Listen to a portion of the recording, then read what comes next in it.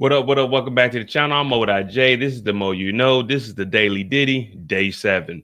Now, today we have the personal assistant up, and I already know that the court has already started, but I just want to let you guys know I'm doing better. Straight from the hospital, straight to the courtroom. It ain't a broke rib. It ain't a fractured rib. It's just a rib contusion. You know what I mean? They said I'm going to be all right. They hit me with that. I forgot what they said it was, but they hit me with that, and I was like, oh, damn, I feel a little bit better. They said that's just temporary, brother. That's going to wear off in about 6 hours. So we good, y'all. I am good to go. Straight from the ER to the judge's seat. We got some witnesses on the stand today, some personal assistants. They're going to start telling us a little bit more about the enterprise. My rib is doing good. Hey, it's all to the bueno. You know what I mean? I'm in a very, well, I can't drink nothing right now because I took some other meds. They said you can't drink because, you know, whenever you go to the doctors, you're always supposed to tell them, I don't drink, I don't smoke. I don't drink, I don't smoke. So I can't drink nothing right now. They said maybe around 5 o'clock it should be good. So I think we got like an hour. But, you know, we out. We had to keep the band on verification. Hold on. Let us break free from the trauma and the drama in our lives. Oh, shit. This thing is tough. They don't want niggas escaping the hospital. There we go. We good. Court is in session. Diddy Day 7. I'm Mo.J. This is the Mo You Know. Hit that like button. Hit that subscribe button. We got a good 7 hours ahead of us today. We have to catch up on a few things to see what exactly happened. Again, I've halted everything on my channels. I haven't watched any other shows. When I get off, I get into bed and go to sleep, guys. I know my channel is going to take a hit, but at the same time, we're growing. And everyone that's new to the channel, I appreciate you guys. Again, I'm transitioning my channel over from just TV and movie reviews to all entertainment. But it's still going to be primarily focused on like TVs and movies. Now, Diddy was in a couple of movies, so this works. And it's a good court case. Also, if you're interested in starting a YouTube channel, start the channel. I'm open to come on there. Also, I'm opening the channel up throughout the day when we have breaks, when we have lunch. If you're interested in getting on here and showing some of your talents, we get about 250 to 300 people in here. This will get some eyeballs on your channel. You know, I always help everybody out, but I always say I'm not going to do the work for you. So if you come on here, hey, man, show you got some talent. You're going to give us a recap, show us your personality, and, you know, people will start directing them to your channel because everybody can eat. There's enough money out there. YouTube makes over $1 trillion a year. Why not all of us eat this? But we ain't eating what Diddy talking about. This is Diddy Day 7.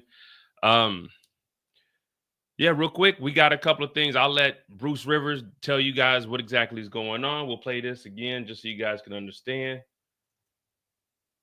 what's going on. You know, he had these freak offs, and he admits to having these freak offs. You know, I mean, you can have them. You can have freak offs. They're not illegal, but it is illegal to pay somebody to have sex with another person. That's prostitution. That's illegal. And it becomes federal if you have them come in from Philadelphia to New York, and that becomes transportation for the purpose of a sex act. That's commercial sex trafficking. And then it becomes even worse when you have a pattern of this activity, which we have that because we have more than one, and we have this non-consensual pattern of activity. So that's the whole RICO, that's the whole sex trafficking, that's the transportation across state lines. Those are the 3 charges that he's dealing with. This case will probably be wrapped up next week, I'm guessing. Federal court goes a lot quicker than state court. All right, well, there you go. 3 charges that he's on. And do I believe that the court has proved those 3 charges? I definitely do. But hey, we're not here to say if he's guilty or innocent. We're just here to go over the facts and see what the hell has been happening. Hit that like button, hit that subscribe button. What up, Kendall? What up, all I see? What up to my dog, Eric? What up, Trill? Angela, what's going on? Heber. What up? All right, man. We're gonna go into this. We got to catch up. Catalyst, what's going on? We got to catch up, see everything that happened. I know you guys are interested in seeing who was actually in the trial. If the kids showed up, so we'll go back and read some of that, and then I'll try to get us all caught up. X.com.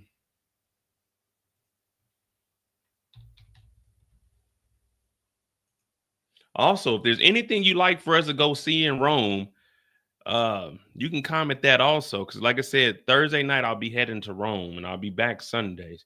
So Thursday night and Friday there won't be a trial live. I'll try to do a live on Friday to cover it, but I will be out and about. New York Times 2 hours ago. Breaking news: the Diddy trial. Inner City Press. CNN.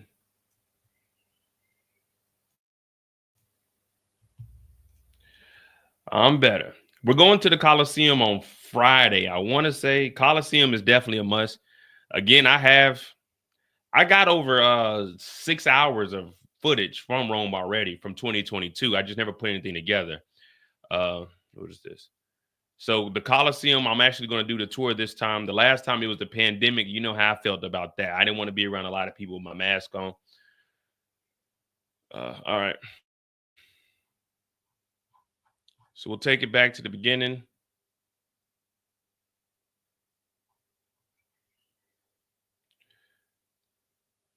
Court is waiting on some jurors to arrive. So again, we got some late jurors. Unacceptable. They did drop the photos of the 13 escorts. I guess this will be Cassie and the 13 escorts. You got Snow White and the 7 dwarfs. Well, we got Cassie and the 13 E's. Brought to you in part by Diddy. As Little Duval said, they didn't order like one woman escort. It was just all men. Like, I don't know what type of party a Diddy party is, but according to LeBron James, ain't no party like a Diddy party. But all they was hiring was men's. Now, I'm not engaging in none of that P2 shit anyway, but nigga, where the girls at? Where the women at? Let me not say girls. Where the women at? I'm not trying to show up to a party and you didn't hire 13 niggas. Like, what is this? You know what I mean? Like, what kind of party is that? Cassie and the 13 E's. We are making light of the situation, but there's nothing funny about it. This is serious business. But all right, here we go. So that's 46 minutes ago. Here we go. The jurors have blatantly arrived. Okay, so that's just where they're starting off. We'll start here, and then we'll catch up. So it's day 7. We got the assistant, David James, is back on the stand.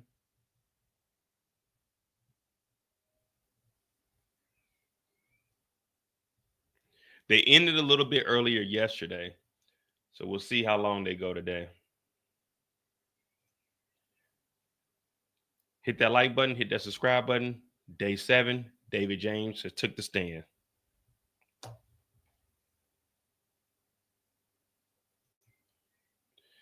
What up, JoJo?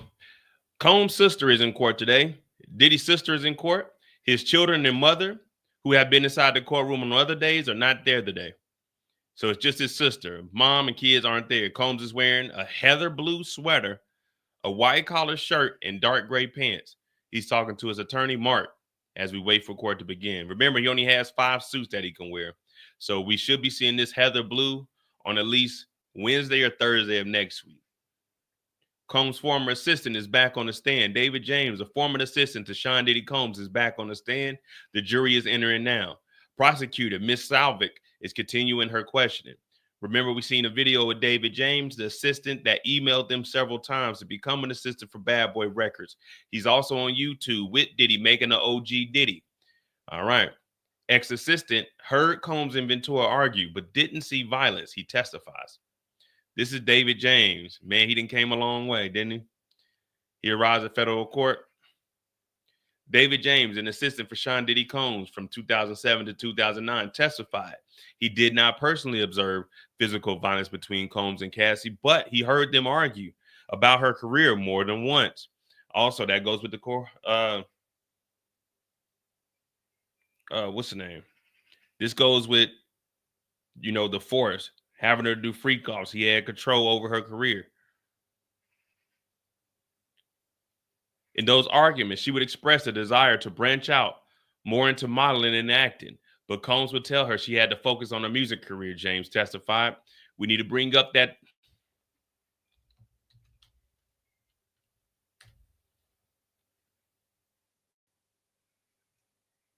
What up, Moochie?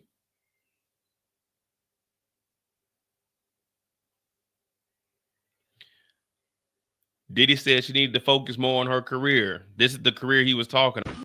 Noise. Cassie, come on. What's up, BT? Come on. What? Yeah. Cassie, come on. What's up, BT? That's the career Diddy told him to work on. Remember, James worked for Combs during the early portion of Combs' relationship with Ventura. Ventura testified she signed a contract with Combs' Bad Boy Records in 2006. The pair first began to date around 2007, splitting in 2018 after signing a 10-year deal and not a 10-year deal, 10-album deal and only dropping 1 album. James testified yesterday that Combs had several girlfriends while James worked for him. He described Kim Porter, who shared 3 children with Combs, as Combs' main girlfriend, and then listed 4 other women, including Ventura, who were the other girlfriends. Combs confronted James over a blog post alleging assault on Ventura. Former assistant testifies. James said that Diddy came up to him and he was on the computer at Combs' house one night. Now, let me read this the correct way. David James, a former assistant of Sean Diddy Combs, testified that he was on a computer at Combs' home one night when Combs was out at the club with Cassie Ventura, another assistant and security. As soon as he entered the door, he beelined straight for me and pulled up the computer search history, James said. Combs told him someone had written a blog post lying about him hitting Ventura, and he wanted to see if James had written it, the former assistant testified.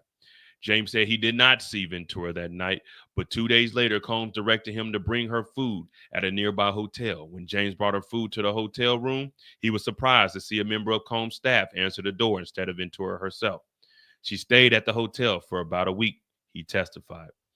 Now, that right there falls up under the racketeering crimes.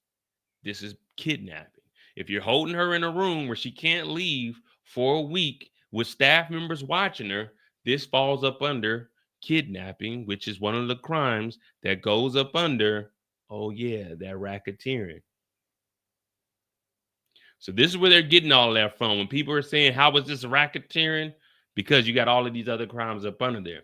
And while he's holding her up under there during the kidnapping charges, freak offs are being had. So if she's being held against her will that she can't leave, and then she goes straight into freak offs, and then you're taking her across state lines when it becomes commercial sex trafficking, that's where all of these charges are coming from. So they have a pretty solid case because people were there and they're testifying, they're witnesses. Now, where's all the conspirators? They're witnesses. Any other time, David James would have been a person out there on trial, but David James is cooperating. Everyone else is cooperating. So that's where the conspirators are. And that's why it's a one-person RICO. Then let's jump this up too far. What up, Marquita? Let me see. All right, here we go. Combs' ex-assistant describes how he stocked hotel rooms for the rapper. David James, a former assistant of Sean Diddy Combs, testified he often set up hotel rooms for Combs. If Combs was staying in New York, his favorite hotel was the Trump International. Now the FBI is up under Trump and the DOJ is up under Trump, so they won't be doing any investigating. But maybe maybe old Donnie showed up to one of these freak calls. We don't know. James said he would set up things for Mr. Combs before his arrival, including clothing, a toiletry bag, a medicine bag, food, and drinks. He said he would organize a collection of about 40 products, mostly skincare, for Combs in the hotel bathroom. The medicine bag typically carried 25 to 30 pill bottles, which included ecstasy, Percocet. James said some bottles were unmarked, he added. Now, whose names were on these bottles? We know that Frank Black was on bottles when Diddy got arrested. So here we go. Supplying drugs with the intent to distribute. This falls up under the RICO charge. Ecstasy is illegal. Percocet isn't illegal. It's prescribed to somebody. But if it's prescribed to somebody under a false name, that's where it's illegal. Falls up under the RICO, racketeering. And also, James is saying that he set this up for Diddy. Guess who he's setting it up for? Bad Boy Records, Sean Diddy Combs. That's where the enterprise comes in. It's not hard to prove that Bad Boy Records is an enterprise. Combs security always carried Combs' Louis Vuitton bag, which held personal items, typically $10,000 or more in cash. $10,000 or more in cash may be paid out to escort. $5,000 here, $5,000 there. That's where you get the transportation to engage and P-tuition, because we're talking about New York right now. James said he would often replenish items for Combs during trips. If he was restocking food and drinks, James said he would pay for them and then get reimbursed by who? Bad Boy Entertainment. Bad Boy Entertainment was reimbursing the pay for everything going on during the freak off. So you want to know where the racketeering enterprise is coming from? Bad Boy Records was cutting the checks. Oh man, Diddy wasn't paying for it. Yeah, Bad Boy Records was. Who owns Bad Boy Records? Diddy. Who's at these freak offs? Diddy. So he was aware that his company was funding prostitution. He was aware that his company was providing sex transportation. Yeah, and sex trafficking. So that's where all of this is coming from. Is right here in the black and white, guys. I'm not making any of it up. But James said he would pay for them and then get reimbursed by Bad Boy Entertainment, which Diddy probably wrote off. Yeah, we're having an event. Write these off in the taxes because he seems like an idiot. When he restocked personal items such as baby oil, lubricant, and condoms, James said he would ask security to be reimbursed from the cash in the bags. When asked if Combs would stay alone when he traveled, James said, I don't think Mr. Combs ever stayed alone. While he worked for Combs, James said typically Cassie would stay with Combs, but there would be other women as well. So not only was Cassie being trafficked for these freak offs, if any other woman was flown out to a different city with Diddy to participate in engage in prostitution where they're paying these escorts, then they too were a part of this. Combs' ex-assistant recalls seeing Ventura in Combs' hotel during iPod drop-off. David James said he saw Diddy, and he testified that occasionally Diddy would ask him to bring certain items, usually an iPod or food, to his hotel rooms while he was staying there. He recounted an incident in Miami around 2008. So now we're not in New York anymore. We're not in LA anymore. We done moved down to Miami. So now we're in 3 different states, 3 different cities. This is where we get the trafficking from, because you can't pay someone to have sex with somebody else. He recounted an incident in Miami of 2008 when Combs asked him to bring an iPod to his hotel room. James said it took him about an hour to get there, and when he knocked on the door, nobody answered. He entered the room with his own key and saw Cassie lying on her back in the hotel room with a white comforter up to her neck. She did not move when I entered the room, he testified. Combs was in the shower, he said. James mentioned he did not speak with Combs or with Cassie about the incident afterward. because it wasn't his job to discuss their personal affairs. Ex-assistant describes what he says was Combs' drug use. David James, an assistant to Sean Diddy Combs from 7 to 9 of 2000, testified he saw Combs take drugs and Diddy gave them to friends. So here we go, distribution. With the intent, not the intent to sell, but distribution. So if Diddy's bringing drugs to set it up, security got the drugs and the money. Not only is he paying for X, he's giving people drugs, illegal drugs at that. Hell, legal drugs are illegal also, unless they're over the counter. On a couple of occasions, James procured drugs for Combs' friends, he's testified. A person called One Stop often brought drugs to Combs, James said. James understood Combs often took Percocet while he was operating his businesses. He preferred to take ecstasy at night. I don't think with a trial like this, I don't think Trump's going to touch any of this. Maybe like before he gets out, he might give a pardon to him, because at that time it doesn't matter because he can't run for president again. But while this is going on, if there is going to be a pardon, I don't think Trump's going to do it till he gets out. Like at the end of his 4 years, so Diddy's going to have to sit, at least for now. Now, I took a perk one time. Let me tell you. I was prescribed them, though. I only took it once, and I was like, nah, this ain't for me. I don't like this kind of drug. It got you feeling kind of weird. All right, we got 3 more, and then the update, and then we'll actually go into what the testimony was and see what was saying, because we know CNN is just summing it up for us.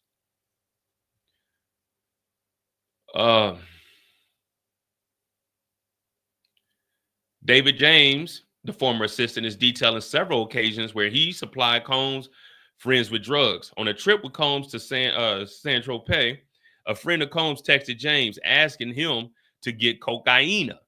So a friend of Diddy texts James to get him cocaine. Now, how would James be able to get cocaine? Because he worked for Diddy.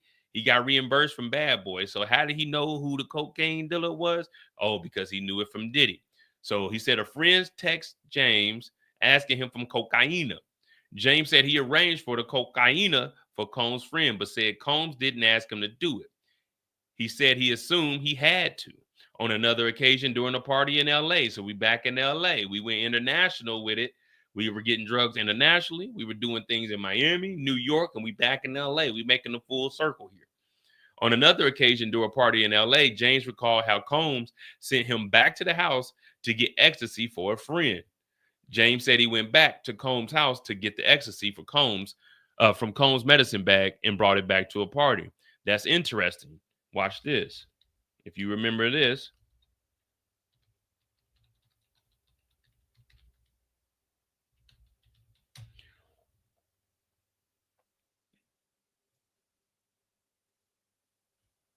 Just last year, what do we have on the screen? Diddy's ex, Young Miami, accused of flying pink cocaine to the mogul in the lawsuit. So now we got David James talking about he had to go back to the house and go pick up drugs. This is back in 2008, 2009 when he had to do it.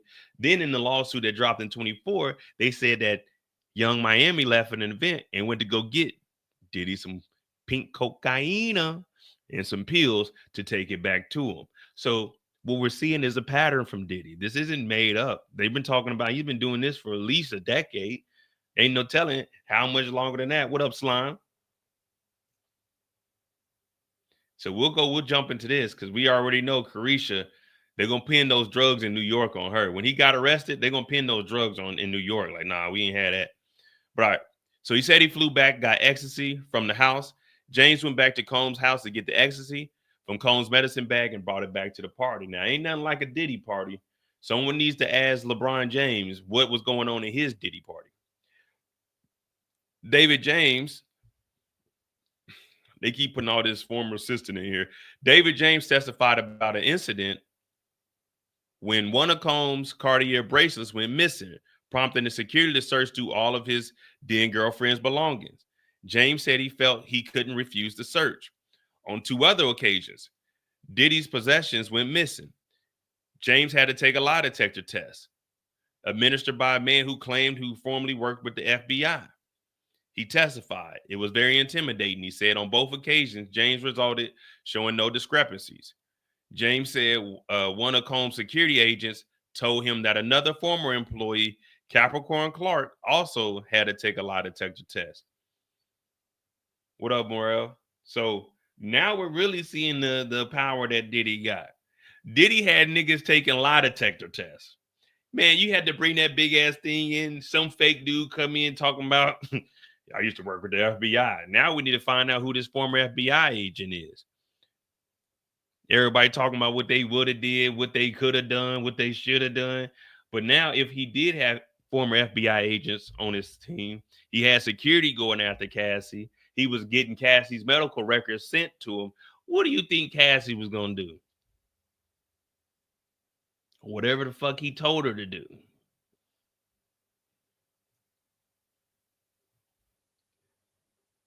So they taking lie detector tests. You in there, you got your hands in there. Did you take the Cartier bracelet? No. Did you steal the Rolex? No. Did you take $7,500 out of the bag that had 10,000? No. No, I'm telling the truth. It was 7,600. Imagine going to work and they got you taking a damn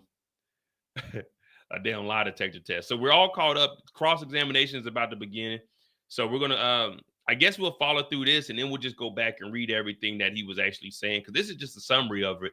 But I do want to get some reenactments in so I can touch up on my skills. But see, now we got the Suge Knight incident. So we'll read this, we'll get caught up, we'll jump over to the tweets, and then we'll be back on schedule. You know what I mean? So I'm going through it a little faster, but I'm gonna summarize it all. And then what we really wanted to hear is what the cross is going to say. Now, the cross is going to have to defend something. Like, they're going to have to try to deny it. No, you got the drugs every single time. They got to put all of that back on David James because they haven't defended anything. They just been trying to embarrass people, but they're already embarrassed. They're on the trial. You need to be defending Diddy, in my opinion. And I'm just the judge, so I ain't got nothing to say. Combs' former assistant describes an incident involving Suge Knight. David testified about an occasion when he went with Combs' security guards. So this is what they were talking about. Remember, Cassie was there.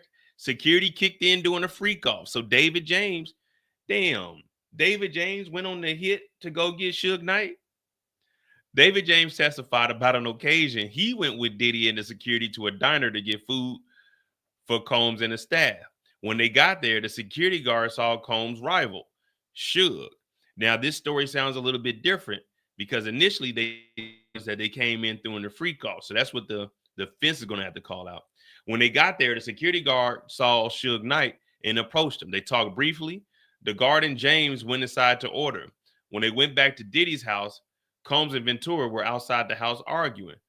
Ventura looked like she had been crying. So remember, she said she never went. She was just crying when they got the guns and left and told him not to do anything stupid.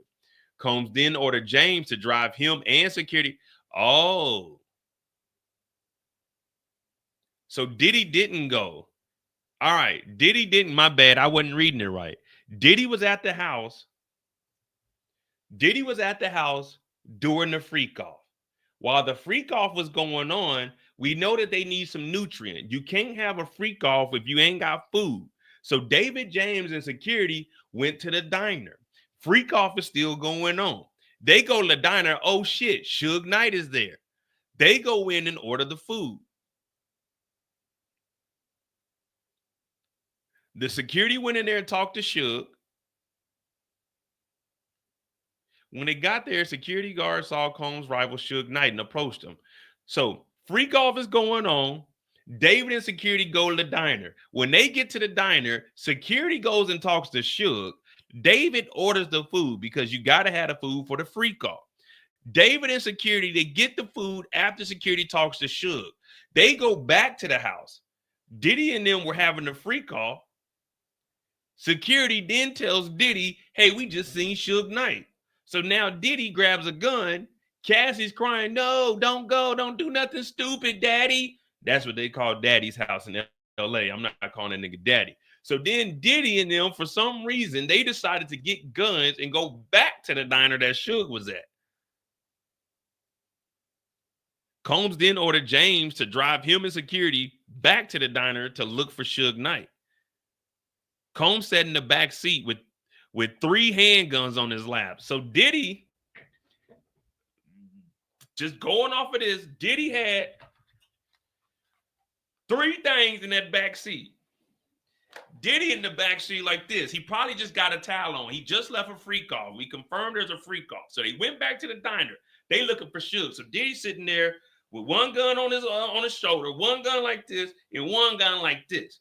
So Diddy was about to pow, pow, pow, pow, pow, pow, pow, pow. Diddy was in the back seat. He was ready for war. So during the free call, Diddy got a little hungry. He was so horny he couldn't concentrate. Forgot that he was hungry. So he in the free call, Lord knows doing what. Hey, David, go get some food. I'm gonna keep doing what I'm doing. So David leaves. Him and security, they go run into Suge Knight. But David knows even if there is a threat, I still got to get this food back because the free cough is going on. We know free coughs normally last a day, 2 days. A short one is 7 to 4. They get the food, come back. Cassie's crying, no, don't go, don't do nothing stupid. This is during a free call. Diddy, we just seen this nigga Suge, man. We gotta go. Diddy grabs 3 guns. Not 1 gun, not 2 guns, but 3 guns. Because he's about to air this bitch out. They head back up there. Diddy in the back seat looking around. Where he at? Where he at? They're like, Diddy, calm down.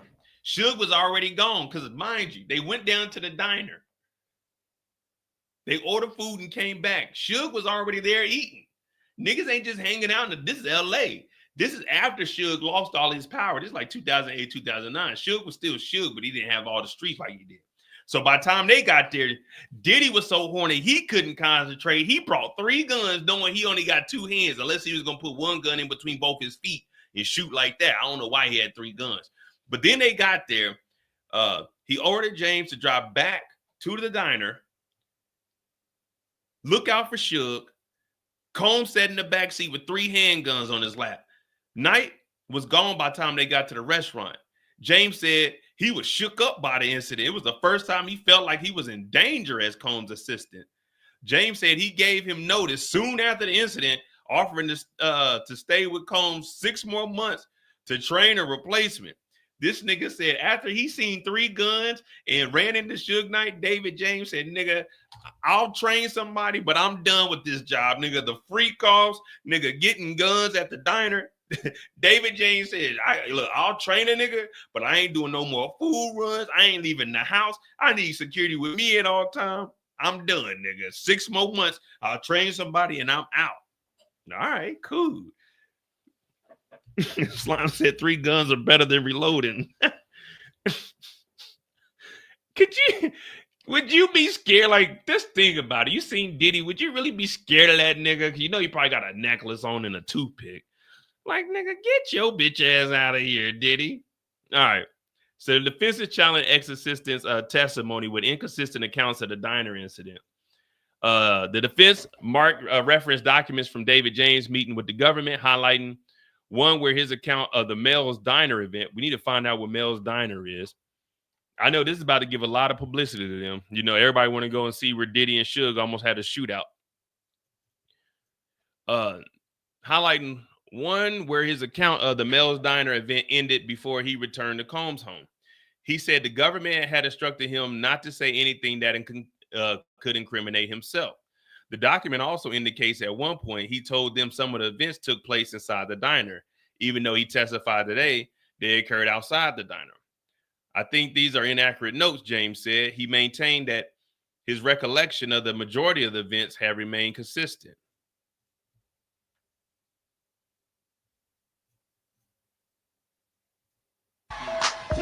What? Cassie, come on. What is up, BT? That's what Diddy told the security when they found out that Suge was down there. Security, come on. Give me 3 guns. Let's go.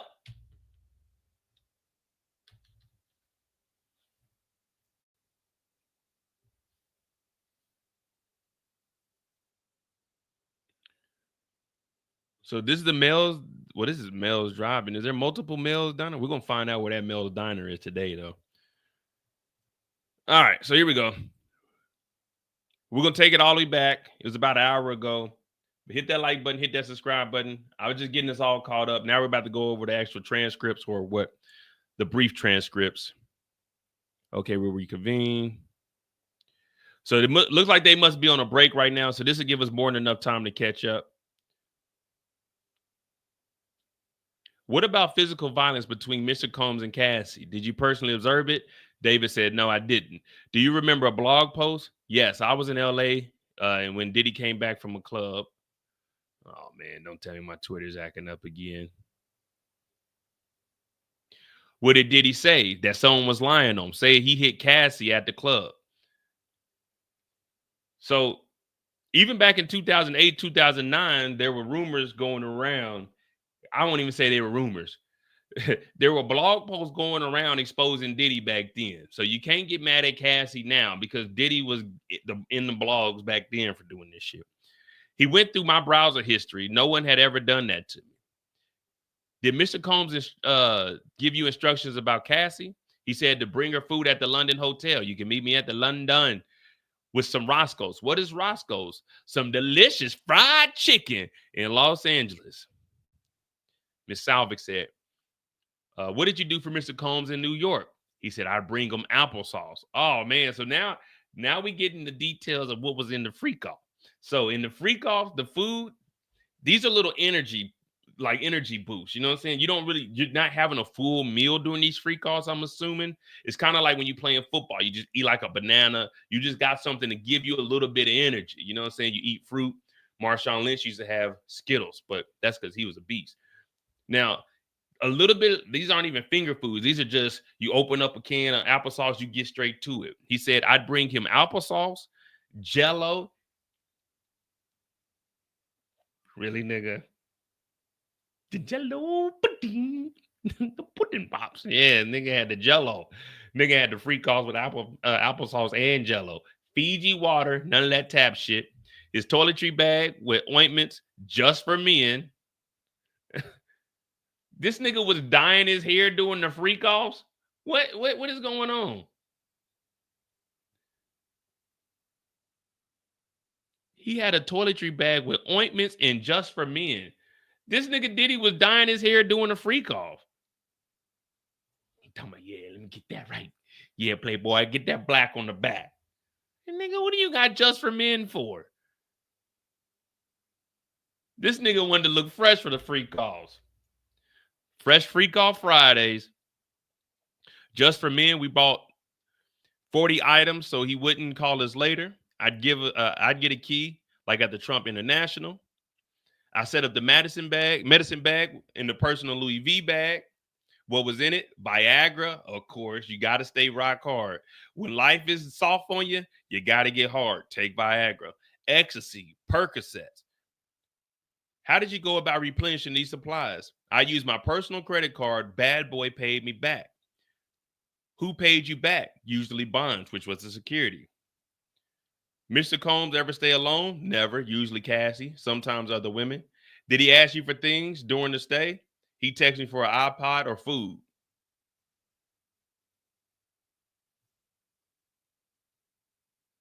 We just watched a YouTube video.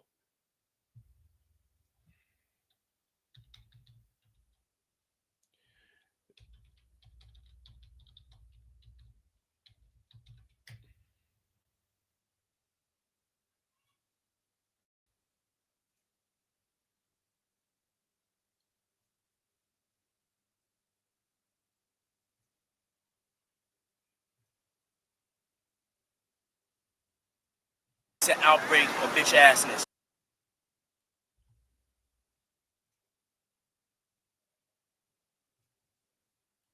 Watch this. Remember, we found this.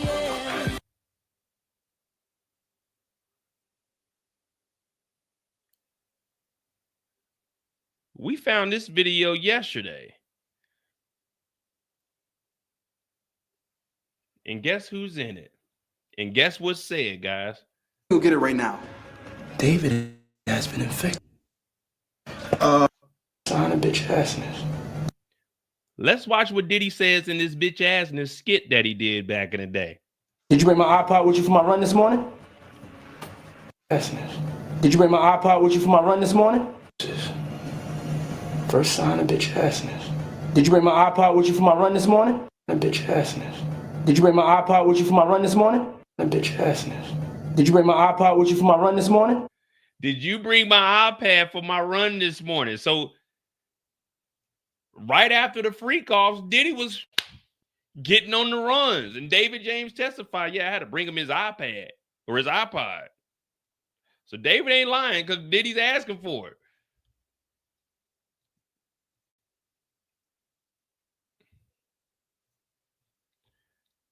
He texted me for an iPod or food. Did anything strange ever happen? David said, yeah, in Miami, he asked for an iPod from his house on Star Island. I drove to his hotel and knocked, no answer. I had the key. I set up the room. What did you see? Cassie on the bed. There was another person who sort of scurried away and the shower was on. So this was after a freak off because there was a person in there who sort of scurried away and Diddy was in the shower. I thought Mr. Combs was in there. How was she sleeping? On her back? Objection, Your Honor. Sustained. What about the other person? He was about 5'8" with long hair and a large endowment. Hey, David, we didn't ask for personal descriptions of his endowment, okay? We just asked who was the person. All you had to do was say 5'8". That's all you had to say. 5'8" with long hair, and we could have, you know what I'm saying, we could have went off of that description. We didn't need to know he had a long endowment. When we go and look at the lineup, we're not looking at endowments. You know what I mean? We're just gonna be looking at like the outside physical, you know what I'm saying? Like not what's up under the clothes. We didn't, you know what I mean? Maybe you would have said like a tattoo on the neck or like a teardrop or something, but a long endowment, we didn't need to know that part. All right.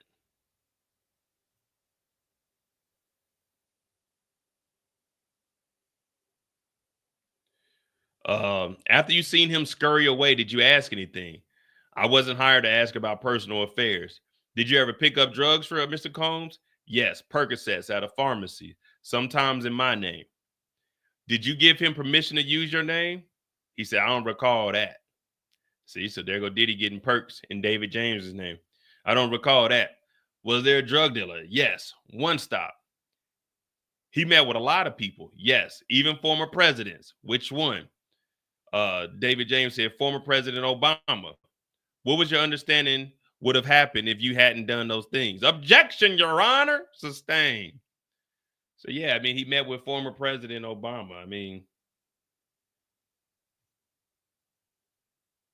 he met with Trump also. He didn't do anything with him. But you know how they'll do it.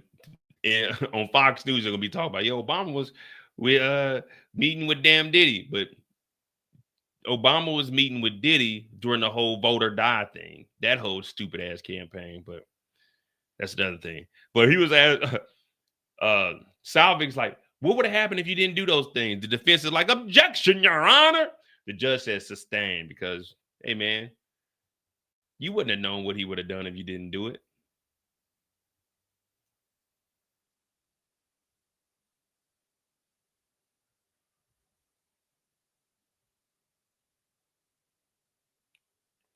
Did you ever take ecstasy? He said, yes. I was drinking Ciroc. I took ecstasy. I was Diddy bopping. What do you mean? I was vibing. David James is on that dirty Diddy bop. Did you speak with Mr. Combs about it? David said he was reviewing footage of the party. Oh, so Diddy had footage of the party. Well, we know that.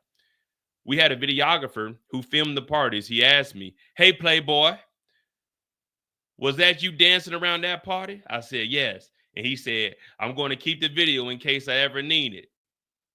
Meaning, Daddy, I'd be embarrassed. Oh, damn. So, Indy Mod, you show me an article or you show me Show me where they said One Stop met with Obama, so I can read that. Because all I got is here is just saying, did he meet with other people? And this is taking it. This isn't in context. It's just going through. So show me an article or something where it says that One Stop met with Obama, so I can confirm that. Because right now, I'm taking it as they're talking about Diddy met with a lot of people. So show me the article, so we won't just be over here jokey without no facts. Because I could joke, but I like to add some facts, so then I can joke about the facts. What up, OT? The realist is in the chat. So Diddy told David James, "Hey, Playboy, you were dancing around my party, huh? Hey, Playboy, you dancing around that party. I seen you down there. You was on that X. You was on that Diddy bop. You had OG Diddy, didn't you?" He said, "Yeah, that was me." Diddy told him, "Hey, Playboy, you know I'm going to keep that just in case I ever need it." Take that. So then Salvik said, "Did anything ever go missing?" And this is where we get into taking the the lie detector test. They said a bracelet was missing. Uncle Paulie came to my hotel room and searched my belongings and those of my girlfriend at the time. Oh, so he had his girlfriend there. Could you have said, "No objection, Your Honor"? Move on. The judge said, move on. Did you ever have to take a lie detector test? Yes. Who was present? Just me and this gentleman. It was very intimidating. They put monitors on my head, my chest, and my hand. Could you refuse? Shit, not to keep my job. Salvik said, "Did this happen again?" James said, "Yeah." When Mr. Combs said a watch of his had been stolen, what was the result?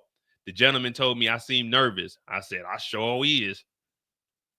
Once Capricorn Clark had to take a lie detector test to prove she wasn't part of the heist of Mr. Combs' jewelry. Salvik, was there an incident at Mel's Diner with Suge Knight?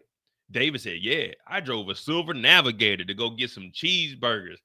Damn, you see the thing about cheeseburgers, this is just going for any athlete. We know about this. Now, we don't know about freak off, so we can't really speak of how a cheeseburger would we can't go off of how a cheeseburger will affect your guts during the freak off, but playing any kind of type of sports, going bike riding, you typically don't want to have cheeseburgers while you getting active. So I can only imagine how funky it was. I don't even want to imagine during the freak offs, they're going to get cheeseburgers from the diner. But remember, they seen Suge Knight there. So now I got these cheeseburgers. They going to be cold. And Diddy don't like cold cheeseburgers. I can assume that. So he said, "Yeah, I got these cheeseburgers and I drove a silver Navigator." David James said, D-Rock said, "That motherfucker Suge Knight." He went over there and said, "What's up, nigga?"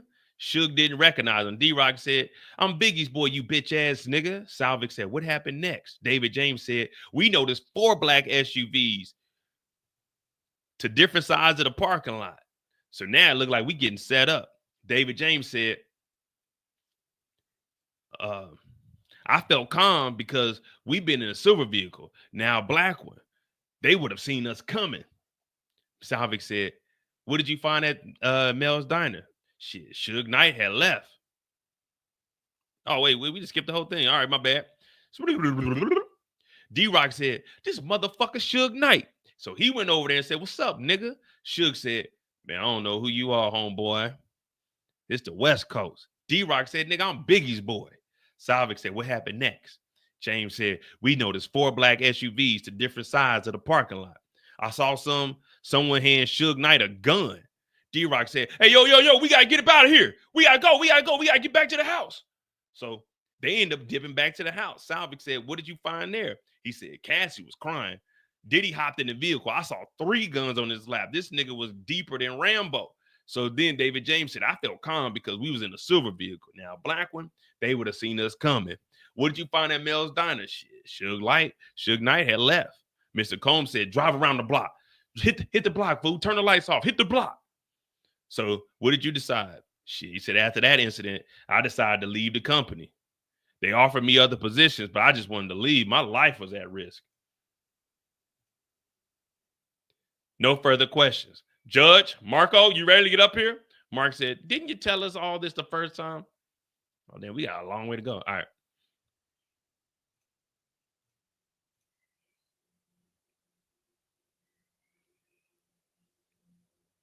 Where's that?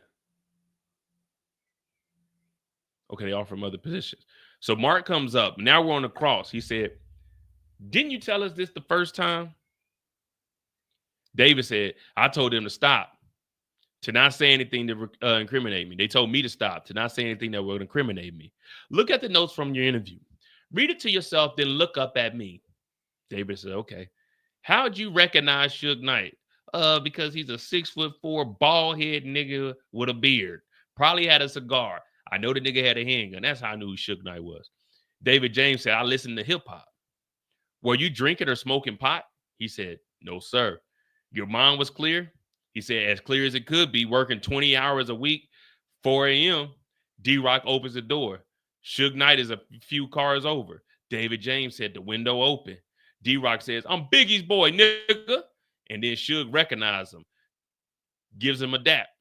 What's a dap? It's a handshake. Did you leave D-Rock at the diner? Why are you smiling? David James said, because that's a crazy question. Why would I? Yeah, I mean, like, yeah, why would, yeah, it's a crazy question. Why would I leave him? Yeah, see, that's what I'm saying, Elite Rob. Thank you, Elite. That's what I was trying to tell Indy, that when they said Diddy met with they were saying Diddy met with a lot of people, not the drug dealer One Stop met with Obama. That's why. Thank you, Elite. Thank you for elaborating now for us, because that's exactly what we were saying. Obama didn't meet with One Stop. It said Diddy met with a lot of people. But let's carry on. Thank you, Elite. He said, why would I leave? Well, D-Rock had a gun. He's security. Suge had a gun. Didn't you leave D-Rock at the diner? That makes no sense. I'm asking, what makes sense? I'm asking, did you? David James said, no. He said, you saw Cassie and Mr. Combs. David said, yes, Mr. Combs told me to drive. Mark said, you don't know where Mr. Combs got the guns, do you? David said, I don't know who had the guns until then. So Mark said, have you ever been in a situation like that? No. Mark said, you didn't say, I don't want to drive to Suge Knight with guns? No. So then Combs' lawyer, Mark, says, what exactly did you do before you got this job? David said, I was a door-to-door salesman, then a personal assistant. So now Mark is on his ass. Mark said, now, were you going with guns to confront someone? David James said, it's not ideal. Mark said, you knew how to get to Mel's Diner, right? He said, yeah, I frequent there all the time. Whenever there's a freak off, that's the go-to place to get cheeseburgers, Mark. So Mark said, you never seen guns before, right? David said, no. So then Mark said, this is a radical departure from your job description. Is that an understatement? It's an understatement of the day so far. Mark said, do you have immunity? David said, nigga, ask my lawyer. I have some kind of other offer agreement. Mark said, it's a proffer. Mark said, you didn't tell anyone about this? He said, shit, only my wife. Mark said, did you meet with the government this morning? He said, yes, briefly, about what might come up in Cross.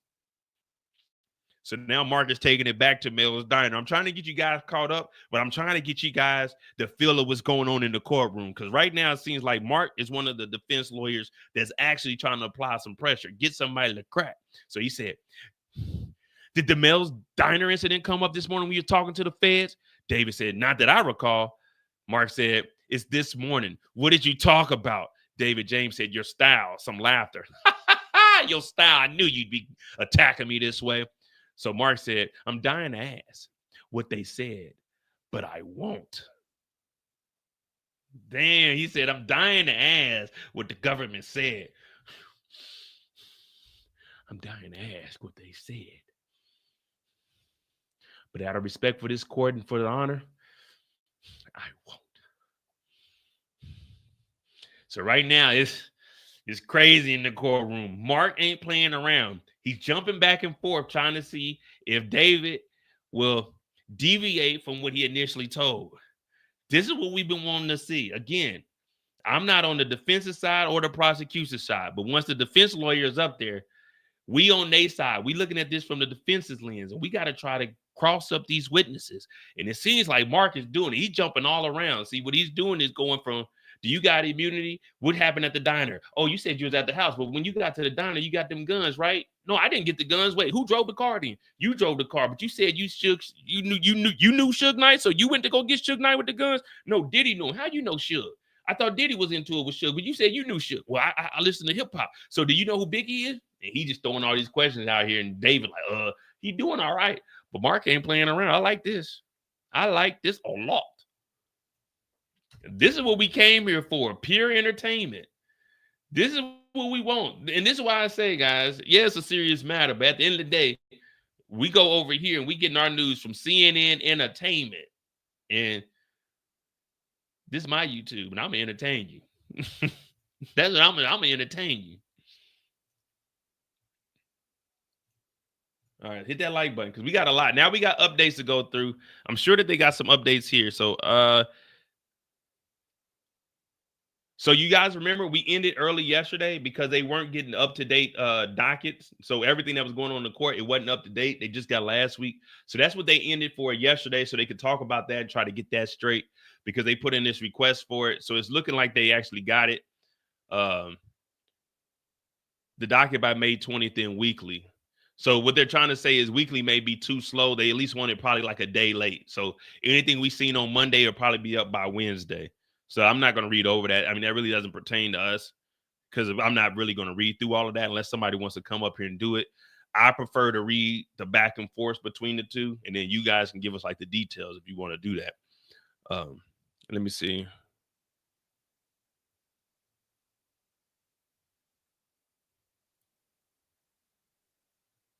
Okay, yeah, so we're pretty much caught up here. We'll go get the up. Well, we'll read this part here. So Mark says, it was important that he would prepare for these meetings, right? David said, yeah. So Mark said, it was important that he had to be on time. David James said, no, we changed meetings to fit his schedule all the time. They're talking about Diddy right now. When he didn't want to show up at a certain time, Mark said, so he had security because people wanted to touch him, right? David James said, yes, in the airport, in McDonald's. Mark said, was he gracious? I don't think gracious is a word I use for Sean Combs. Did he sign autographs? Hell no. Diddy wasn't signing no autographs. If you want an autograph from Diddy, show up to the freak off by 5.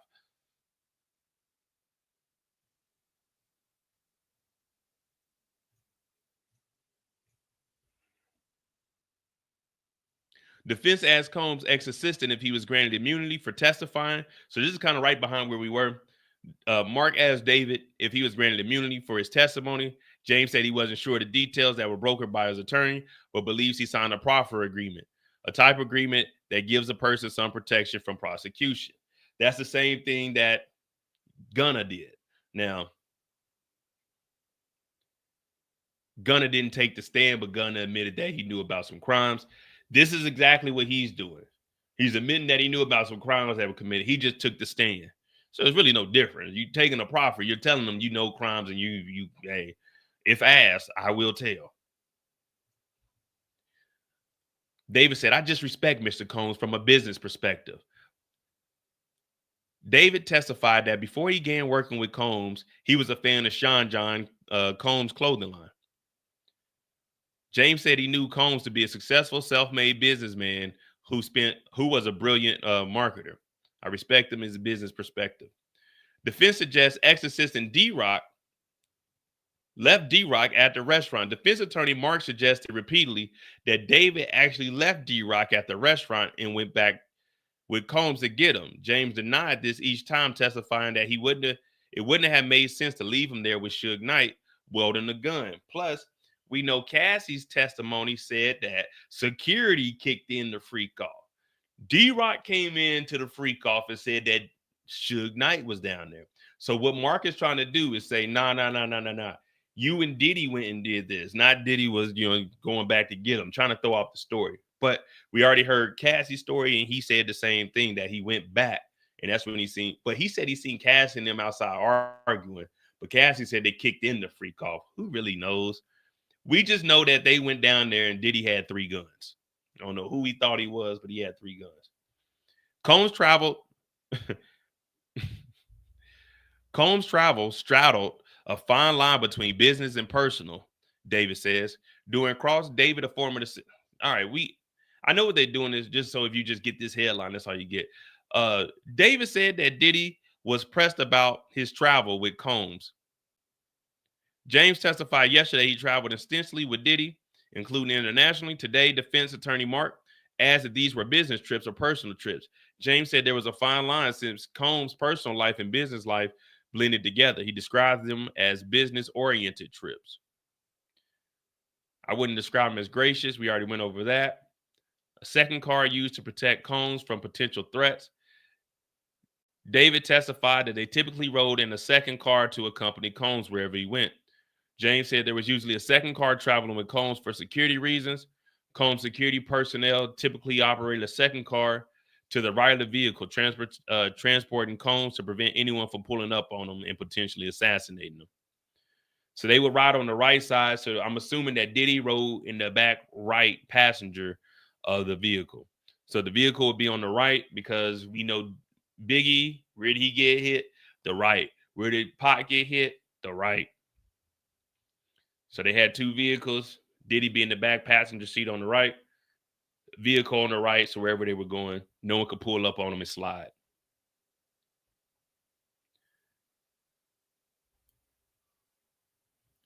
Former assistant's testimony helps prosecutors establish RICO charges against Combs. Now remember, up under the RICO charge, the racketeering, they only got to prove 2 counts. They only got to prove 2 counts. They can prove the drugs. They can prove paying the prostitutes. That could be 2 counts. You could ride around with the guns. You could do the trafficking, but they only got to prove 2 of them. Now remember, the Racketeering Act, known as the RICO, is used to describe 35 offenses, including kidnapping, locking somebody up in a hotel room and not letting them leave so they can recover. It's kidnapping. Bribery, paying off the hotel, take care of it. That's why they were trying to say, are you sure Diddy wasn't giving you that money to pay for the hotel? He was like, nah, he was trying to bribe me not to say anything. So there go a bribery charge. If they can prove that the arson was really tied to Diddy, if they can find out who threw the Molotov and Kid Cudi's car, that's an arson charge. You see what I'm saying? So there's 35 offenses up under that racketeering, and that's why they apply that. It's just an umbrella, and everything goes up under it. So all of these crimes that he's committing, everybody's talking about how is it a RICO? Because if 2 of those 35 crimes are committed and they can prove it, racketeering, because we already proved that Bad Boy Entertainment was paying for hotels. It was reimbursing David from buying supplies. So it's all there. Remember, this is the feds, not the state. They ain't coming with no play. They got, even if it's one little minor offense, oh yeah, we throwing that up under RICO. I know people say it ain't fair, but that's the law. That's the law. We can't get mad at it. I mean, yeah, it sucks, but hey, it is what it is. Don't do crime. David describes demanding work conditions.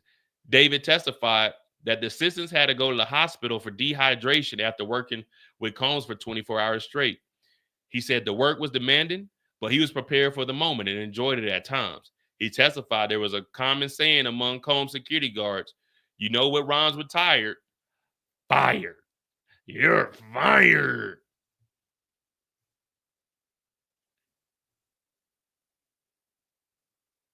All right, so now we're back into testimony. What up, Nicole?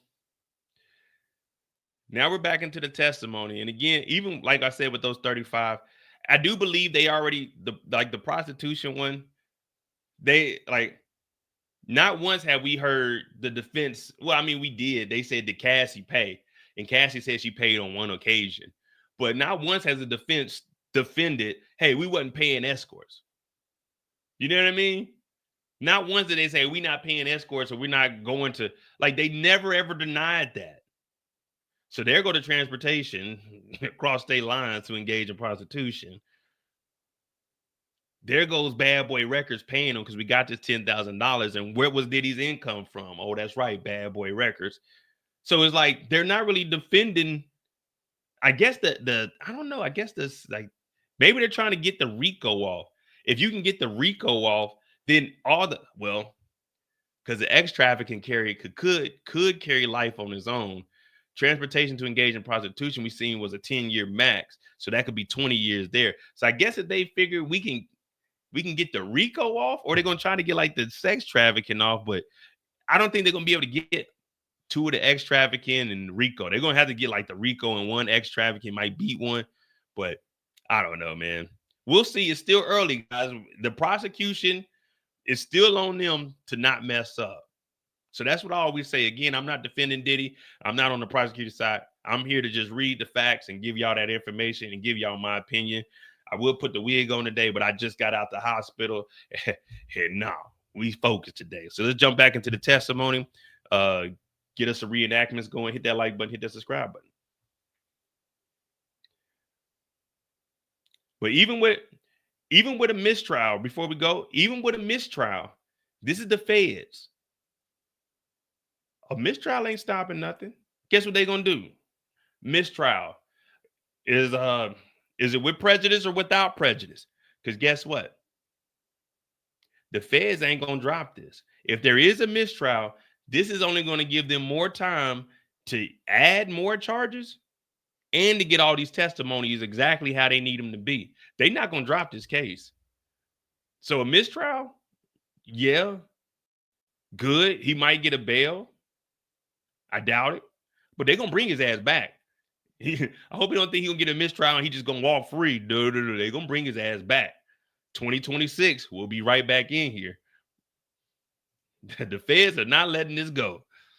You think them white women about to let that slide? Hell no. All right, so we back into the courtroom. Well, we were still there. We never left because I didn't dismiss anybody. Mark said, oh, shit. This med's starting to wear off. I can't sit up. Jeez Louise. All right. So Mark said, did you know Diddy put applesauce on cheeseburgers? David James said, no, but I knew he liked some applesauce. Mark said he liked Astroglide, condoms, and baby oil, but you didn't expense it through the business. David said, usually not. I was told he didn't want to run them through the company. He didn't want a record of them. When you bought an 8-ball of Coke, golly. When you bought an 8-ball of Coke in San Tropez, you didn't tell Mr. Combs, did you? David said, nah, he was asleep. So Diddy, not only is he a nasty nigga, he was putting applesauce on cheeseburgers. He loves some Astroglide. Well, let me say like. He likes some Astroglide. He liked condoms and baby oil. But you didn't expense them through the business. He said, usually not. So usually not means sometimes he did, but normally he didn't. Applesauce on cheeseburgers, huh? Diddy told him not to run Astroglide, condoms, and baby oil through the company. But he didn't say don't run the hotel rooms through the company, because when you travel, those are expenses. Baby oil, Astroglide, and condoms, it's going to be kind of hard to write that off on the taxes, but you can definitely write a hotel off. Trust me, all my hotels, I write them off because I go out there. I do some recording. I'm in the hotel room. I'm recording YouTube videos. Oh, I'm writing hotel rooms off. Flights, I'm writing them off because I'm traveling to go do content. Oh, yeah, I'm writing them off. Ubers, I got to get from where I got to go to get to where I got to get. You know what I mean? I got to write them out. Now, I don't really do too many meals. It depends. Now, if it's a big meal, then I got to be discussing. If the IRS listen, if I ain't discussing business or it's a business meeting and I'm hosting, then I ain't writing it off. But typically, I don't write off food just because I don't ever want to get out of it and I have to explain, okay, this is what this. So I normally don't write off food. I just put that on my personal credit card. And then from there, I just get the points off of it. Make sure you use them credit card points, man. I'm with Capital One. It's 5 times on everything. Just if you guys want a referral, let me know. You know what I mean? If you want a referral, let me know.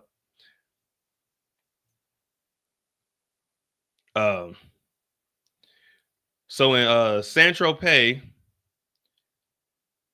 David bought an 8-ball of Coke. Tell me about your relationship with Roger Bonds. David said, we talked about Bad Boy as his family. What do you mean? Mama Combs called me her son many times. What was the mission? Make sure he's happy.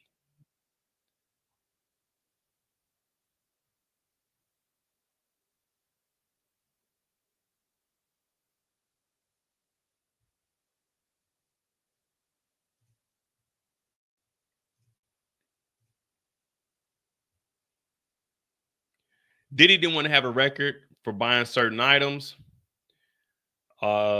David testified when he purchased personal items, including rubbers, oil, lubricant for Diddy, he would ask the security for cash from the bag. James said when he was instructed not to submit these items for reimbursement through the company because they were items he didn't want to have a record for. Why wouldn't you want to have a record for him, Diddy? I mean, freak offs are legal unless you were doing something illegal doing the freak offs. Why wouldn't you want to have a record for it? Defense attorney Mark asked James to confirm that he meant the company didn't pay for these items. I mean, it's all his money, James responded. That's a good answer.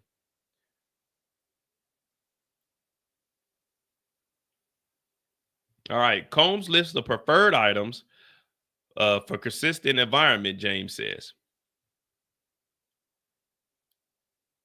Diddy typically had a rider that listed preferred items that must be in a location before Combs arrived. Mark affirmed with James that a rider is a common for a high-level person traveling. James, who was an assistant from Combs 2009-7, agreed that the rider allowed for Combs to have a consistent environment wherever he went. Heinz ketchup, for example, was always on the list. Ketchup was a big item that he always needed for his food, so it's just a consistency to create a consistent environment for wherever he was. So baby oil and ketchup is what he liked. Yeah, we went over this, all the items that he had. 40 products, skincare, baby oils, lubricants, condoms. James testified Monday as part of the prep the hotels. All right. So we got that.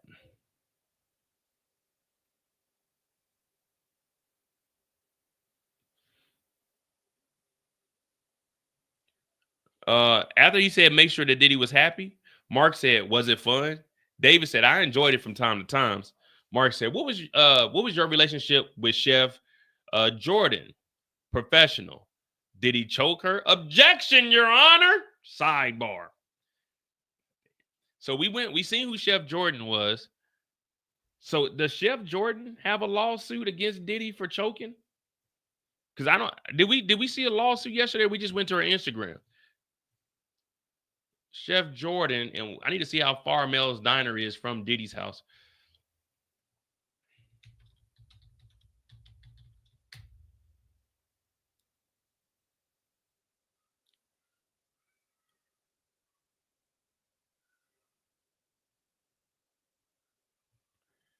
Oh, so so Chef Jordan is expected to testify.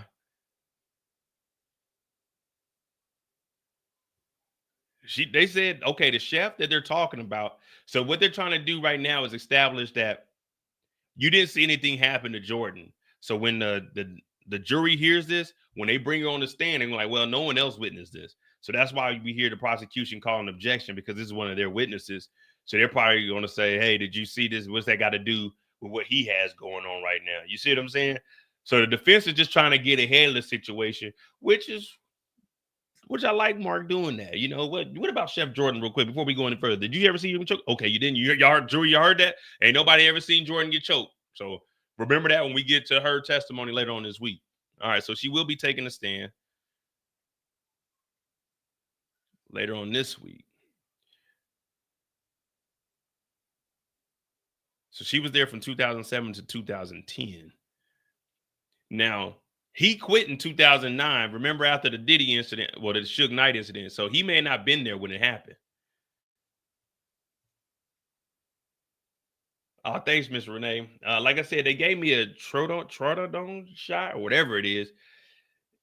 I will say, I can I still got pain, but it ain't like yesterday or Monday, or I mean Sunday, where I couldn't move.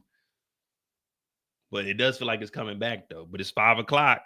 It's 5 o'clock. They said I couldn't drink up till like 5. So you know what time it is. It's time to go crack one open. But we're gonna continue on until we get to a break. Was it? Yeah, we'll probably go till 6 and then we'll have a lunch break.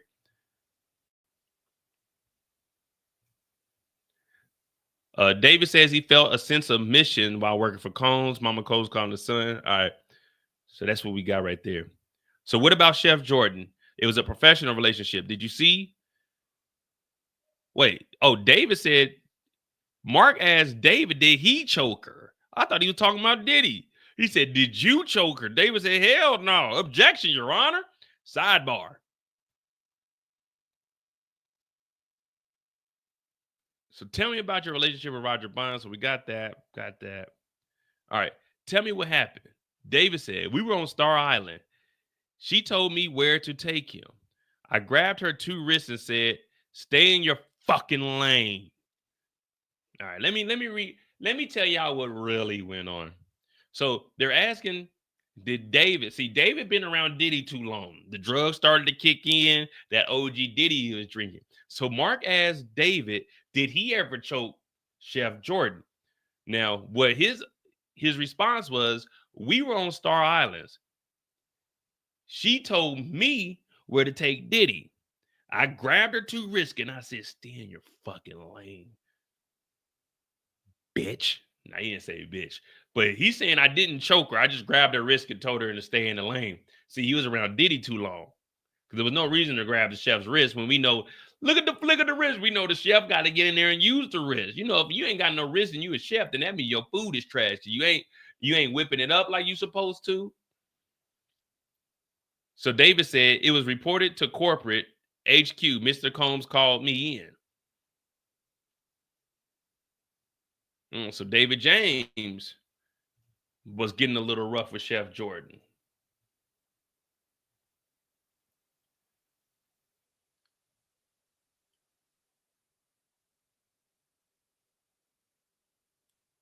We already went over. He didn't tell Diddy about the 8 ball of cocaine that he bought in San Tropez.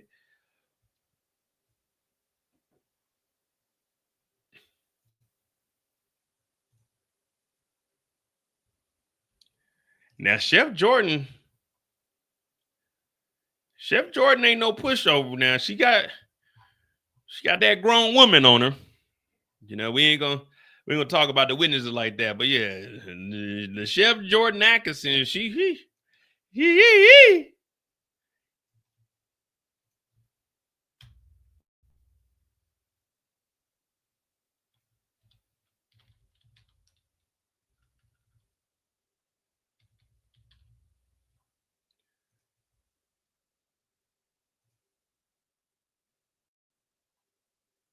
This is Chef Jordan here.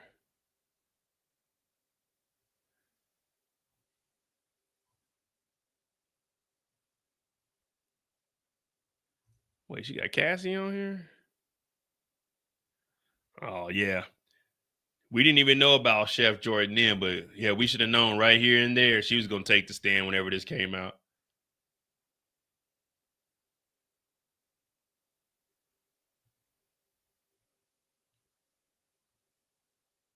So she was actually there. So he was physically abusing her for a long time. These are facts. So remember, she was there during this time. She was the chef.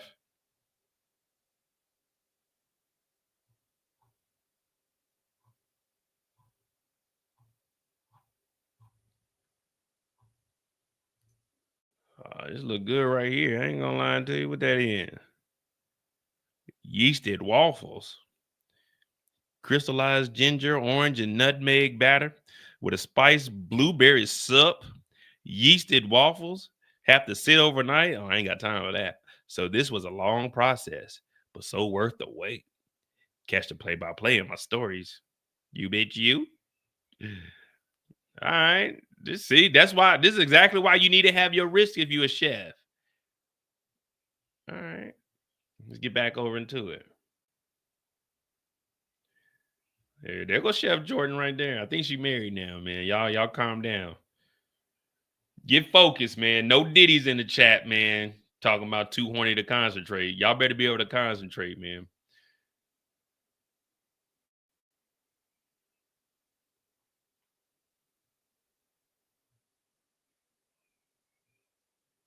All right, we got us an update.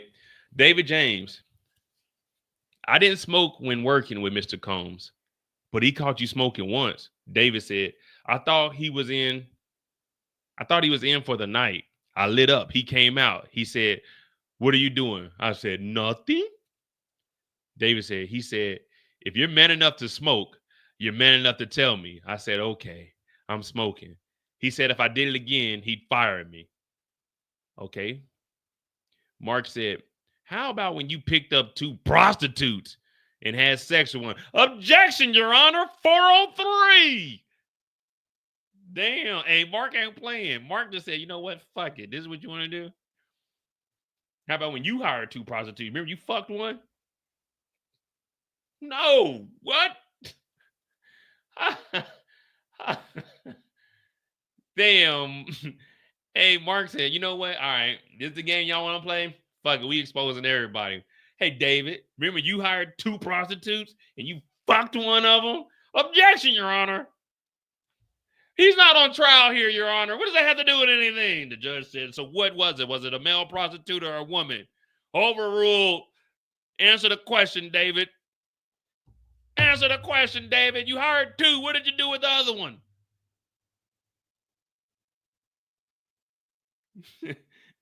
B. Hayes said he meant 304. Ain't no way the prosecutor said objection to a 304. Nigga, please. Objection, Your Honor. She's a 304. Objection, Your Honor. 304. Hell no. Mark said, you know what? Fuck it. I'm taking the gloves off. If I'm going out swinging Diddy, I'm about to earn this paycheck. David, you hired 2 prostitutes. You fucked one of them. What about then? What about then? All this is going on in court. David ain't on trial. We not here for the crimes David committed. We're here today. We are gathered here for the day to talk about the crimes Diddy committed. Mark said, fuck it. David, I've been trying to be nice with you all day, nigga. You remember you hired 2 whores and you fucked one of them? Yeah, we're going there today. Oh, my goodness. Oh, man. So what? I want to know what happened with the other one.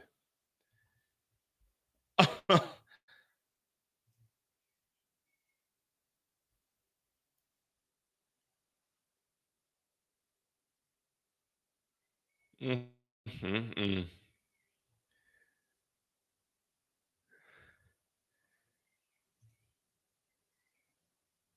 And the nerve of Diddy to tell somebody, if you're man enough to smoke, you're man enough to tell me. Diddy, if you're man enough to have these freak offs and give people drugs, and you're man enough to tell the court today that you were hiring prostitutes and traveling across state lines with them. Diddy, if you're man enough to steal money from artists and put them in 10 album deals and only let them release one, then you're man enough to tell us today that you was trafficking. Oh, man. Mark said, fuck it. You remember you hired 2 escorts? Yeah, you had sex with one of them. What's up? What's your response to that? Oh, man.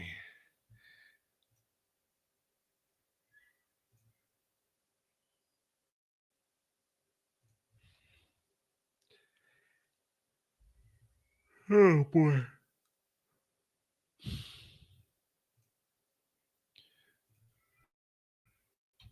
See, if I was in the jury, I don't know. Hey, Diddy had to tell him, hey, ask about the time he hired 2 of them. Who was the other one for, Diddy?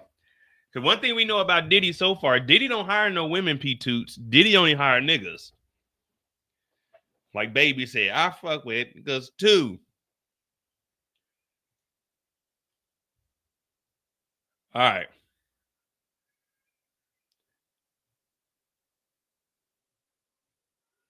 So we got that, and then it goes to, let me see. Let me just make sure we ain't missing anything.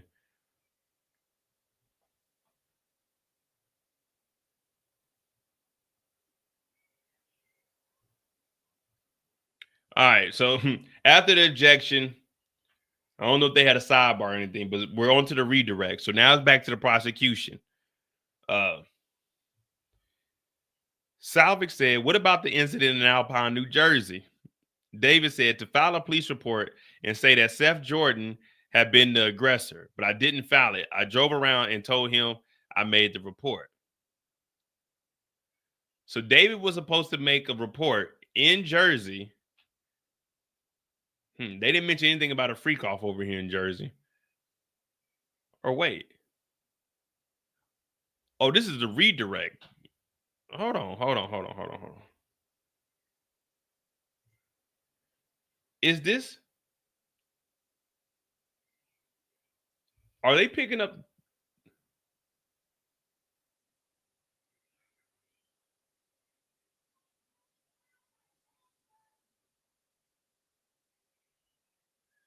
Mark was talking about the incident. Hold on, guys. All right. So from what I'm seeing right now is Mark was talking about the incident with Chef Jordan. He said he grabbed her wrist and told her to stay in your fucking lane.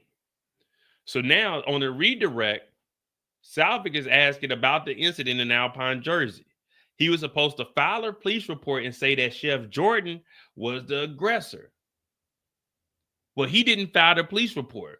But before Mark left the stand and before Mark left from the cross, he asked, what about the 2 prostitutes you hired? So was all that in Jersey?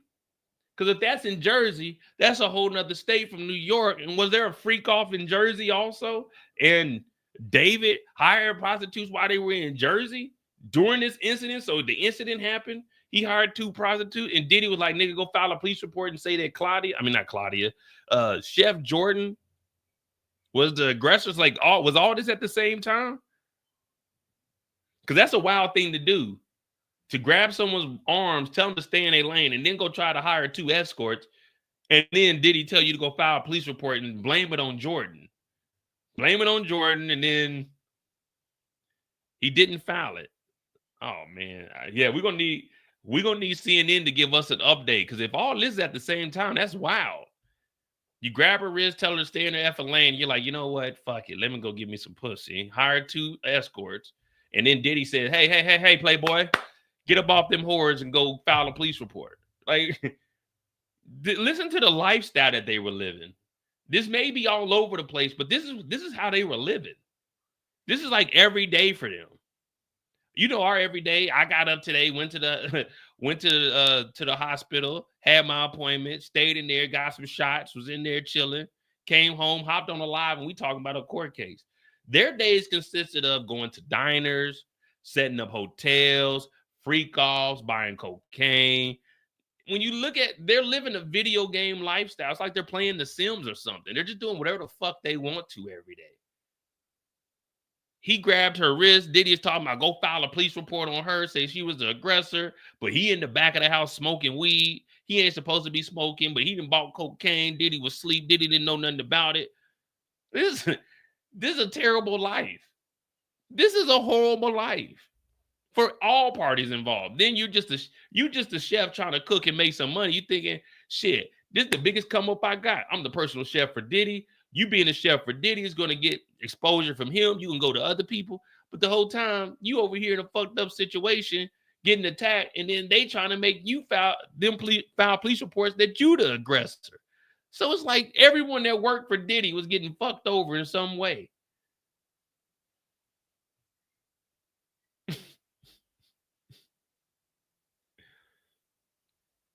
All right, so he didn't file a police report.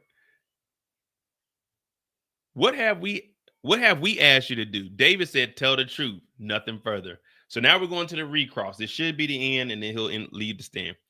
Mark says, you lied to Mr. Combs about filing the police report. James said, yes, nothing further. Could we break? So they're basically trying to say that David is a liar.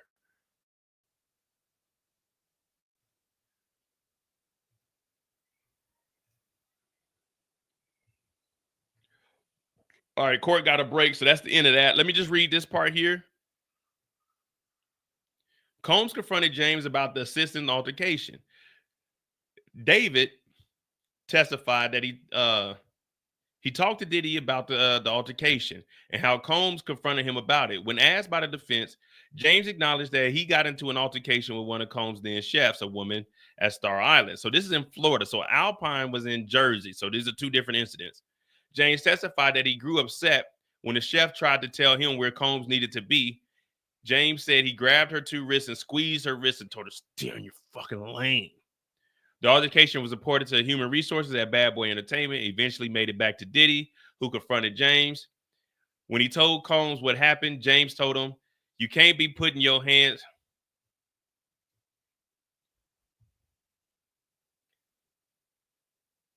When David told James, no, when David told Diddy what had happened, this is what Diddy told James. "Hey, Playboy, you can't be putting your hands on women," and warned that he'd have to fire James if it happened again. Combs told him to write the chef a note and to get her a gift, James said. James did so, and she eventually forgave him. All right, so that's I'm assuming that this is the end of David James. So, Diddy was protecting women at, well, I won't say at one point. In this instance, he had to look like an actual fucking boss, and he told David, "You can't be putting your hands on women, Playboy." Whole time he was beating Cassie. That's Diddy for you. All right, so David James is off the stand. That is witness number 7. Yeah, well, he was witness number 7. We had Kerry Morgan and Don and David yesterday. So we got a witness today. The chef will be testifying this week also. I'm not sure who's up next. I seen Gene Deal walking up to the courthouse yesterday, but he wasn't testifying yesterday. So it wasn't no point in him really being there unless he was talking to the prosecutors after the trial ended, because remember, it ended early yesterday at 3. Maybe he's taking a stand sometime today or tomorrow. We're going to have to wait and see who the next person is. Again, this is federal court, so it's a 10-minute break, and then whoever the next witness is, we on the stand with it.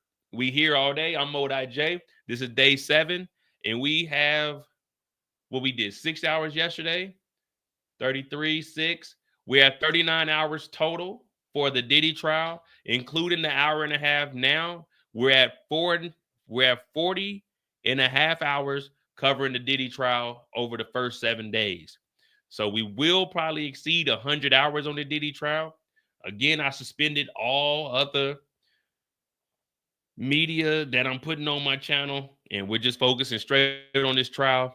I really don't, I mean, I'm telling y'all, when I get off work, I get straight on here. I literally left the hospital, got straight on here. I don't have time to record anything else. When I get off of here, I'm just like reading up on stuff on the trial so I can, have some things to talk to you when we have these downtimes. So like I said, it's day 7. I done already put in a full work week, 40 hours. It's all documented. I ain't bullshitted y'all. We got to do a sketch today because we didn't get one yesterday. So we definitely got to do a sketch today. During the lunch break, I'll have the channel opened up so someone can come on and just read us a recap of what happened. Again, if you have a YouTube channel, you will be able to stream this on your channel. We'll get you some subs over on your channel because, we all supporting everybody. There's enough money for everyone. We ain't greedy. We just trying to feed the needy. Hit that like button, hit the subscribe button, subscribe to my other channel, The Mo You Know. I will be cutting up more of these testimonies so you can go back and listen to them if you didn't get a chance to listen to the whole 7-hour live. Those will be up, and I do have YouTube shorts that I'm going to upload, which will be just refreshers of these. So it'll just be a little short. Each one of these will be its own little YouTube short, so you don't have to listen to all of it. You'll just be able to hear the little short ones, and you'll be able to hear each individual person's testimony throughout the whole trial. And, that's what we're doing.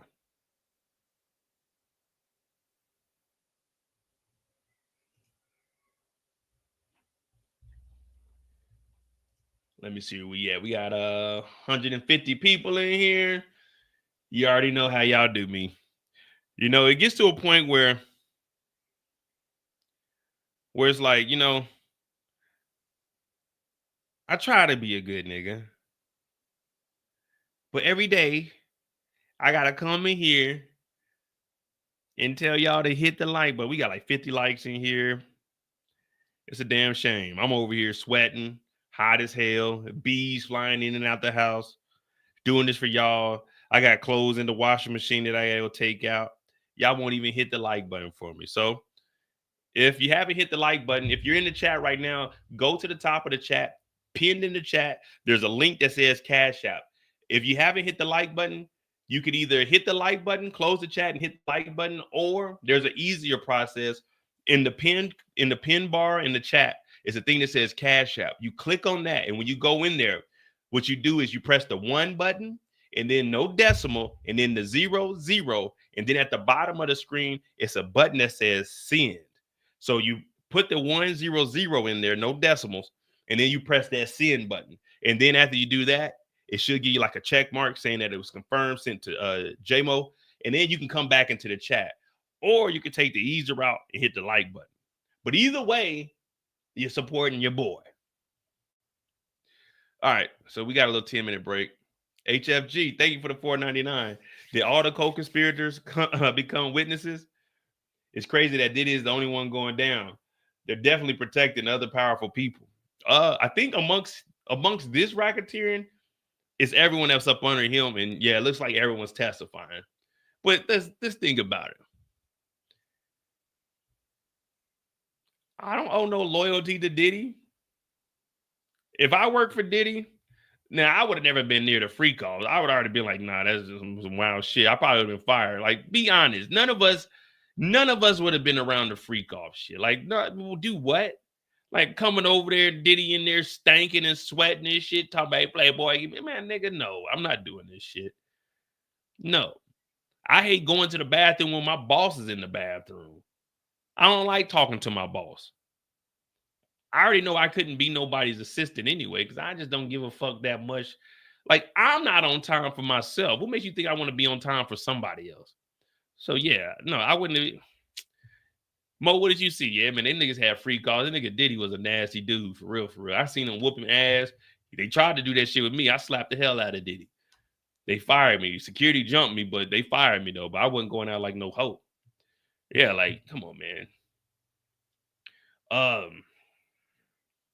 Well, over the weekend, Saturday, I went to this little Afro crowd thing, and I ended up bumping into like this shelf. It was like, it's kind of like chest high, but I'm walking, we talking and shit. You know, we've been drinking, and I bump into this damn shelf. I'm like, what the fuck? And then I woke up Sunday morning, and I was like, God damn, I could barely, man, I'm trying to put my shirt on and get dressed, check out the hotel. No freak off. I'm trying to check out the hotel. I'm like, God, I could barely put my shirt on. I'm walking around telling Trill, like, dog, what the fuck happened yesterday? I'm like, I bumped into something, but it felt like, man, I got hit by a bowling ball. So then I went in there today, and they just said it was it's a real contusion. It's just the fucking bone pushing up on the cartilage. So, you know, they gave me a shot. They said it'd probably be like 2 weeks. Feels a little bit better, but I know in the morning it's gonna wear off though. All right, let me get some water. Hit that like button, hit that subscribe button. We'll be right back. We do got a 10-minute break. This is Diddy Day 7. Day 7. Oh, and my homeboy recovered, guys. He's in the hospital. He actually did an interview. Last Sunday, one of my best friends got shot in the face. He got shot 7 times. Somebody tried to steal his wife's car at the house. He came outside. And once he came around the corner, they just got the firing on him before he could even say anything. So he's recovering, but they're saying he might be blind. They said one of the bullets hit up under his eye and it ricocheted to the other eye. But he's recovering, got shot in his leg. So it's like, I think they said when he got shot in the leg, he fell back. And when he was falling back, that's when the bullet hit him in his face. So he's recovering now. Of course, I reached out to him, but if he ain't responding, do that. But yeah, so my boy's recovering from that. You know what I mean? So I just look at like my rib injury. It's like, man, that's nothing compared to what other people are going through in life. So shout out to my boy Mario, man.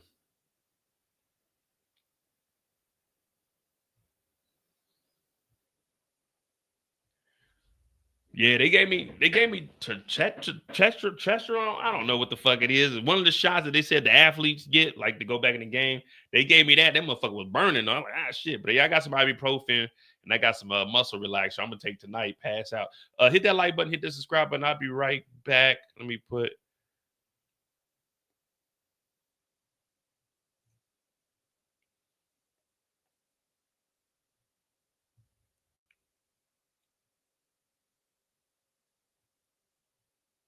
Yeah, all right. So do we got any articles up that I can put on the screen for you guys?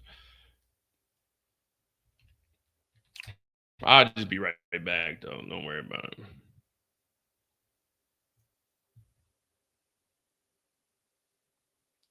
Well, I can't take ibuprofen right. Well, it's 5 o'clock now. Whatever shot I gave you, they told me I couldn't do it because it'd thin out my blood and something might happen to my heart. So I couldn't take that at the moment, but I can now. And I ain't had no ibuprofen. Yeah, remember, I'm in Germany. They don't just sell ibuprofen like they do in the States. You got to get that as a prescription. But all right, I'll be right back.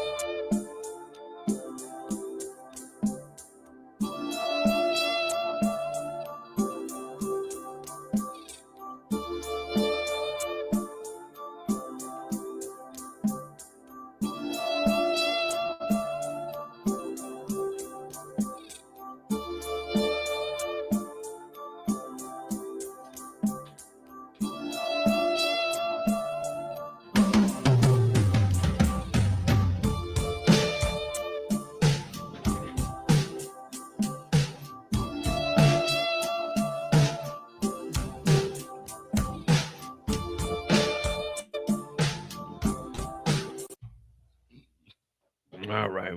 We should be back from break. All I see. Thank you. Thank you. Thank you.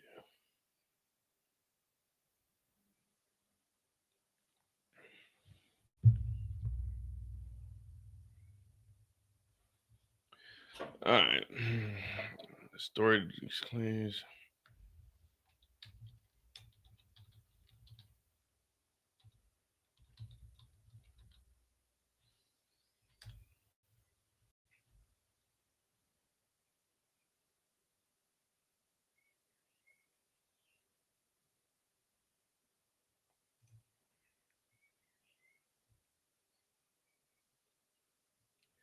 Yeah, so this is the article they did of my homeboy Mario.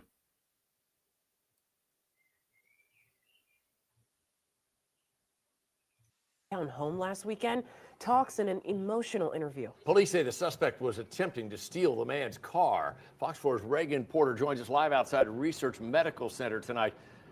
First, Reagan, how is Mario Jordan doing as he continues his recovery? Mario was shot in the head and may not be able to see again. Now, he didn't want to talk on camera, but did tell me he wanted to share a message. He wants people to value life. It was the scariest moment of my life, and I'm just glad that he's here with us today. Shanta Clifton is grateful her fiance, Mario Jordan, is alive.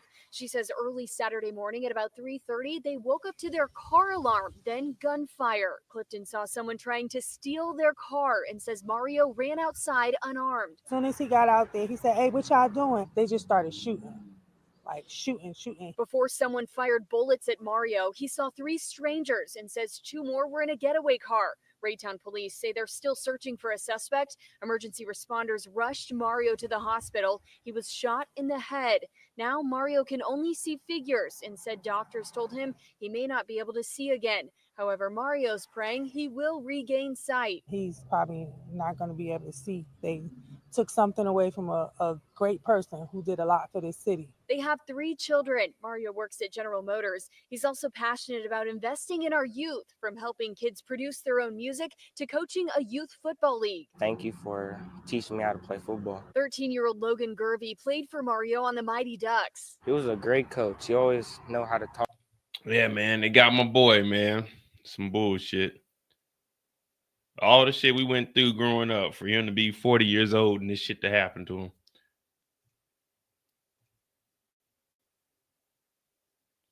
All right, so Cassie's mother is on the stand. Get well, Mario, man, aka Braves. That was my dog, man. We used to be over his house, man. His dad was a teacher. Used to be at his house all summer, man, with the AC unit. We used to be down in his basement recording. He had an AC unit. His he used to have it upstairs in his bedroom. We used to be like, man, bring that motherfucker AC downstairs. It's hot as hell down. He's like, hell no, that shit heavy. And when I go to sleep, I want the AC in my room because this is like 2003, 2004. Because his dad got another house and gave him a house. So we like 18 years old. Shit, we used to all be at his house. He had he turned the downstairs closet into a studio. We used to be over there kicking it. All right, so Cassie's mother is on the witness stand. We'll get this thing started.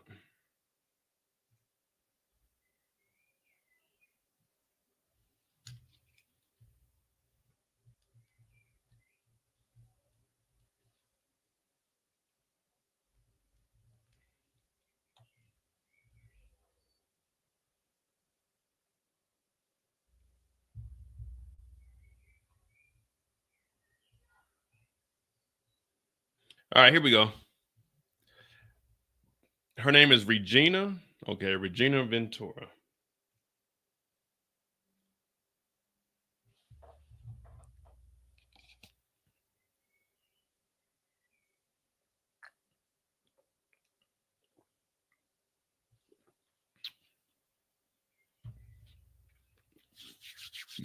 They're back. Judge told the jurors, listen up, listen up, listen up. Court is now in session. What I'm going to do is I'm trying to get the temperature turned up in here. I'm told it's complicated, but I'm freezing right along with you. But we are professionals. We are all adults here, and we're here for one common goal, to seek justice, whether that's for the government or that's for Sean Diddy Combs, where he's owed his due process, and this is federal court. We will not be taking breaks. So it is cold. Let's not complain about it. Let's fight through it. Let's enjoy this AC that we have because it's hot outside and there's some people without AC. I just talked about that. And that's the reason I use that as a segue, even though I didn't even know he talks about that. But the government calls Regina Ventura. This is Cassie's mother. The government says, where do you live? Regina says, New London, Connecticut. How many children do you have? Just 2, Roderick and Cassandra. Who is this? Sean Combs. He dated my daughter.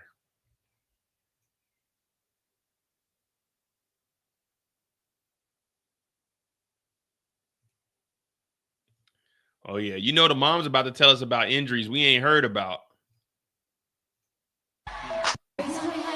Cassie, come on. What's up, BT? That's my motivation, man.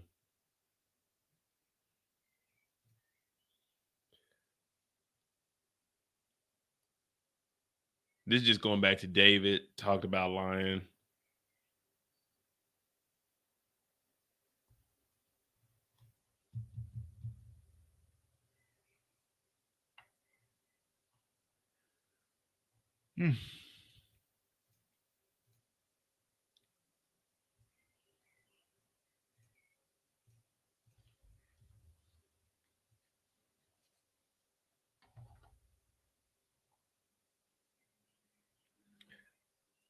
I wonder how in depth they're going to get with the mom. So she got 2 kids, Roderick and Cassandra. When did you meet Sean Combs? Regina said in 2006. My daughter signed with his Bad Boy Records. He was her boss. Then they started dating. They moved to LA. Read this message from December of 2011. Cassandra wrote me.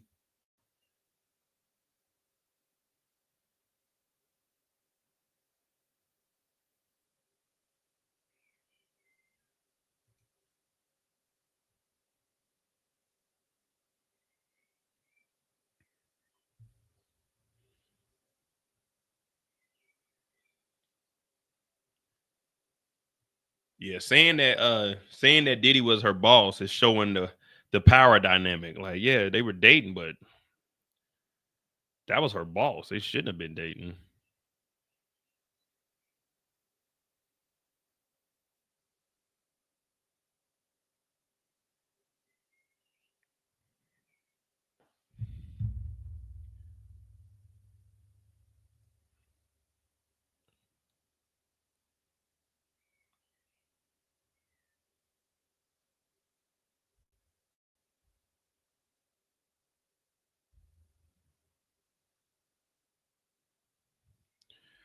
Oh, let me see what we got. We got an update. Here we go. Regina Ventura recalls meeting Diddy when her daughter signed the record deal. Regina testified she's seen Diddy in the photo. He dated my daughter.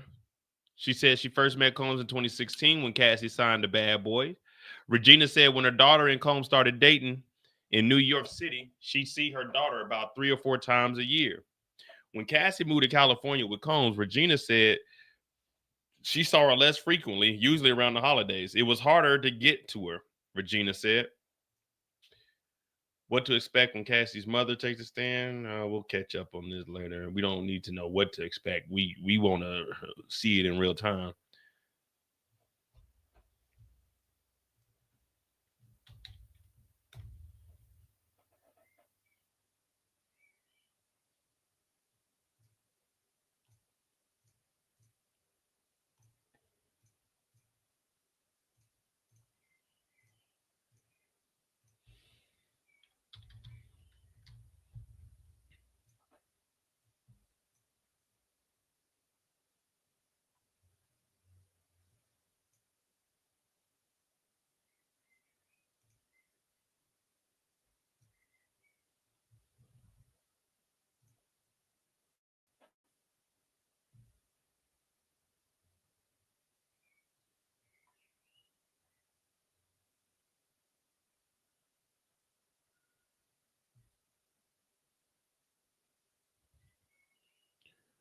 All right, so we get the letter from December of 2011.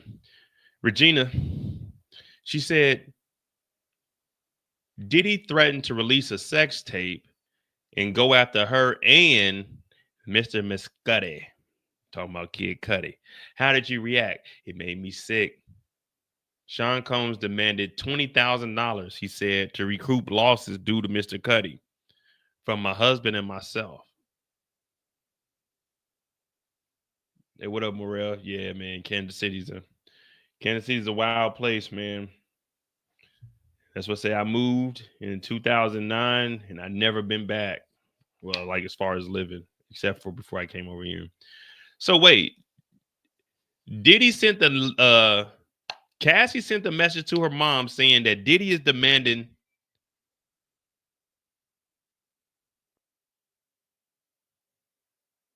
No, wait. Cassie's message said Diddy was threatening to release a sex tape of Cassie because she was messing with Kid Cudi. The mom said Diddy demanded $20,000 to recoup losses. Oh, so this is probably going to be, the mom is probably going to give us the information via text message that Diddy blew up the car. Oh, so that's why they had arson in one of the charges up under the RICO. It made me sick. Diddy demanded $20,000. He said to recoup losses due to Mr. Muscuddy. I think it's Muscuddy. I'm just going to call him Cudi. Due to Kid Cudi from the husband and her. Like they had $20,000 to recoup what losses? Cassie wasn't making no money.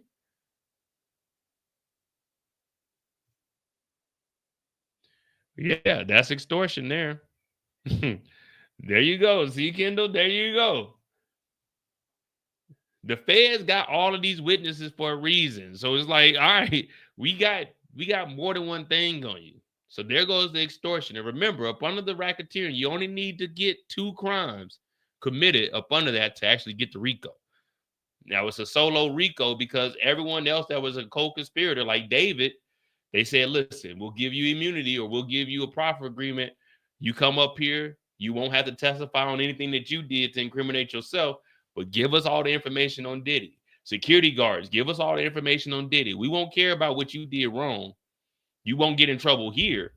But if something else get brought up, another case, then you don't have immunity for that. You just got immunity for this case right here. So yeah, this is I won't even say that this is the game that the feds play. This is the law, and that's what their job is to do, to bring you down. If you don't want the feds to be all up on you, putting 45 charges on you, have you facing 45 to life, then don't do crimes. Sometimes they get it wrong, but for the most part, they charging you with something. And if you didn't do it, yeah, a lot of innocent people do go to jail. I'm definitely not denying that. But more than likely, if you can prove that you didn't do something, when you prove it, you get off. It's just when you do crimes, that's why the feds are up so high, because they know you did that shit. Whatever they said you did, they know you did, and that's why you taking a plea or you going and you losing. So Diddy wanted 20,000 from him.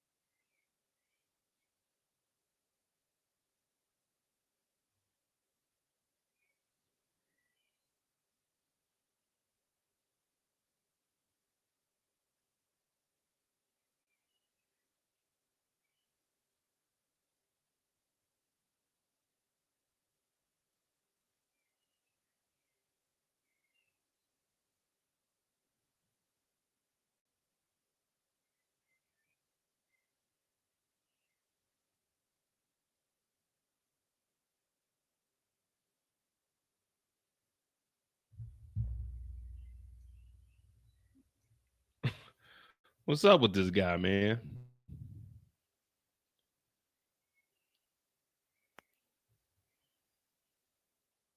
Oh my goodness.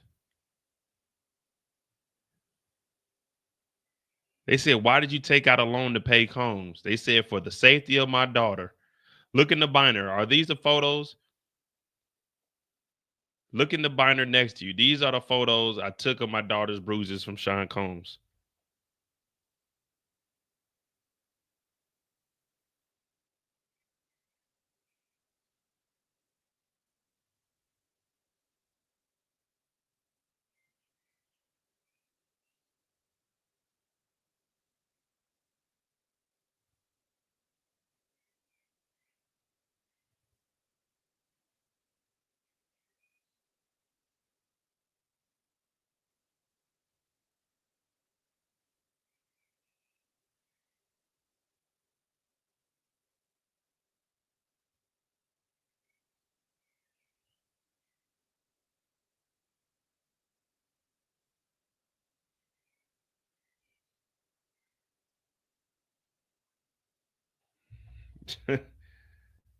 What up, cuz Wado?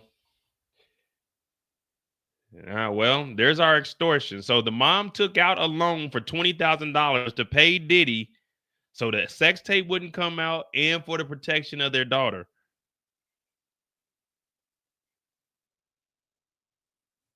Let me guess, though. Let me guess. The feds are trying to bring down a black man. What's Diddy gonna do with $20,000, man? What is he gonna do with $20,000? He walked around with 10,000 for free calls. He extorted the family for $20,000. Look, I got a sex tape with Cassie. She been fucking around with Kid Cudi. Y'all got to pay me $20,000 for my losses. What are you gonna do with $20,000, man?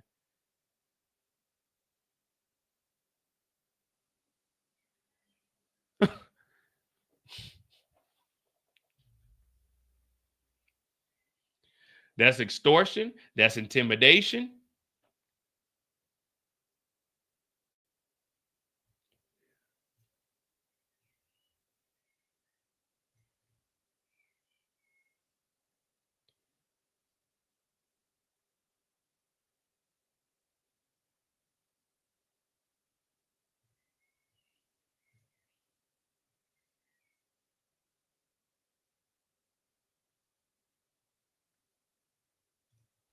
What up, Divine? Pay off those home loans. Trust me. What else to see you? Trust me. Diddy owes Diddy had $140 million on 8 loans. He still owed $98 million, and one of them was due in 2028. Trust me, $20,000 ain't gonna help pay off them loans. 20,000 ain't gonna help pay off them loans. 20,000 is for a mini free call. 20,000 is just getting the night started. 20,000 is reimbursing David James for getting baby oil condoms and cheeseburgers. 20,000.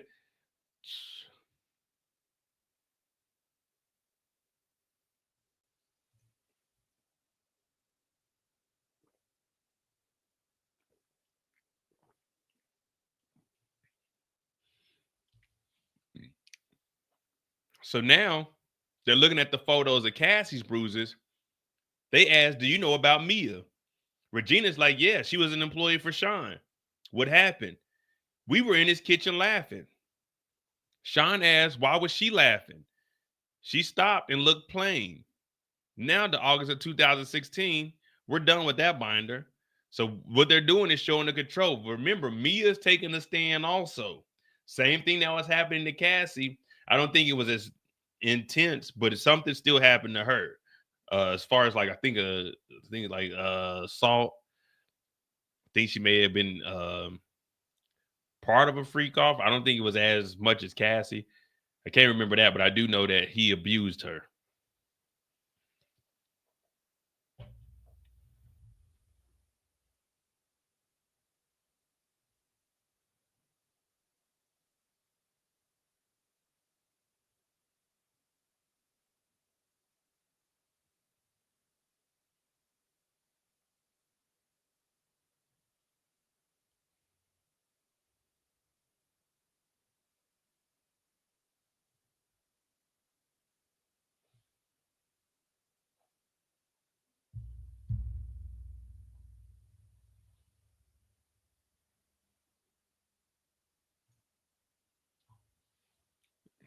Yeah.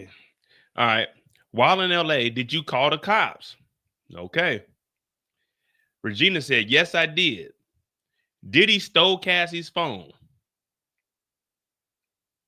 Cassandra's phone. They had a bitter argument outside her apartment building. She lived on the 17th floor. They argued at a roundabout.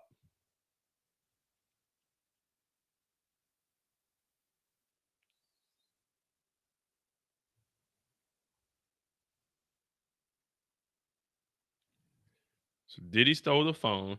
I know the police were tired of getting called over to Cassie's spot.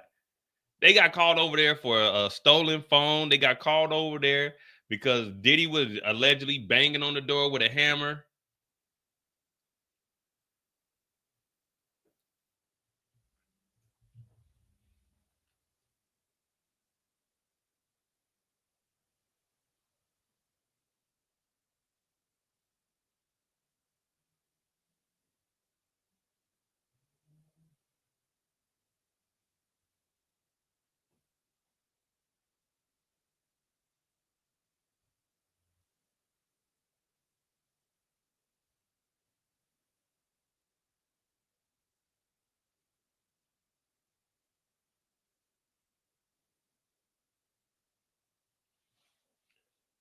What up, Miss T?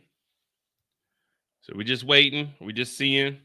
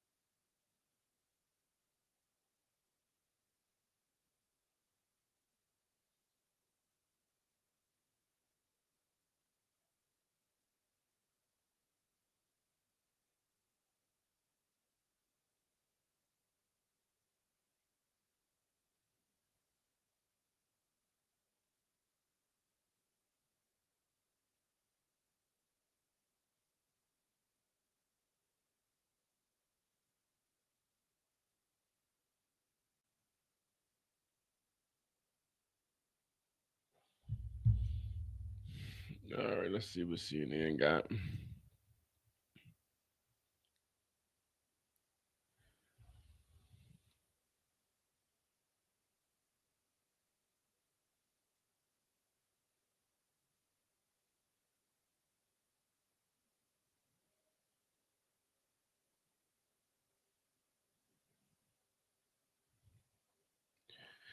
Regina, the mother of Cassie, said Diddy Combs contacted her around the same time Cassie told her that Combs threatened to release an X tape of her. Regina said Combs told her she needed $20,000 to recoup the money he had spent on Cassie. Regina said Combs was angry with his daughter, was now in a relationship with Kid Cudi. Regina said her and her husband took out a home equity loan. Oh, man. They took out a home equity loan to obtain the $20,000. That was the only way we could get the money. Combs' bookkeeper sent Regina an email with wiring instructions. She said, so she went to the credit union, then wired the money from her and her husband's account to the bad boy account.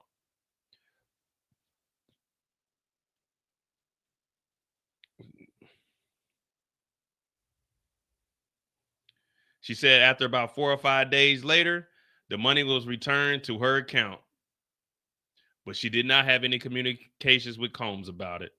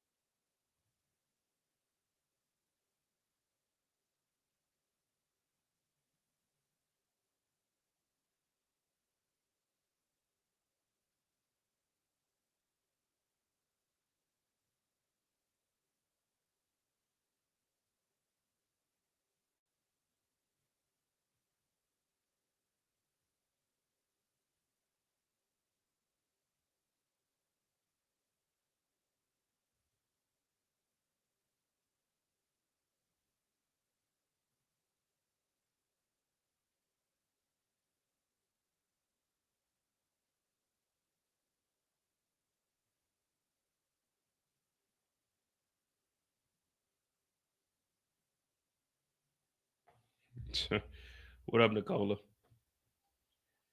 So Cassie parents were pimping the daughter. No, where you get that from? So all right, what's going on right now? Cassie texts her mom. Hey mom, Diddy's upset with me. Diddy's mad at me because I'm dating Kid Cudi. He's threatening to release a sex tape. So Diddy contacts the mom and says, y'all owe me $20,000 for the money I invested in Cassie. But Diddy was really mad that she was with Cudi. So Diddy said, y'all owe me $20,000 for all the money I lost for investing in Cassie while she's dating with Kid Cudi. And then from there, this is where we get the extortion. Well, Diddy's personal bookkeeper, after he tells them, you gonna pay me $20,000, the mom and dad were so scared for their daughter and didn't want the sex tape to release. The personal bookkeeper emails them with instructions on how to wire money to Bad Boy Records. The mother and father go and take out a home equity loan because that's the only way they could get the money. They took $20,000 out of their home equity and they wired the money to Bad Boy Records via the personal bookkeeper, via Diddy telling them they better pay up or a sex tape is getting released. So no, the parents were trying to protect their daughter. Diddy was mad that she was with Kid Cudi and told them, y'all gonna pay me $20,000. So they sent the money. They said 4 or 5 days later, the money came back, but they never spoke about it. But it don't matter. You told them to pay up that money. Then you sent them the instructions to mail it to who? Oh, that's right. We were looking for an enterprise. You want the money wired to Bad Boy Records via your personal bookkeeper, who never had their email, but only got it after they talked to you about paying $20,000.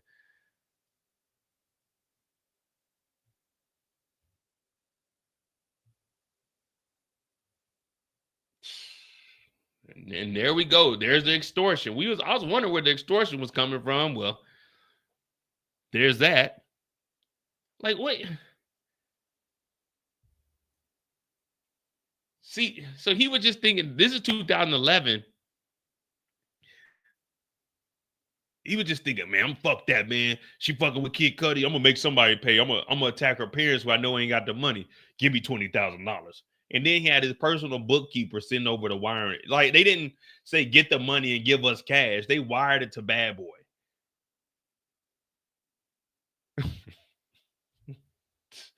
What the fuck was Diddy thinking, man?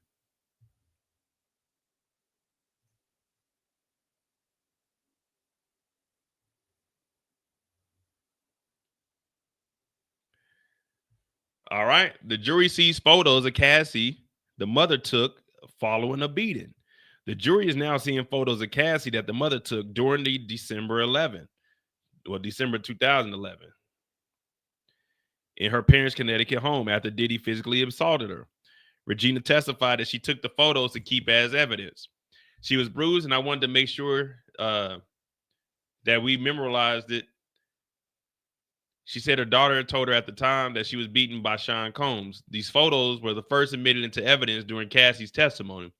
Regina said December 2011 was the first time her daughter told her about Combs being physical with her. Now, this is what, 3 years after?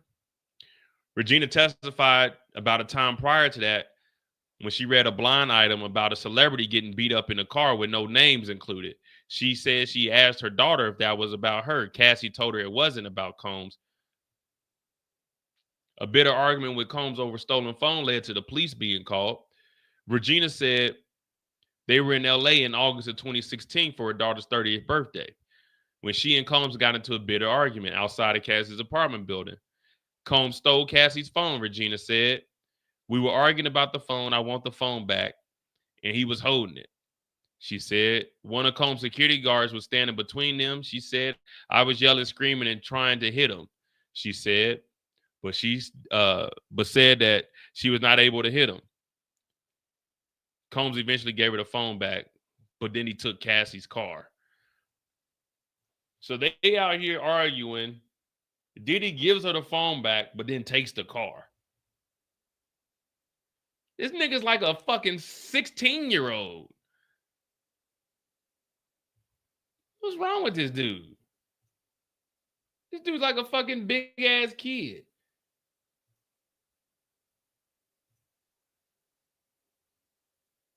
Oh, well, damn. Regina's testimony finishes without cross. Defense did not cross.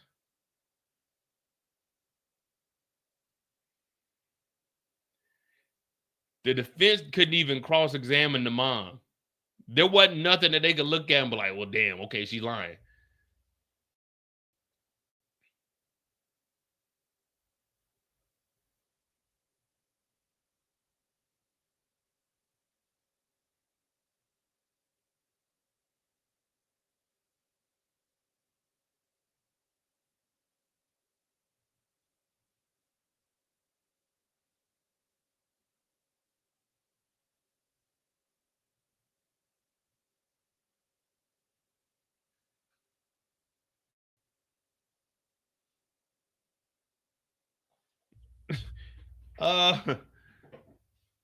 What Diddy should have been looking at the lawyers. What you mean you're not going to cross-examine the mom? Y'all better find something that she done lied about.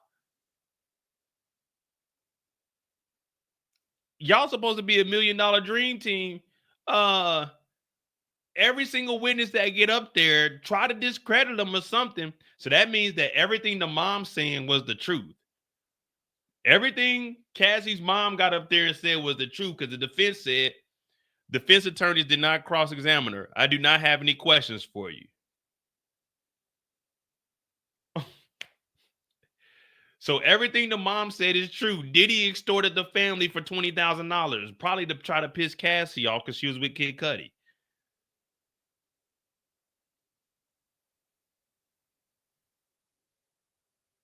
There goes the extortion.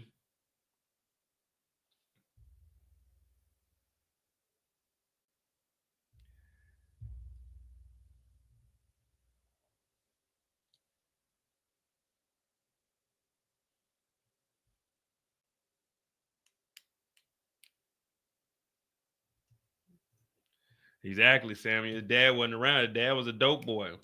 They got him up out of there. Damn.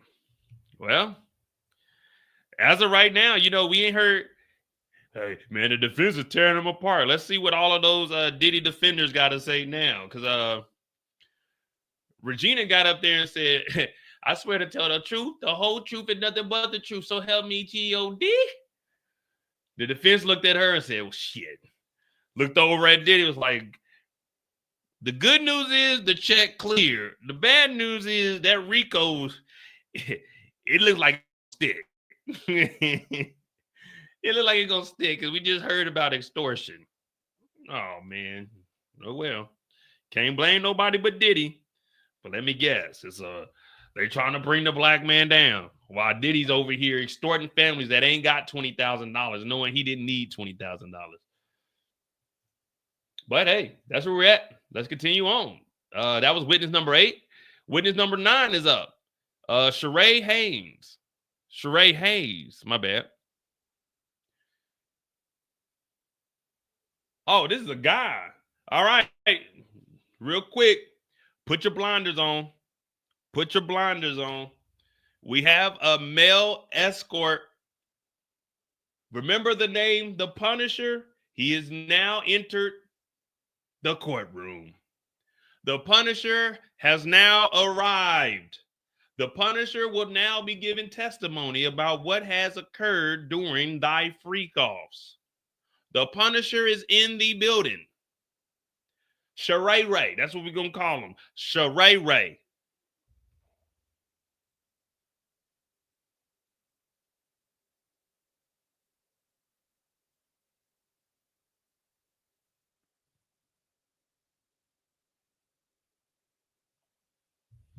You remember when Cassie was listing them off and y'all were like, Mo, stop that? We had David, Clayton, Jules, the Punisher, the Islander, Tommy, Greg, Jonathan, Red Baseball Hat, Ash, Paul, and Jake. Those are the 13 people that we had listed during the freak off. The Punisher is on here and the Punisher is taking the stand. Shereé, that's what we calling them. Shereé Hayes. Shereé Hayes. Or the Punisher. Whatever you guys think is more appropriate. Do we got Shereé or are we going with the Punisher? 1 for Shereé, 2 for the Punisher. Just so we can all get an understanding. Shereé now 51. He worked as a male exotic dancer with the stage name The Punisher from 2012 to 2016.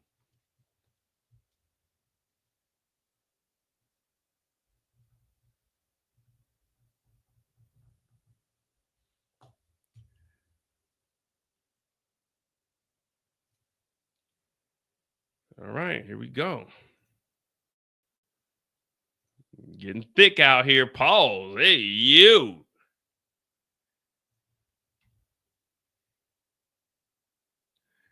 I hope it don't get spicy, but the hell with it.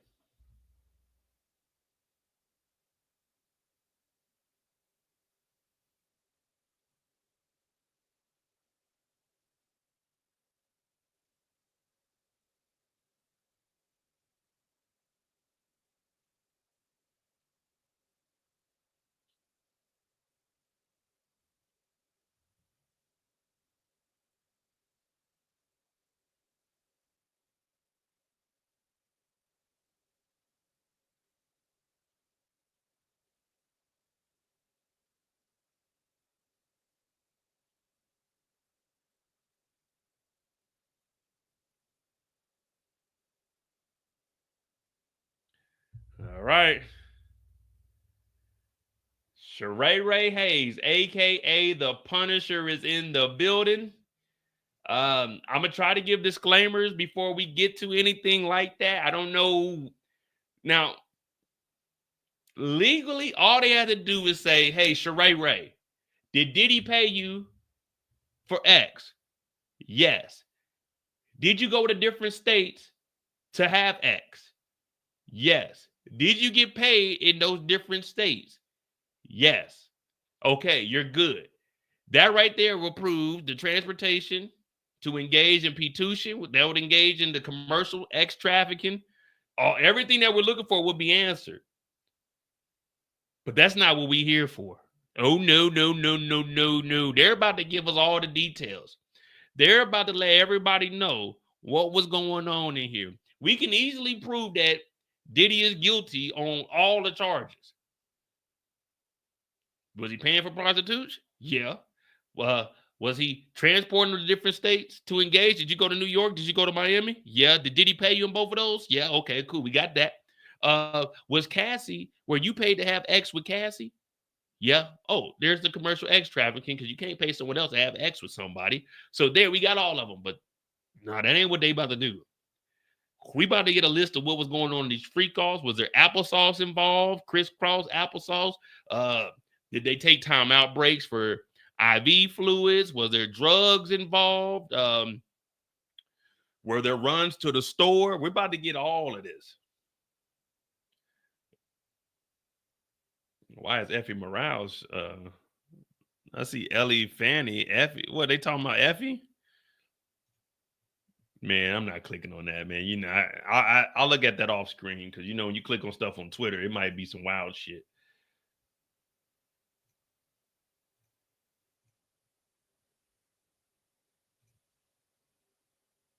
All right. Well, we just gonna mix up between the two because I ain't gonna remember which one y'all press. All right, here we go.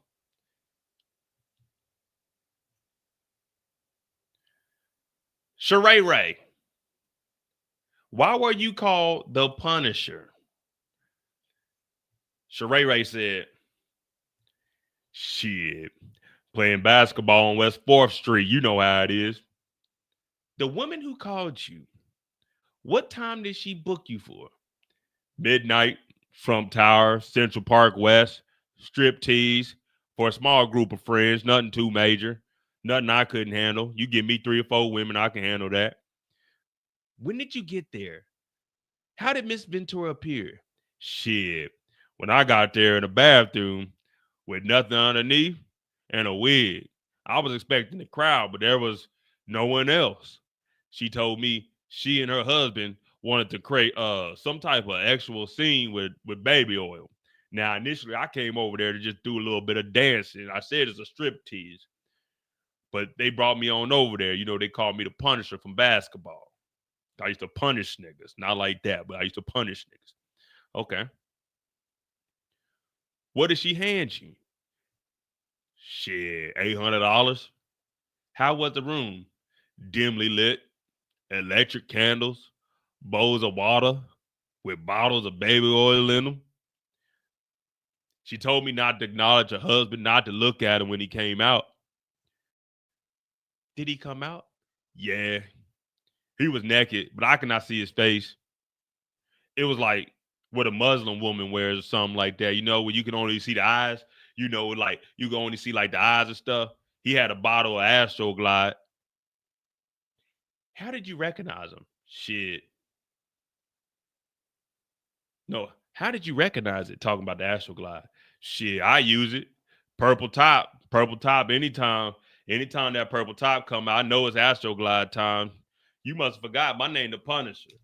Not only do I punish the women, I punish niggas on the basketball court, and I punish me some Astroglide. I put that Astroglide on me and get the glide. That's what I do. I get the glide. I put that Astro on me. Sometimes I just like to get 2 bottles of Astroglide, and I call it double glide. And what I do with that, I act like I got little wings sometimes, and I put both the bottles, and I Astroglide, and then I double glide. I glove. Oh shit, my rib cage. Yeah, I got a fucked up rib cage, but I like that Astroglide, that purple top. Undeniable every time. Don't stick like baby oil. That Johnson & Johnson gets sticky. That Astro Glide is smooth. Real smooth. I'm talking about, ooh, wait. Slide all across the room. Why you think they call it Glide for? Why you think they call it? I'll tell you why they call it Glide.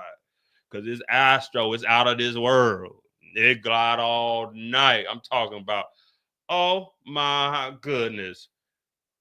Astro Glide. Now that baby oil they wanted to use, I wasn't really into that baby oil. But that purple top, undeniable. Sometimes I like to put Astro Glide on the stage and I take one lucky lady and I lay her on her back and I rub her back and forth across the stage. And then what I do, I have my homeboy, because I'm the punisher. So I don't really do all the work. I just do the punishing, if you know what I'm getting at. I have my homeboy pull it to one end of the stage, kind of like a slingshot. Y'all know what a slingshot is? A slingshot, a little wooden toy that the kids have. Dennis the Menace had one. You put a little rock in there, you sling it back, and then it's shot. It's a slingshot. So this is the move that the Punisher did. My endowment hang out. They call me the Punisher for a reason. I go to one end of the stage. I got my homeboy. He drag her to the other end. Now remember, we didn't Astro Glide the stage. He take her down there. He pull her all the way back to one end of the stage. And then they Astro Glide. The slingshot I was telling you about, that toy, he take her back there, but now her back is Astro Glided up. And then they throw her down the stage. And I'm at the other end with my endowment just swinging. So it's kind of like a torture machine. And the objective is for her to slide through my legs without getting hit by the endowment. But they don't ever make it because my endowment is the Punisher. That's really what the Punisher is. But yeah, I knew that was Diddy in the corner because I could see him, and Diddy don't really have like a laugh. He kind of go take that when he laughing. So I knew right when I heard that first take that, I was like, what?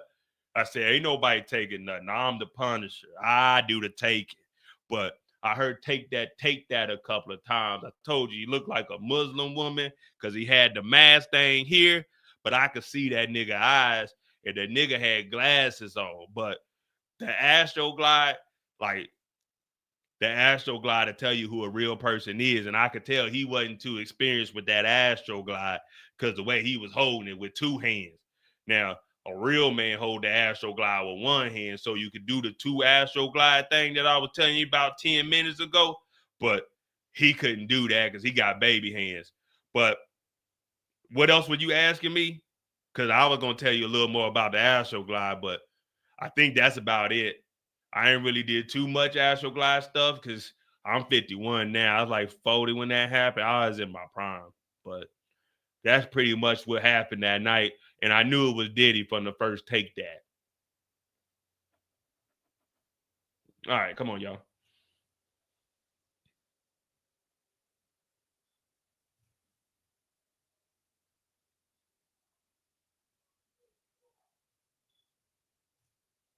No, that's what they use in court. They were using the word endowment. All right. Let me see. Punisher, Central Park, blah, blah, blah, blah, but the baby oil.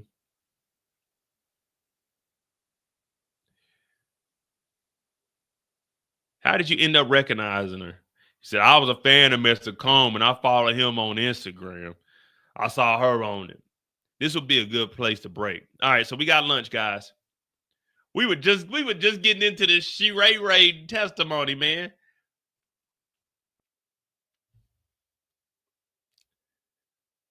Shereé Haynes testified he met Diddy and Cassie in 2012. He said he first got a call from Cassie, who told her name was Janet. She said it was her birthday and her husband said he could hire an exotic dancer for the occasion. He said he believes they found him through a website or through his website. Haynes said he met Combs and Ventura at the Trump International Hotel.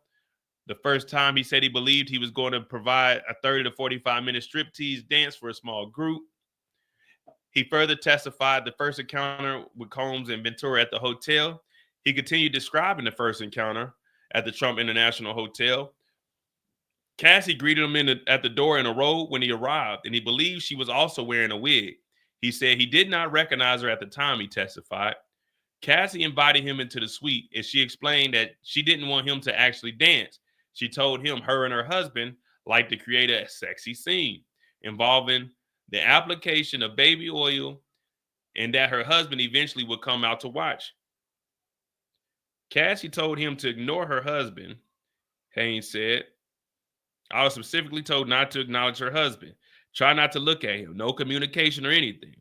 After explaining the situation, Ventura handed him a stack of cash and said he could change into underwear or a towel in the bathroom.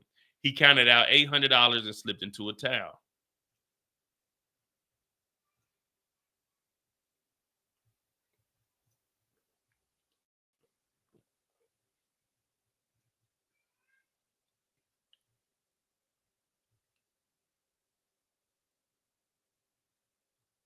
All right, so we are on a break. I think this is the lunch break that we're on. I haven't got a confirmation if it's actual break, lunch break. Well, let's see. Judge said break. So we get into the first free call. Oh, wait, did we? Okay, so we skipped over the purple top. How did it end? She went into the other room with him. When she came back, she asked if I wanted to finish. I said no. If they're happy, I was happy. She gave me more money. Did you do it again? Yes, 8 to 12 times. 8 to 12 times. All right, yeah. Okay. So he went over there 8 to 12 times, and then we got to a break. So that's where we're at now. We're on a break. I'm not sure if it's the lunch break or not, but I'm assuming that it has to be at 6:30. The judge has only been giving them 30-minute lunch breaks, though. Male escort says Combs gave Cassie a subtle directions during their encounter. Testifying more about the first encounter, he said Sean Diddy, Combs, and Cassie said he followed Cassie's lead and mimicked what she did. That's kind of like when I move, you move, just like that. You know what I mean? So it's like you don't really know what you're doing in there. So it's just like you just watching her, you going off of her. And you trying not to look in the corner because like Diddy over here. So you trying to look at her, but you're trying to see what this goofy nigga in the corner is doing. Because you knew it was an Astroglide, but you didn't know if he had something else on you. Thinking you might be getting set up. So you still doing your little back and forth, lean with it, rock with her. You kind of looking over there like, what the fuck is this weird nigga doing in the corner? They said Diddy had a robe on and he had that thing over like a Muslim woman, but it was really a bandana. So you over here.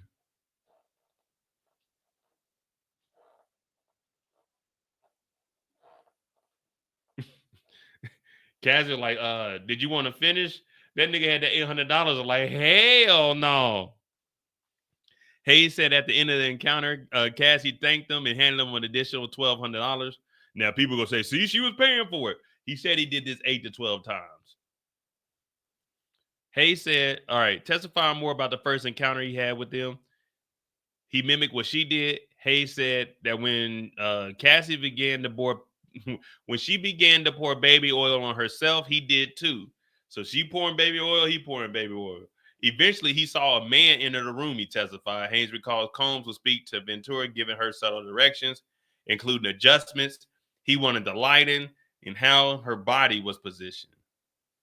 And at the end, she gave him $1,200. So he left with $2,000, $800 for the warm-up, $1,200 to finish. Oh, yeah, we only got 30 minutes. So, all right, we got to get us a drama at the end of the day. We definitely got us a lunch. We got 30 minutes.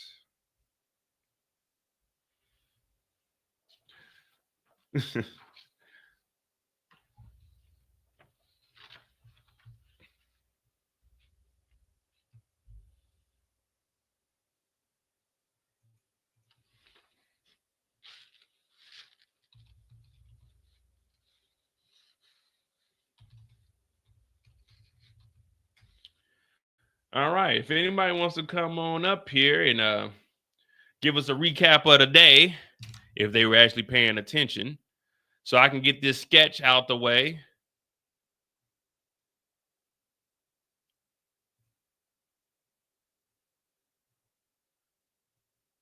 Of course, now I can't find that photo. Oh, there it is right there. All right, so it's just getting started, guys. It's just getting started.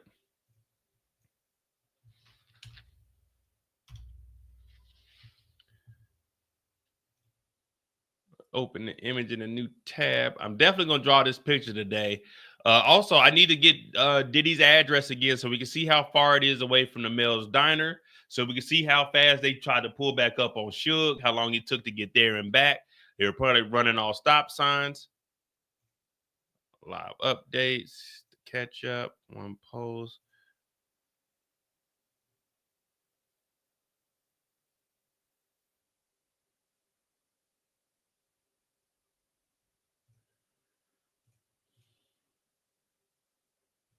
It's a recap from day 6. We don't want to recap. We want to know what the hell's going on.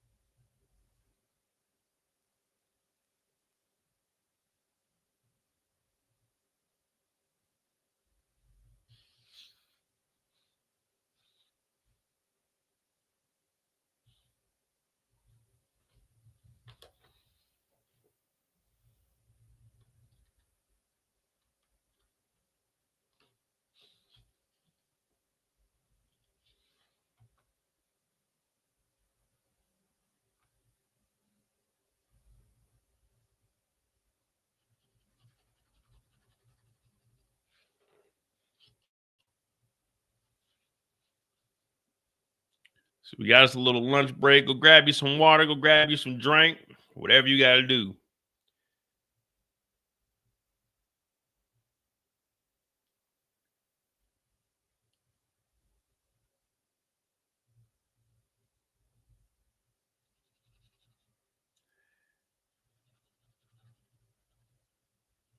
The Daily Diddy. You already know what time it is. You know what I mean? You heard me? This that Harlem shit. Harlem?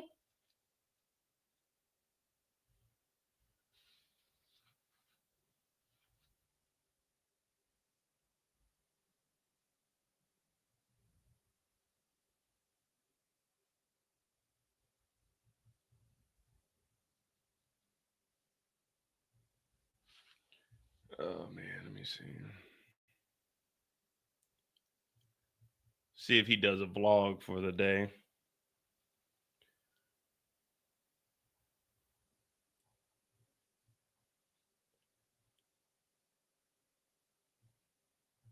Nope.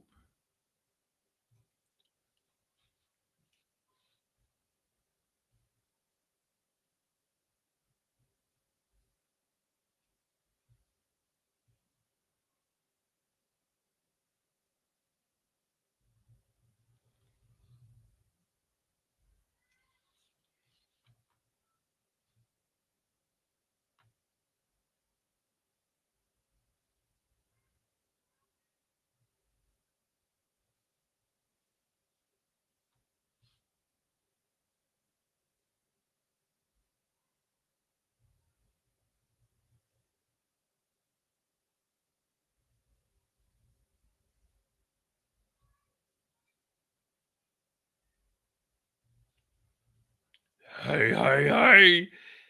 Man, Diddy's a wild guy, man. What you think about that extortion on Grandma, man? Grandma ain't did nothing to nobody. Diddy talking about he wanted $20,000, man. Give Diddy $20,000.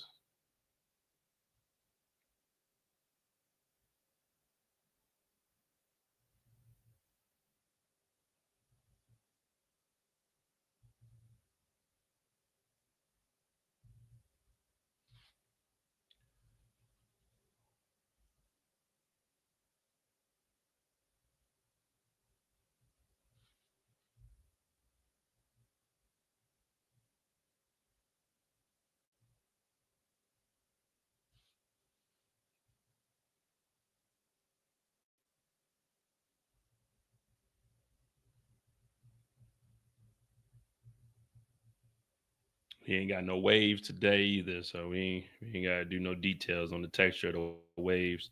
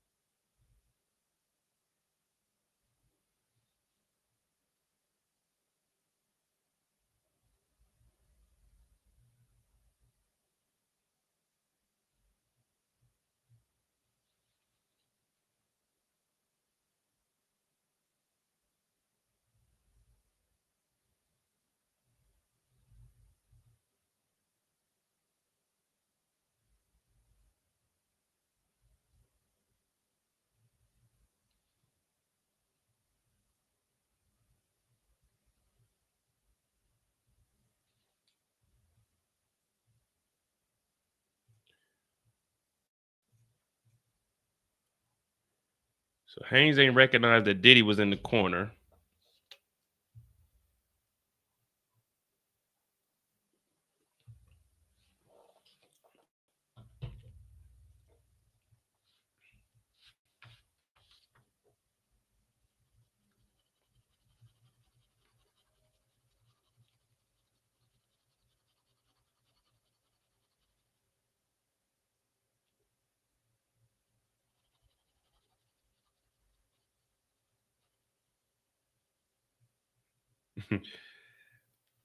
You know you a wild guy. That nigga said, I recognize the Astroglide that Diddy had in his hands because, you know, that purple top is something that I be using. You feel me? Like, what?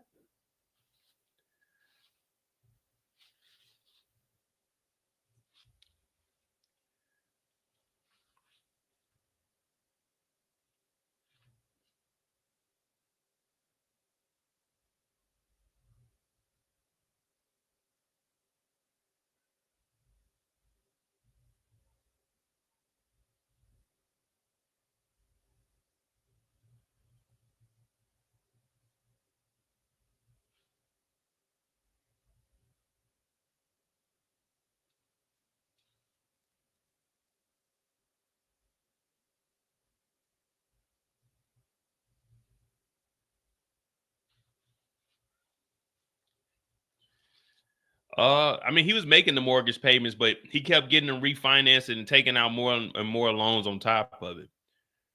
So he had $140 million worth of loans taken out over eight different banks, and he owed $98 million still. And one of the leases is, or not one of the leases, but one of the contracts, not the contracts, but one of the loans is up in 28, two of them in 2036.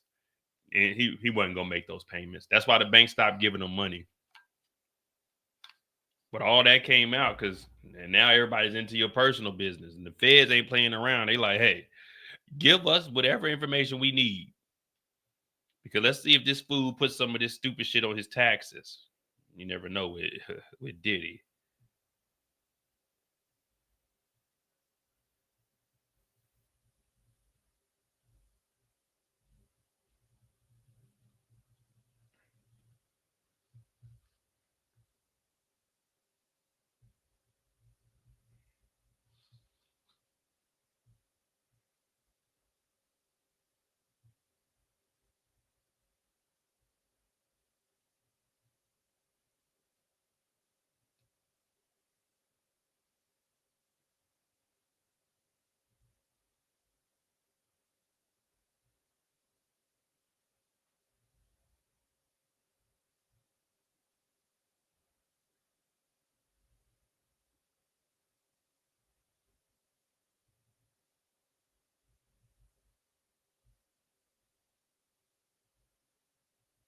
Oh man, I ain't gonna lie to you. I'm terrible on hands, man. This mother look like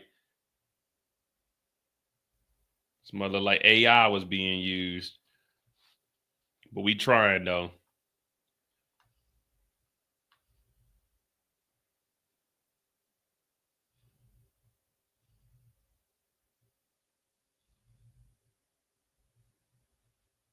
This ain't no AI. This is real user skills here.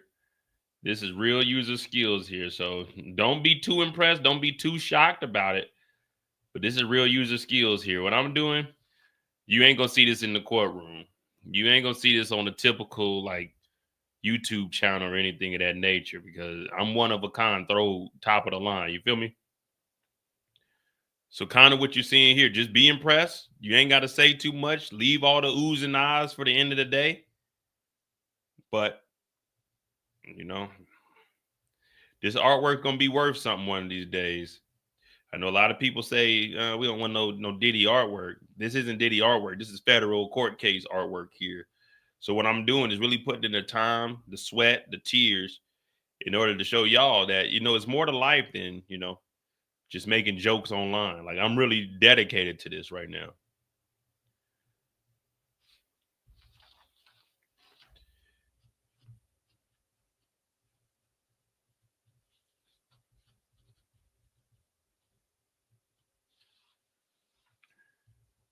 What's today's date? May 20th.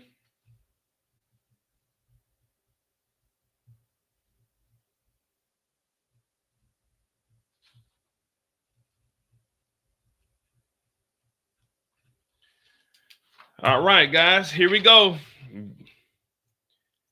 Give me a countdown. 5, 4, 3, 2, 1,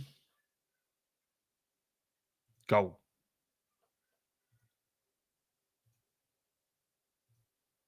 What we thinking? What we thinking? What we thinking?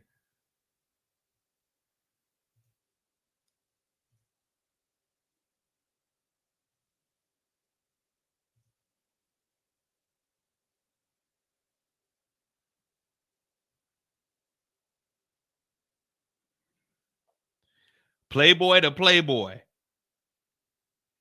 Playboy to Playboy. What we thinking? Nah, this ain't Michael Jordan glove. This ain't Michael Jackson glove. This is an Astro glove. You don't want to get that Astro glove on you. You don't want to get none of that Astro glide on your hands. That's what this is. He ain't pointing at me. He pointing at the other Diddy. He ain't pointing at me. I'm just on this side. But you put it like this. They point at each other. I see you, Playboy. You see me, Playboy. You know what I mean? It's that type of connect.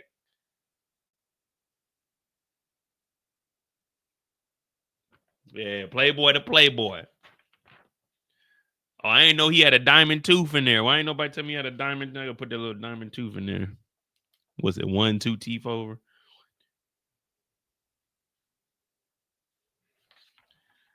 There we go. Attention to detail. You see that diamond tooth I just put in there? There's a diamond tooth right there.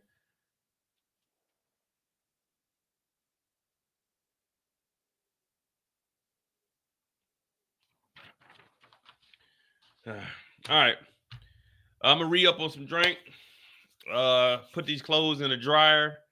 Cause it's been 2:45, 2:50. All right, we should be back in like. Oh, we still got 10 minutes. Are we good?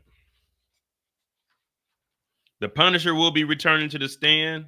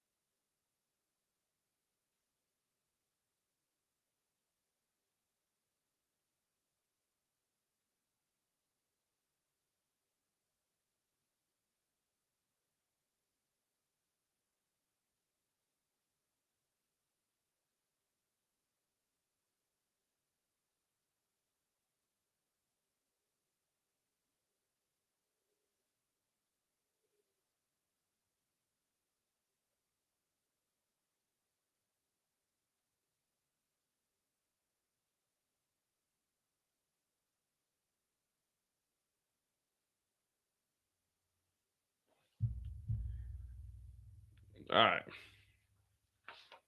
Why is his arm so short?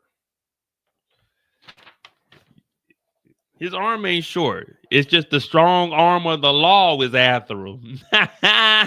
His arm ain't short. The long arm of the law is after him. So he got to scale back a little bit. He ain't trying to have his hand in everything like he used to. So that's why his arm is a little bit shorter. You know what I mean? And this is the bobblehead edition anyway. You know what I mean? The long arm of the law is after him. So that's why that's like that. We need to scan this in, put that into the Diddy docs that we have, the Diddy Daily. Yeah, we're good. All right, let me bring up a video for you guys, and then I'm gonna get the hell out of here. Let me see what we got. If someone can find out if this is the Mel's Diner while I'm gone, so we can look up the address and see exactly where. Well, this is probably it because here's the Hollywood Hills. So Cassie lived, I think it was around here somewhere. So this diner ain't far. Mel's Diner it must be a famous diner.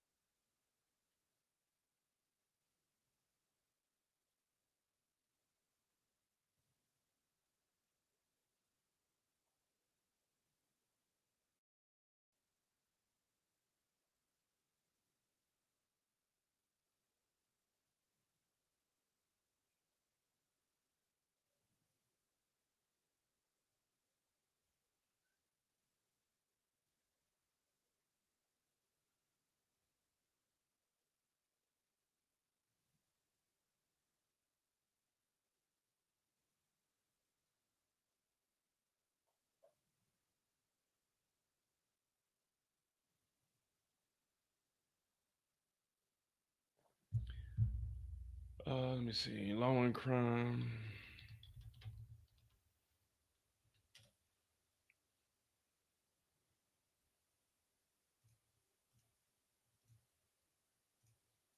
We're just on the lunch break, so we'll be right back.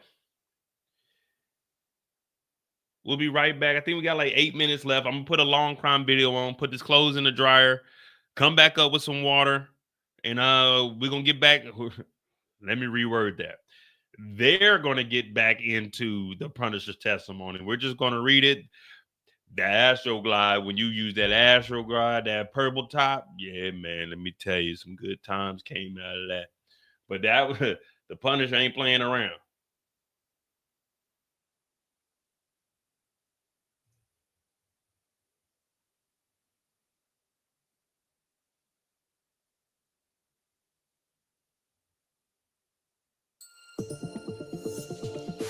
It's not a hobby. It's your lasted about 25 minutes to about half an hour, and that he actually didn't know it was Diddy or Sean Combs himself until later on. But he said after this whole entire encounter, he got more money, an additional $1,200. And then he was contacted again a few times, and he said he did this about 8 to 12 times even after the fact. And so that's where we wrapped up when we were getting out of court for the lunch break. And so I expect testimony to pick up. And see, this is what we trying to have on my channel. This is what we trying to have on my channel during lunch. Who's going to step up to the plate? No Astroglide, none of that. Just coming on here and having a good old time, giving us a recap of what happened while I go run a little bit of errands, take a little bit of time off my feet. But don't nobody want to step up to the plate, so I got to do it all. I got to do it all. And I ain't scared to ball. Go more into just everything the Punisher had kind of did during this entire time frame. Again, the husband that he now knows to be Sean Combs, and again, the woman kind of pretending to be the wife, and this fantasy play, that being Cassie Ventura. So I expect more testimony to come from the Punisher, but don't know kind of what direction that'll go into. Sometimes you just never know in this case. Listen, that's what we're trying to figure out. So, you know, you are our eyes and our ears in that courtroom, always giving us up to date, detailed responses about what's happening with this testimony. And now we're here to try to break it down and try to make sense of it in the overall context. Elizabeth Milner, thank you so much for taking the time. You're welcome, Jesse. All right, so now we get back into the conversation. Okay, so we have questions coming in here, Serena and William. Before we even go into what Elizabeth said, we have a question that came in, a super chat question from Nest Dog. So thank you so much, Nest Dog. Serena, I'll throw it to you. I'm not sure I completely understand this question, but it says, if Puffy's return money, is it still extortion? I'm not sure I quite follow that one, but I'll throw it to you, Serena. You know, I think the import of that testimony, of the fact that Puffy asked them or demanded the $20,000, is less about whether they made out the elements of extortion, and it's more to show how abusive Puff was that moment. $20,000 for P. Diddy is nothing. It's chump change. But for Cassie and her family, it required them to take out a loan. It just goes to show the kind of control and abuse that he portrayed during that time period, which goes again towards the RICO charge of him controlling this criminal enterprise. And so I think that potentially the defense wanted to argue, you know, we shouldn't hear this testimony. It's irrelevant. Maybe their argument was the money was returned and therefore there was no harm, no foul. But obviously the judge ruled that it was relevant to hear. And I think it goes towards the elements of the RICO charge for sure. Talking about the questions that we have and money. We have another poll that we put up on YouTube. After the $20 million settlement against Diddy, should Cassie have pursued criminal charges, yes or no? Talk about that in a second. William, want to go to you. We have another question that came in that I thought was really interesting. This is from the Gemini Lab. Why do you think the defense skipped cross on Regina Ventura? Was that smart strategy or just no ammo? Oh, I think it was brilliant. Cross-examining a victim's mother is very difficult to do. I don't think there was anything they could gain from her testimony. I actually think that it was exactly what I would have done. I think it's what most defense attorneys would have done.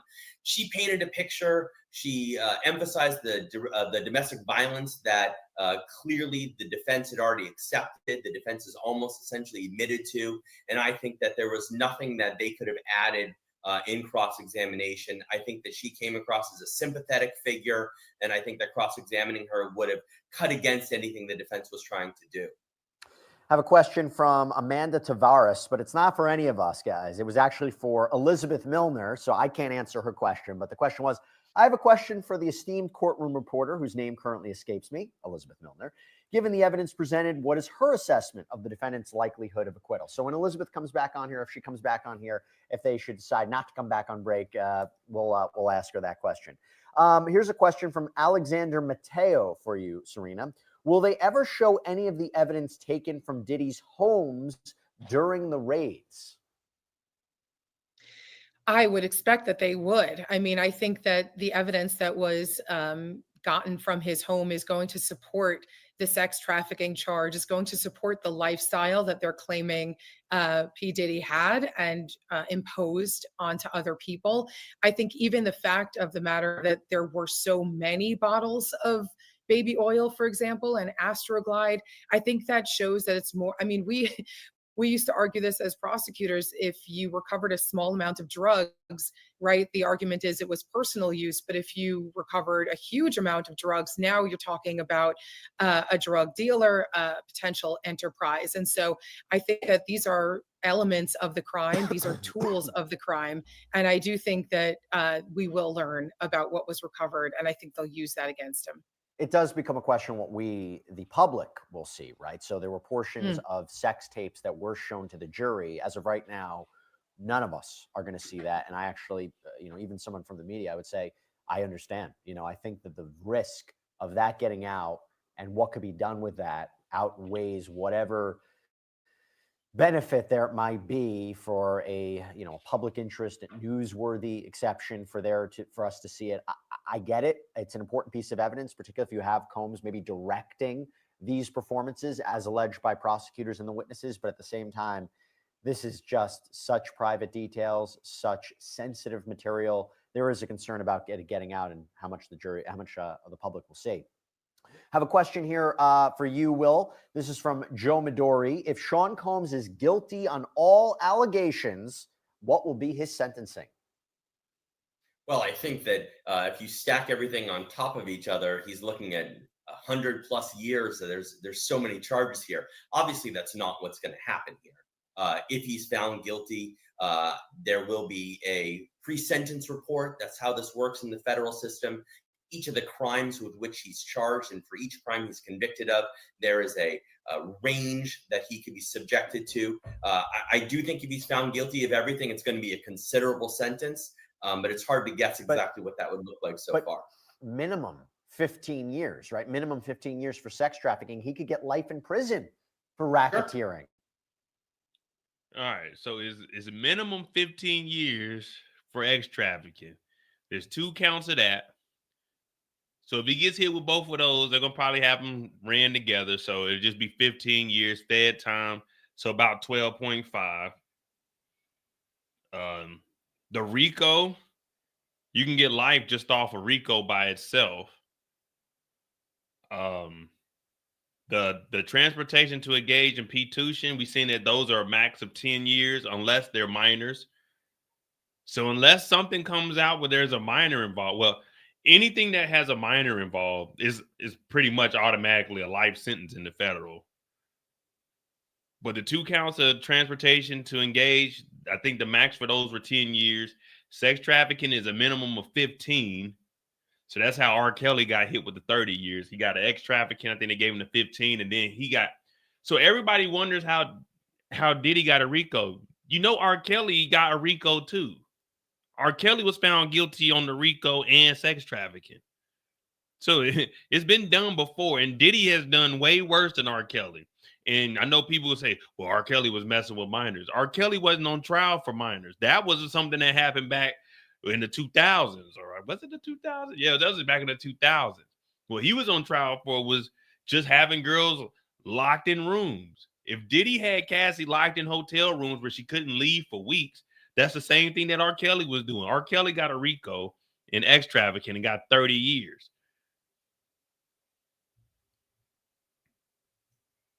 I mean, that's potentially what he's looking at. And, you know, that will, right? I mean, that's exactly why there's so much at stake here. Without a doubt, without a doubt. I mean, when you look at those numbers, they're sphincter clenching. I mean, this is a considerable sentence here that he could be facing here, which is why all bets are off, and his lawyers are going to do absolutely everything they can to ensure that he's found not guilty. Got a question from Stas67 for you, Serena. Another question, my question, Diddy found guilty of the RICO charges. Feds get all his assets. What happens to the lawsuits? Feds now have all the money. Yeah, that is a fair concern. I mean, that is the standard situation that happens in a case like this. The feds will take on the money that was ill-gained, right? And so the lawsuits, I mean, it depends how much other money P. Diddy has, where it is stashed away, how they could potentially gain access to it, whether they end up having to place a lien on some of that, whether he'd have to sell his properties. There might be other ways to access different monies, but for sure the feds are going to want to take all of the ill-gained proceeds. Remember I said we have a poll up? So the poll was, do you believe David James' testimony helps or hurts Diddy's defense? Remember, former personal assistant to Sean Combs? 62% say it hurts his defense. 37% say it helps his defense. Why do you think we see those numbers here, Will? I'm not sure. I think his testimony was damaging to the defense. I really do. I think it continued to add to the building blocks of the conspiracy charges, of the RICO charges. I think that he was able to talk about what his particular role was, what he saw, when he saw it. Obviously, the defense attorneys were able. All right, let me see some. Able to score some points. His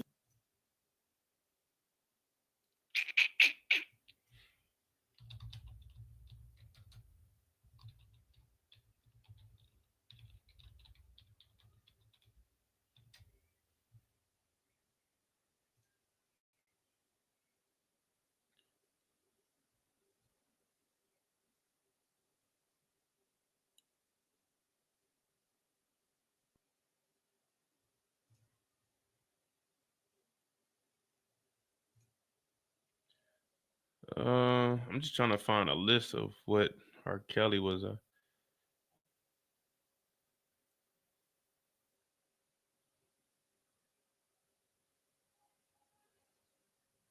Oh, so also you see R. Kelly, they took his all the way back to when R. Kelly to get the fake identification cards. But yeah, so racketeering Act 1, bribery. R. Kelly got hit with the racketeering bribery. Paid a state employee to create identification cards. What do we got in the racketeering act for Diddy? Giving the money to the security guard, to not mention it. Bribery. R. Kelly got hit with that. Sexual, well, he definitely didn't get that. Forced labor. Don said they worked. They didn't get overtime. The assistant said they worked. They didn't get overtime. The chef said they worked. They didn't get overtime. R. Kelly got hit with it. Forced labor. Diddy got the RICO also. Forced labor. There go 2 counts already proven these assistants weren't getting paid their overtime. R. Kelly used a threat and physical harm and physical restraint to ensure that victims, including all of those, performed extrally at his command. He slapped her, choked her, spit on her before demanding she give oral. He spanked her, viciously assaulted her, confined her to a room or a bus for prolonged periods of times. Well, there you go. Diddy got that also. He put her in a hotel room. She couldn't leave. He slapped her. He wanted her to perform. We're hearing that she was directing to do things. That's the forced labor. Mann Act violations between May of 09 and January 10. Kelly regularly spoke to Jane Doe over the phone to arrange for Jane Doe to come to his residence in Olympia Fields for the purpose of illegal X activities.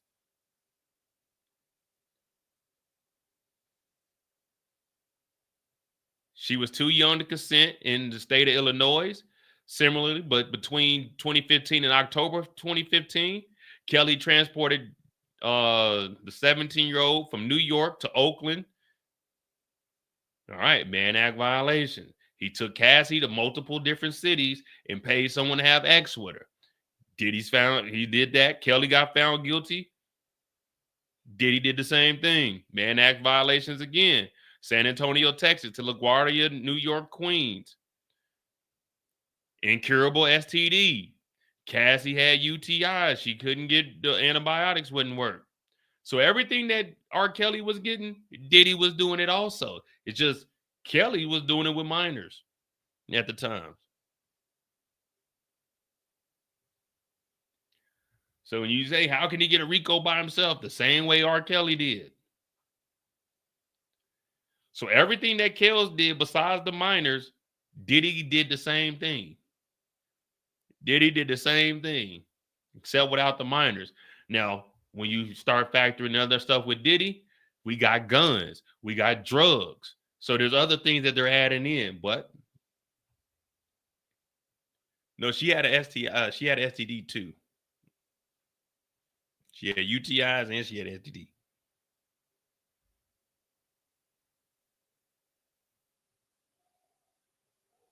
Can't get a UTI in your mouth.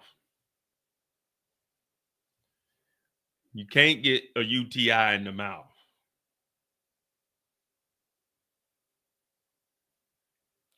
Those sores inside the mouth were something else.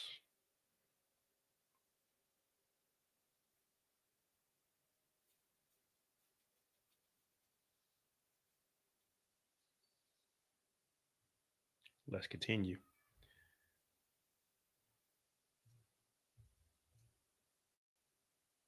The judge is back on the bench. All right. Stop questioning me. I'm back. The jury been dismissed. Stock of hotel rooms. Suge Knight confrontation. Visits with her daughter. Emails about a tape. They should have read the emails off. But the defense didn't even cross with the mom, though. What do y'all think about the defense not even asking the mom any questions?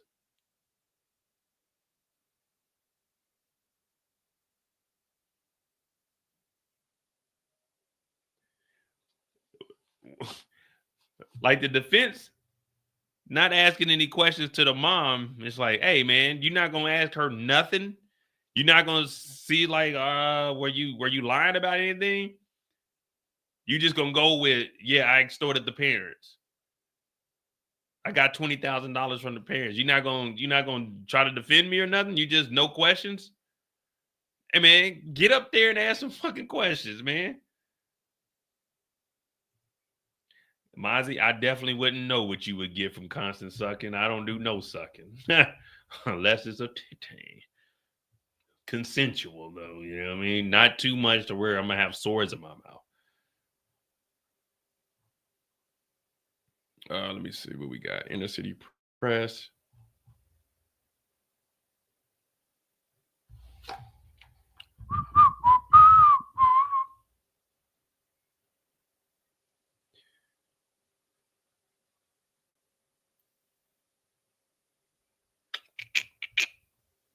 Yeah, Lockjaw is crazy.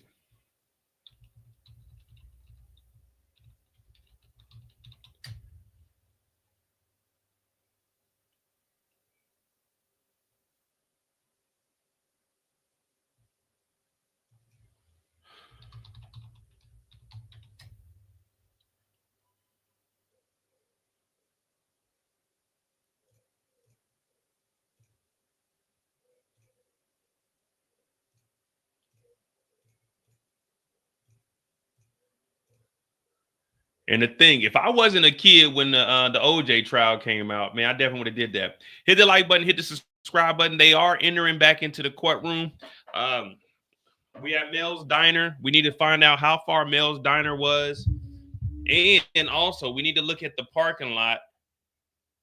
Because I think he mentioned, didn't they mention McDonald's?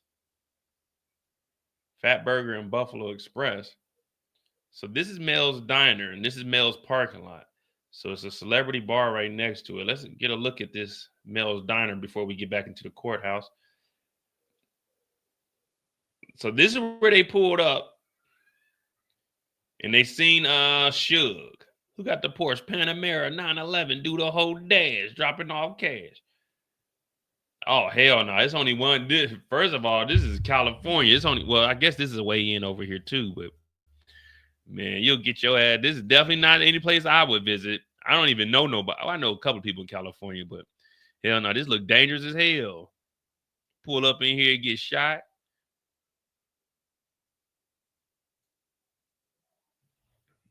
All right, let me get Comstock Apartments. Directions.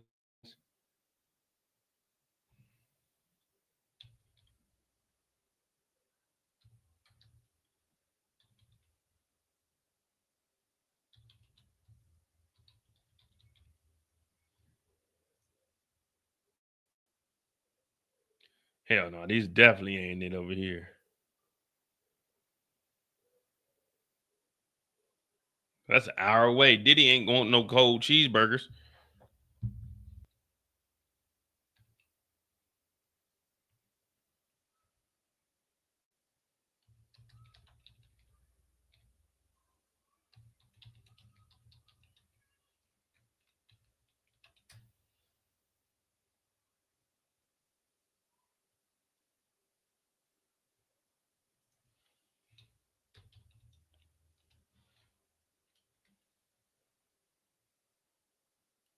All right, we'll find. I'm gonna find it on the back end. All right, we should be back in here. I think the Punisher will be back on the stand.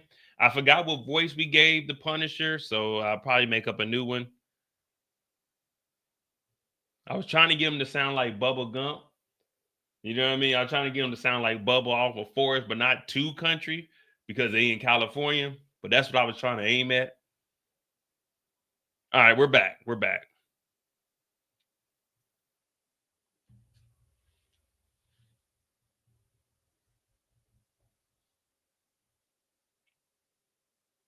The Allstate voice.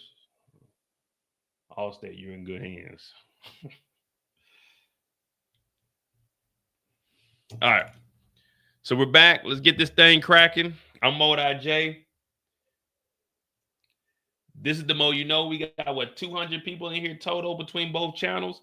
Real quick before we even get started, we got 210. We ain't even got 100 likes on my main channel. Come on, man. Come on, man. We 3 hours in and we ain't got 100 done. Hit the like button for your boy, please. Hit the subscribe button if you're new to the channel. This is Diddy Day 7. We're covering every day from the beginning of the trial to the end of the day. Hit that like button. Hit the subscribe button if you're new. Let's get like 140, 150 likes in here. We got like 200 total. All right.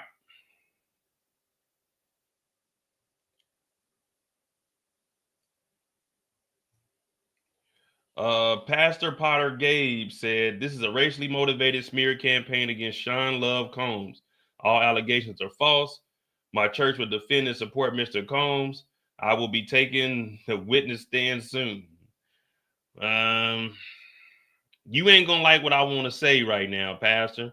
But since you're in here, that means you subscribe to the channel. So I ain't gonna say nothing too disrespectful. But tell your church to donate to me so I can go ahead and figure this out. Go ahead and send $1,000 to the Cash App. Tell your church it's for a good reason. I'm covering the trial. I am a black man. So your congregation will be supporting a black man that's just reading off the facts. But all allegations are not false. Okay. We didn't already see text messages from Diddy talking about he did that shit. Hey, you didn't respond. Let me know because I got a surprise for Out of State. We also heard Diddy say, I'll cancel it if you don't respond. So tell your church, Pastor Potter Games, to pot some money into the Cash App. Tell them to bless your brother for the day. Tell them I'm doing the Lord's work by reading off all the evidence. I'm not talking about a little bit of the evidence. Tell them I'm reading off all the evidence that's being displayed on the screen today. Tell your church that I am here sent from the heavens above, and let them know that I won't be taking the stand, but I will definitely use that $1,000 for good. So tell your church that they need to bless a brother. Bless a brother. I say, bless a brother with a thou wow. You know, it's 1 0 0 0. Tell your congregation to put their hands on my shoulders. I want them to all stand around. I want them all to get a chance to come over here and just put their $100 hands on me with a $100 bill up under each one of their hands and place their hands on my shoulder and bless me with the money. Bless me with $1,000 because I ain't eat today. I was at the hospital all day with a real problem. They said, boy, you might not make it. I said, the Lord got me. And I know that Pastor Gabe and his church are going to look out for me today. No, we're not playing around with the Lord because the Lord blessed me today that I was able to go to the hospital and be seen. So tell the church to just lay their hands on me with that guy by the name of Benjamin Franklin. Tell Benjamin Franklin and I need to holler at him. But until then, these allegations, he did that shit. All right, we back. We back.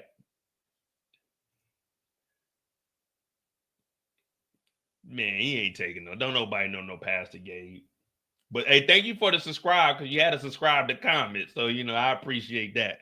Don't be a silent subscriber. Okay. We are back. We had a little interruption, but we here. We're back. The government said, how were these sessions scheduled? Shit, I reach out about 5 or 7 p.m. for later. They asked for a sexy scene, but I knew it would be more. How would it start? Man, baby oil, sex atmosphere, Mr. Combs would direct.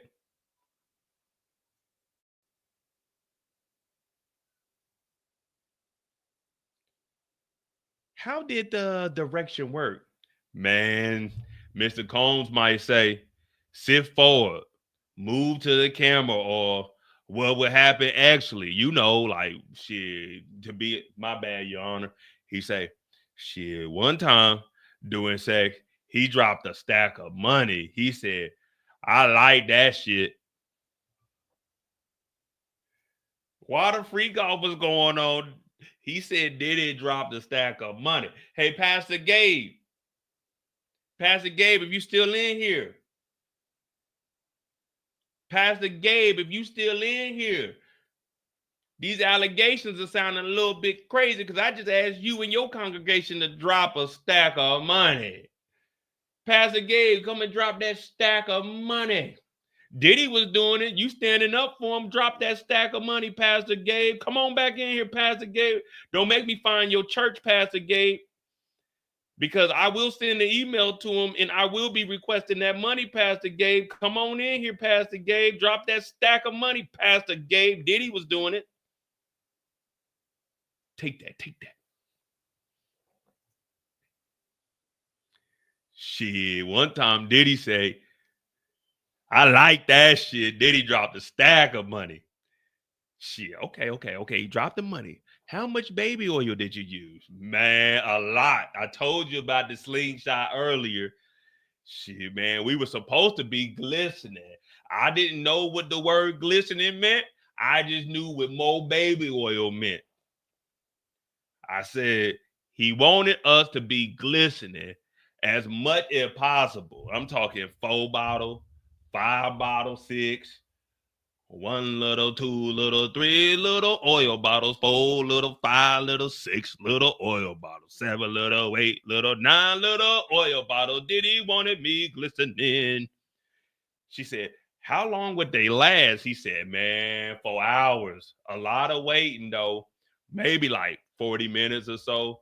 I was supposed to finish in a specific spot.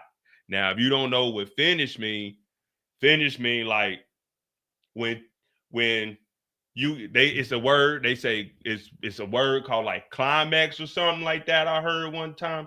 But yeah, Diddy would tell me to finish and like sometimes it'd be like a specific spot. And then I don't know if you heard or not, but sometimes when I would do what I was supposed to do, Diddy would go in the other room with Cassie. And one time I think I heard something, but I'm not sure what I heard. But I thought I heard he say, put that on my nipples. I don't know how true that is. I couldn't hear because I looked down on the table and that stack of money, well, it was glistening too. Oil get everywhere. Oil get everywhere. Nah, we don't know if the Punisher is bright or not, but I'm assuming that's what a nigga named Punisher sound like. I'm assuming this is what a nigga named Punisher sounds like.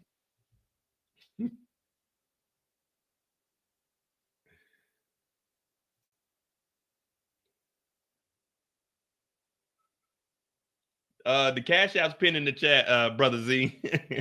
Brother Z is pinned in the Cash App, MOEDOTJ. But yeah, it's pinned in the chat. All right, here we go. I'm trying to entertain you guys. I'm trying to, I'm trying to lighten up the mood. Also, I'm reading it slower, so I'm not, saying I'll give you a heads up if something gets terrible.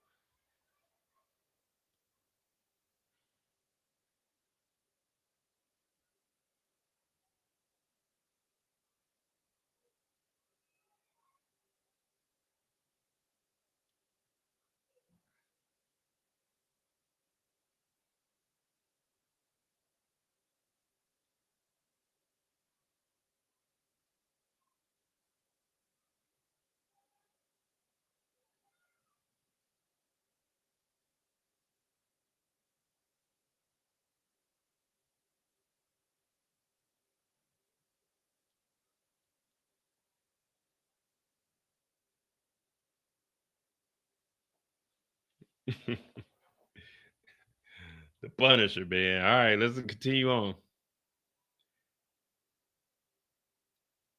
So he just said shit would go on for hours. Did he drop some money? You got that stack of money out there.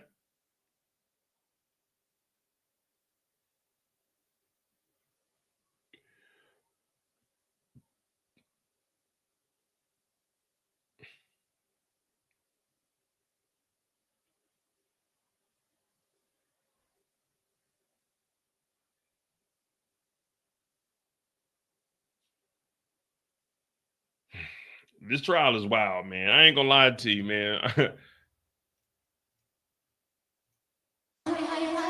Cassie, come on. What's up, BT? What? Come on, work. Let me see you work.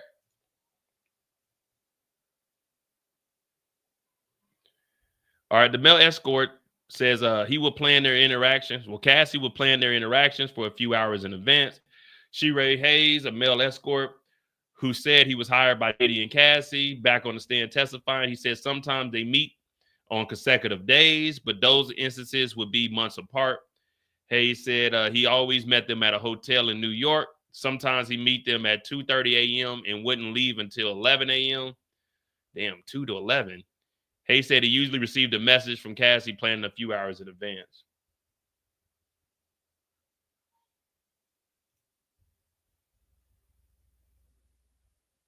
Now, I can't play the whole thing because it's on BET. They'll copy it. They'll hit us with the copyright. So we got to play the highlight. Boys. Cassie, come on. What's up, BT? Come on. Work. What? That's classic. Come on, BT. All right, we ain't got any updates yet. It 2 a.m. to 11 a.m. is fucking wild. Let me see. So then they asked, and then what? The Punisher said she would leave with Mr. Combs 10 or 15 minutes. She returned in a bathrobe and paid me $2,000 to $1,200,000 to $1,200. My bad, not $1,200,000. $1,200,000 a lot of money, but they would give me $1,200. Do you think Cassie was enjoying herself? Objection, Your Honor. Sustain.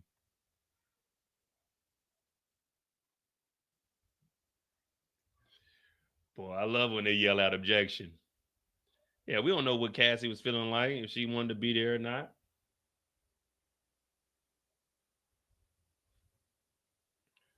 So the Punisher's on the stand. The Punisher's about to give us all the information.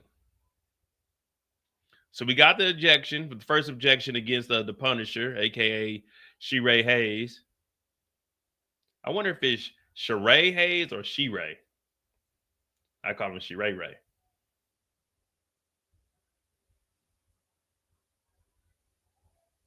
Yeah, I don't know about all that.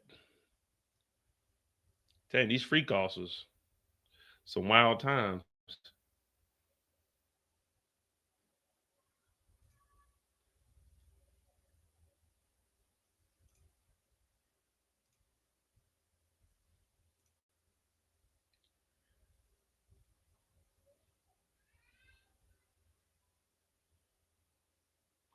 We're trying to get you these Diddy updates as fast as possible, guys. I'm just waiting on the updates to come through.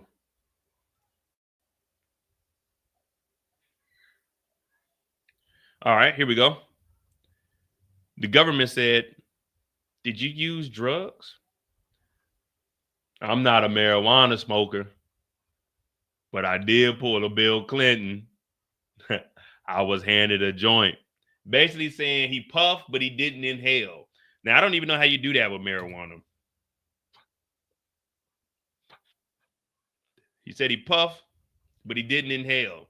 And when he says he pulled a Bill Clinton, that could be also a little bit of a little oral. We don't know what he means by he pulled a Bill Clinton. Okay. Did you have performance issues? The Punisher said, having a woman's partner there, yeah. Did the issues affect your pay? Objection, Your Honor. Damn. Hey, who's objecting this? Oh, Xavier. Hey, you guys remember Xavier? We didn't think Xavier did good when he was first up there, but he's objected now. So Xavier's speaking up because he's trying to stop anything that's talking about money. He's trying to stop that. Now we finally getting them trying to separate Diddy from the money. Because when it was talking about Cassie paying, we were good. But now when it's did the issues affect your pay? Objection. What are we talking about? Diddy wasn't paying no money.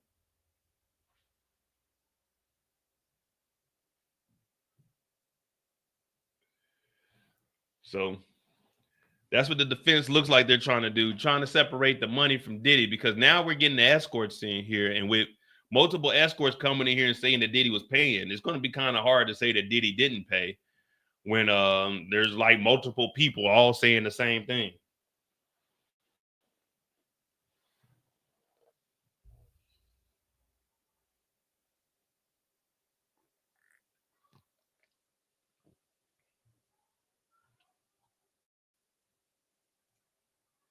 And if you didn't know, and you just tuning in, while this was going on, the Punisher said one time Diddy was in there watching, and he dropped a stack of money and said, "I like that. I like that." Objection, Your Honor, overruled. Did the performance affect your pay? See, the judge, he's unbiased. We here to see if there was a, you know what I'm saying, an exchange of money. The Punisher said, "I wasn't sure how they calculated. One time, Mr. Combs threw condoms on the couch next to us. I struggled. It was a failure." What happened next? They went out. I finished. She came back and thanked me for privacy.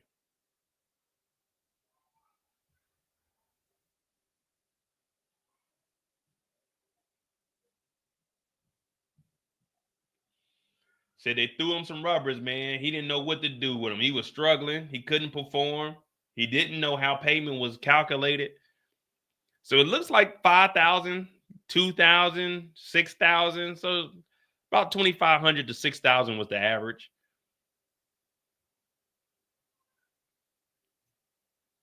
But exactly what we were saying, though, the defense is trying to separate the money from Diddy in all the performance and everything.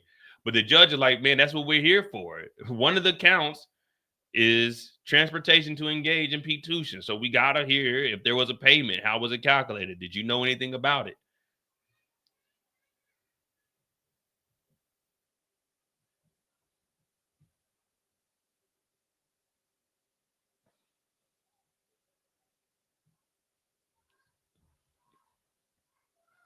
What up, Simone?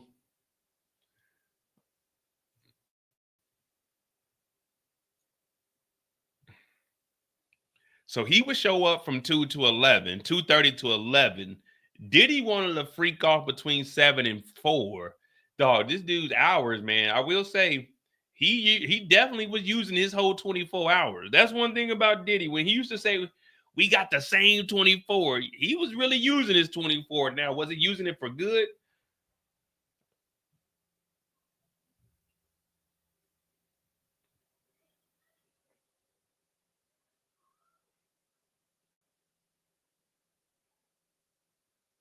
I don't think we heard one good thing during this whole live, except for I don't think we heard anything good that that Diddy was doing. So it don't look like his 24 hours. When he's on TV, it seemed like he was decent.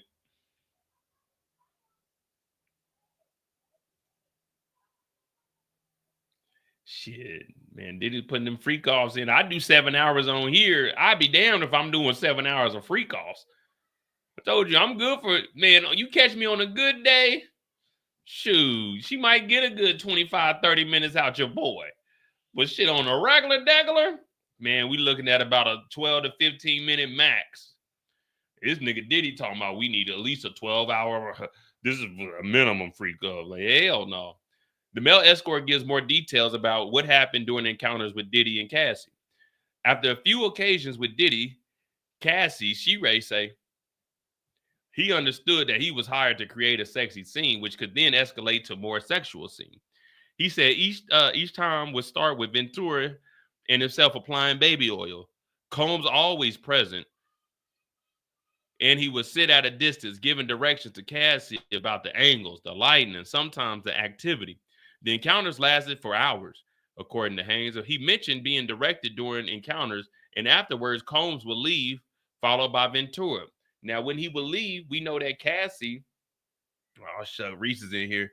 We know that Cassie would leave with Diddy, and that's when Cassie testified that they would go in the other room, and the finished product, Diddy wanted it on his chest. You guys remember that? That was Cassie's testimony. This ain't me making nothing up.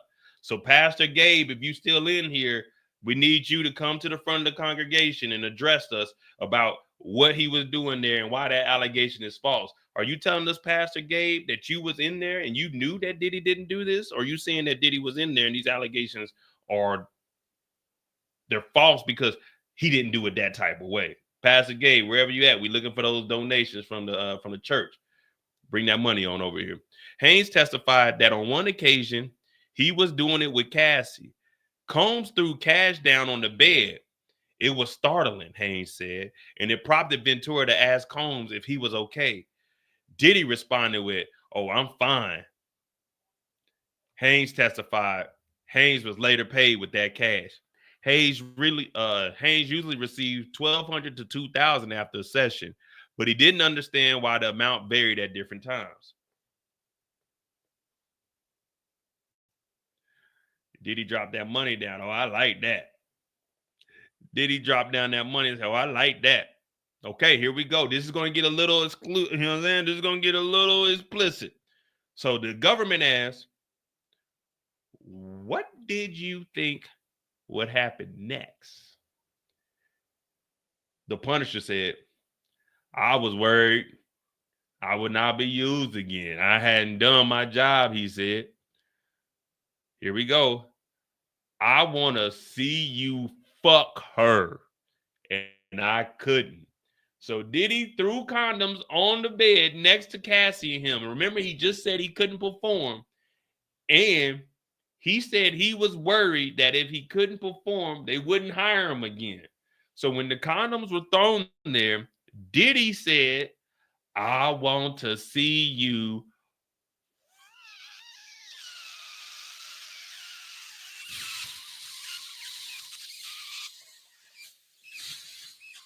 fuck her." The Punisher said, "And I couldn't."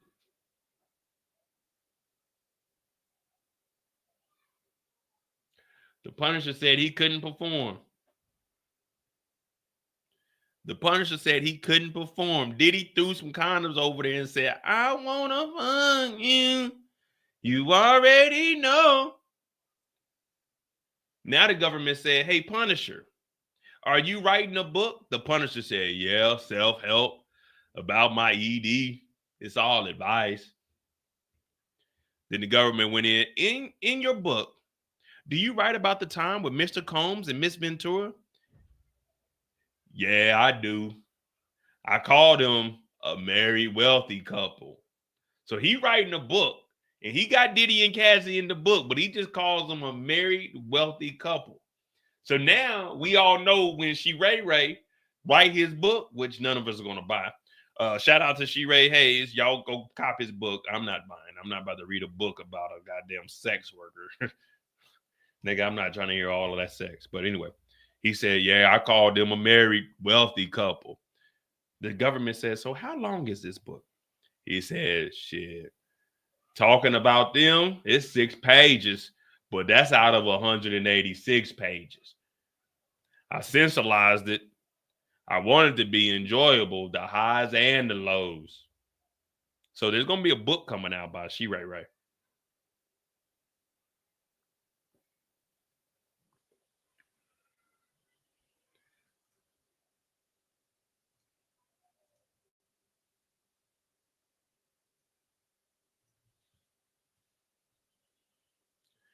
Cassie didn't refuse Combs' directions, the Punisher says, of the hotel encounters. The prosecutor asked the escort, Shereé Hayes, if he knew whether Cassie was enjoying herself during the encounters. My understanding was we were creating a scene. All right, we read over this. Did I observe sometimes of a I did observe sometimes a sigh, a wince that seemed to be frustration at the frequency of Combs' directions. Ventura was usually looking in Combs' direction during these encounters, Haynes said. He never heard her refuse Combs' direction. Combs never appeared to be intoxicated, escort says.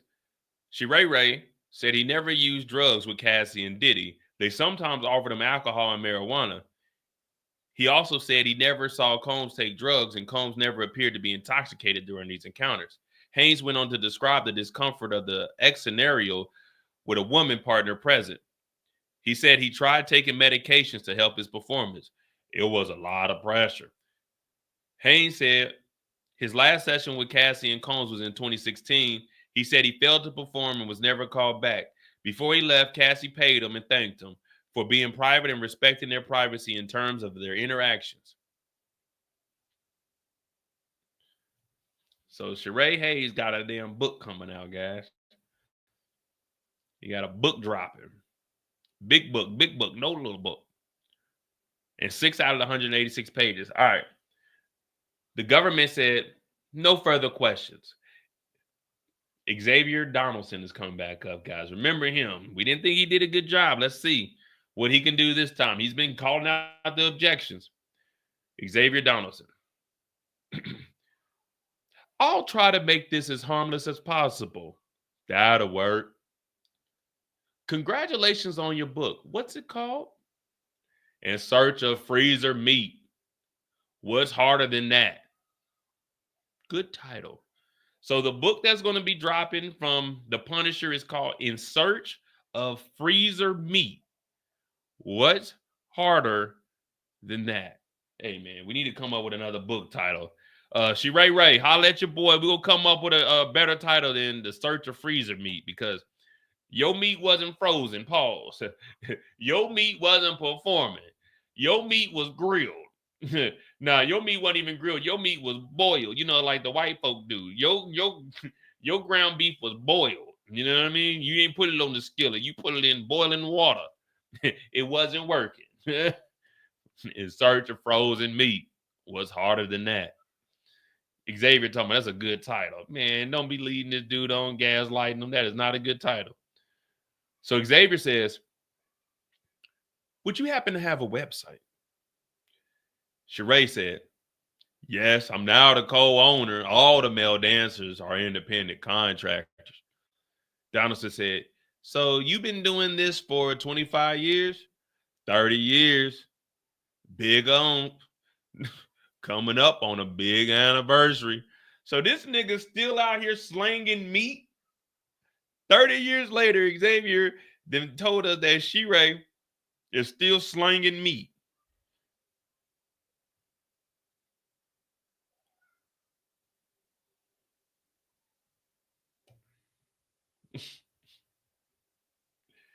All right, well, I'm trying to make the best out of this situation, guys. I mean, the Punisher is still out there. Ladies, the Punisher is still available. 51 years old, been doing this since 21. Ladies, and he got a new book, In Search of Freezer Meat. Was harder than that.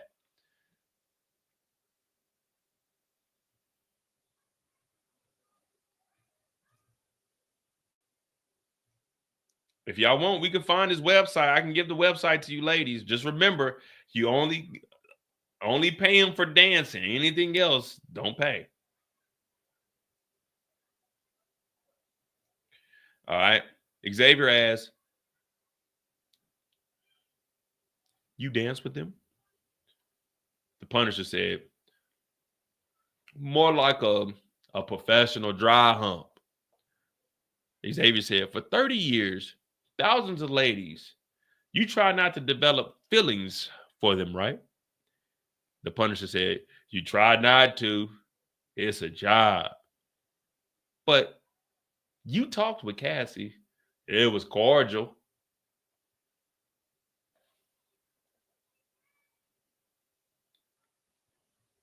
So now what they're doing is about to tie it back to when we first heard him on the stand, and he was talking about he had feelings towards Cassie. So I want to see how they're going to get in here, and they're probably going to say that. So you would say you're here trying to protect Cassie, because there was one time that he said Cassie ran into his arms. So I think that's the direction that the defense is going to go with on this one. Hey, what up if you on TikTok? This is my second day going live on TikTok. So I'm trying to figure out how I can get the TikTok on my computer also, because I'm on my YouTube. So, I'm just reading off everything that's on here, and we just going off of what's coming out of the courtroom from tweets and from updates from CNN. So hit that like button. I don't even know what to say on TikTok, but I guess hit the like button or follow the channel, but we're covering every single day. This is day 7 of the Diddy trial. I'm going to start doing these TikToks a little bit earlier too, so we can get the whole day on here. But I'm trying to narrate it. You know, we reenact everything that's being said. We try to give each person a different voice. But everything I'm reading, unless you see me stop reading, then I'm going off of what they wrote. But I try to fill in the blanks with some of the stuff. All right, here we go. So Xavier said, she asked to be able to call you. Shereé Haynes, aka Punisher, said, just to set up some sessions. We were never asked to talk. She was comfortable with you. She said so.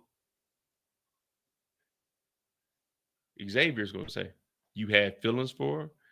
Shereé said, incorrect. I love that girl. Nah, he just said incorrect.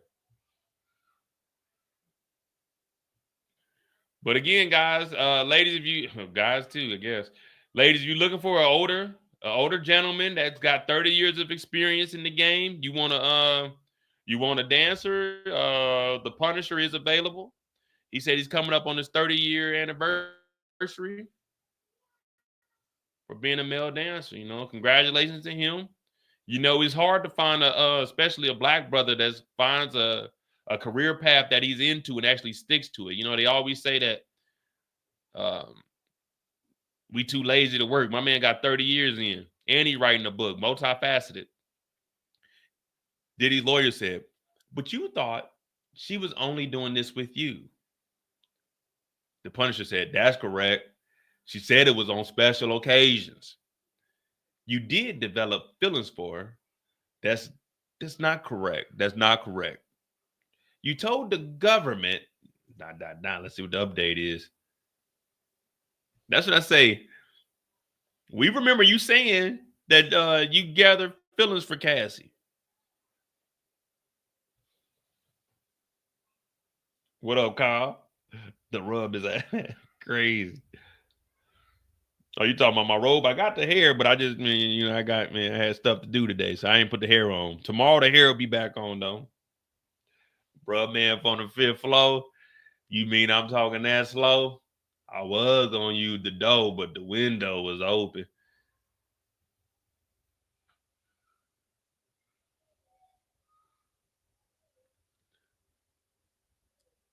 All right, Xavier, we're depending on you now. We trying to see, Xavier, how you gonna flip this? Where you gonna get into the defense? I mean, even if he had feelings for Cassie, the only thing, if they can prove that he had feelings for Cassie, they're gonna have to try to flip it and say you only on the stand to defend Cassie, or that you were lying for Cassie. But we know that he got paid. Now, how would they find out about the Diddy dropping the money and saying, I like that shit? I don't know, but nah, Moochie, Cassie mom been off the stand like 2 hours ago. We talking about the Punisher now.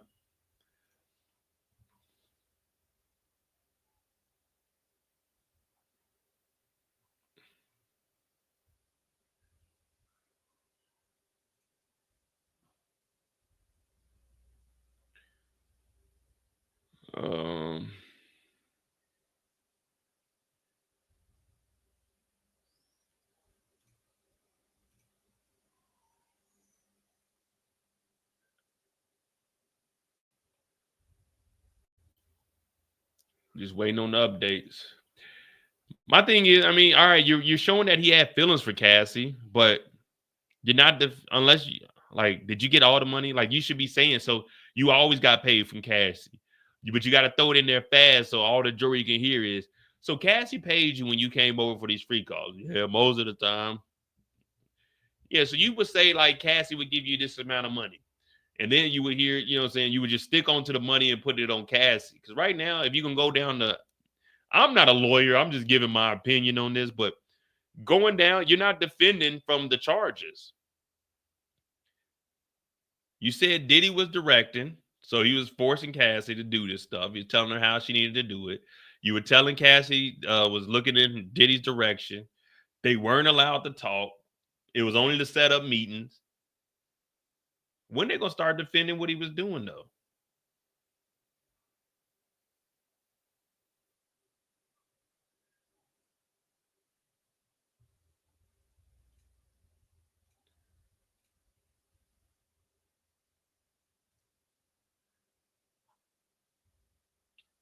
All right.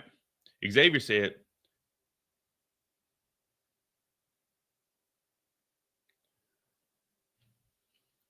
the government's note said you developed feelings for her. That may have been taken out of context. You use your 25 years of experience.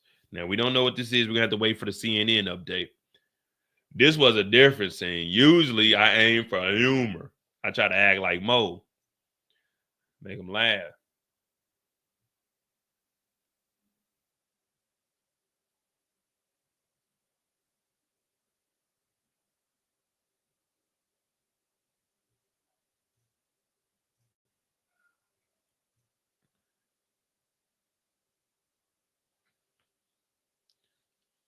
So Shereé started dancing in 1995.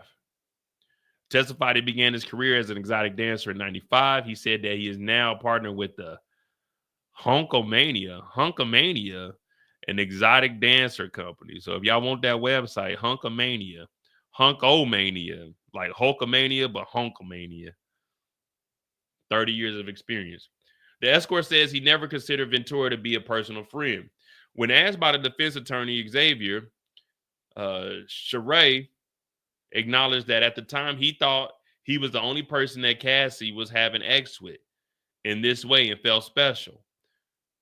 When Xavier suggested he developed feelings for Cassie, Haynes said that wasn't true. Donaldson pointed to the document from one of Haynes' meetings with the prosecutors where he told them he began to develop feelings for Ventura. That may have been taken out of context because that's not the case, Haynes said. Haynes said he never considered himself a personal friend.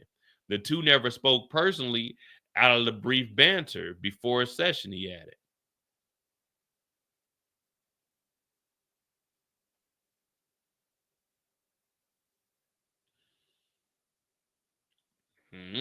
So he did think that he was the only one messing with her.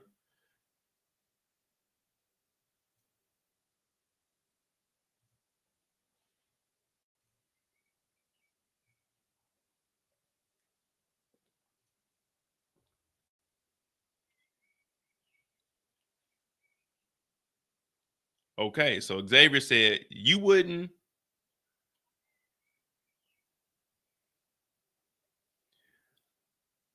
All right, he says you wouldn't try to dry hump someone who didn't want to be dry humped, correct? The Punisher said, yeah, it's important to read the room. Xavier said, so you read the room with Cassie and she wanted it? Objection, Your Honor, sustained.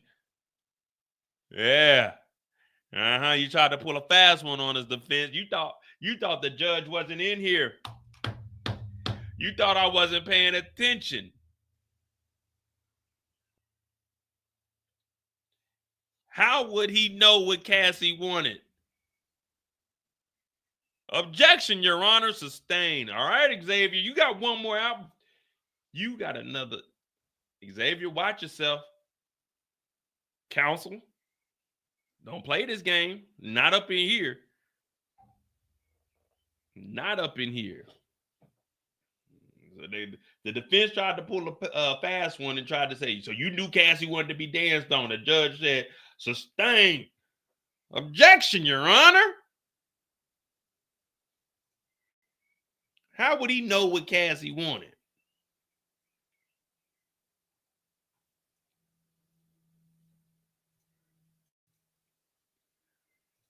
All right, I'm liking this. Xavier's tiptoeing the lines, but he ain't really getting to where we need him to get. He ain't really defending nothing at the moment. Yeah, we did. Even I said, we heard you testify the other day, Punisher, that you caught feelings. Now, what he's trying to say is that was taken out of context.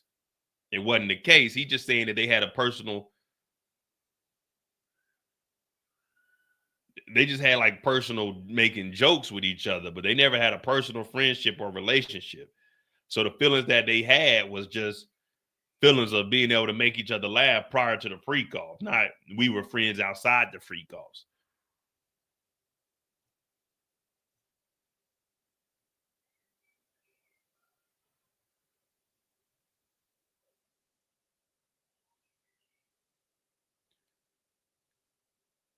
So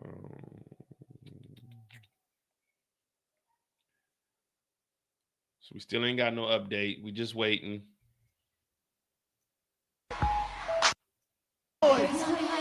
Cassie, come on. What's up, BT? What?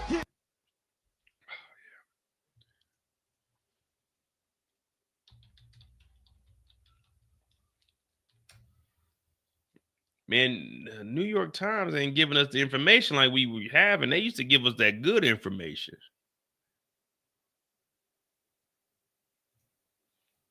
The Daily Mail really got Trump picture up here.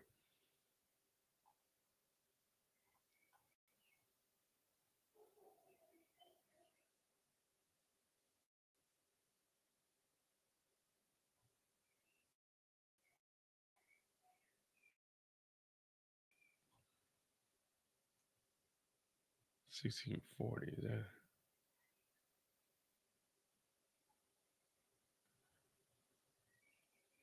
Yeah, we ain't got no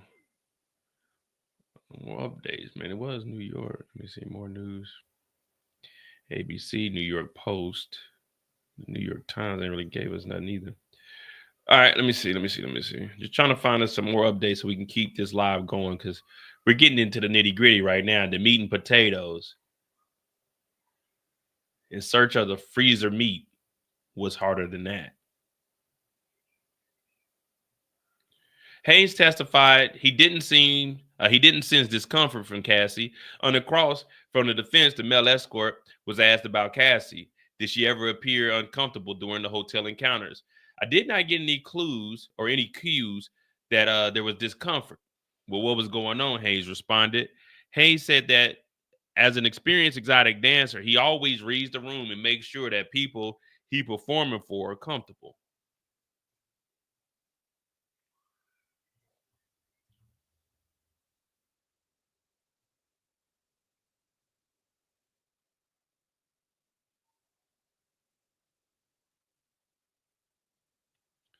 Come on, man. We need updates. What's going on in the courtroom? I'm getting word back that the Punisher has flipped out. His endowment may be out. I'm not sure. This is just unconfirmed information right now.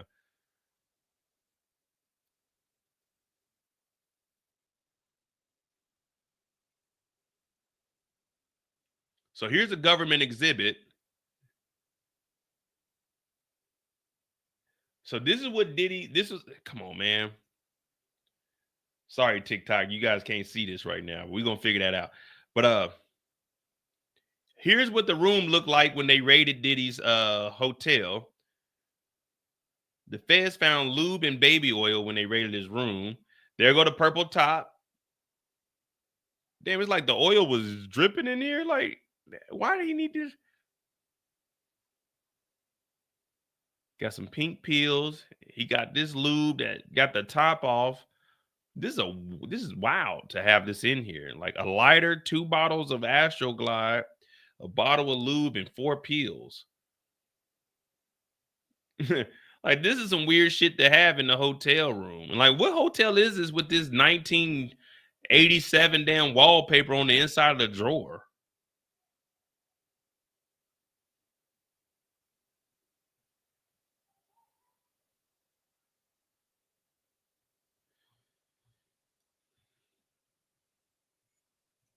They need to go ahead and drop all the exhibits for us so we can see all of the exhibits.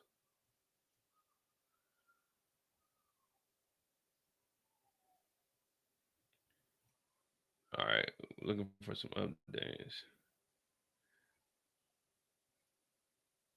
No, I don't know if that's no Benadryl. We know that he had MDMA. You know you can press up your own pills and put them in their own packaging.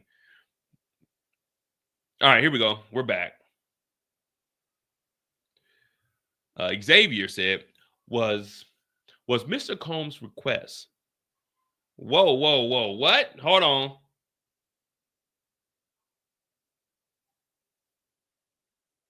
Is he talking about? All right, CNN, we definitely need an update. So I'm about to read this to you guys. I'm assuming they're talking about Cassie. So Xavier asked, was Mr. Combs' request that you penetrate? The Punisher said it was a demand, a strong suggestion. So Xavier said Cassie paid you even when she canceled, right? The Punisher said, yeah, $500. So they're trying to show that Cassie was paying, but we're not going to skip over this request of the Pinot trait. CNN, we need the full context of that. Was he talking about him or Cassie?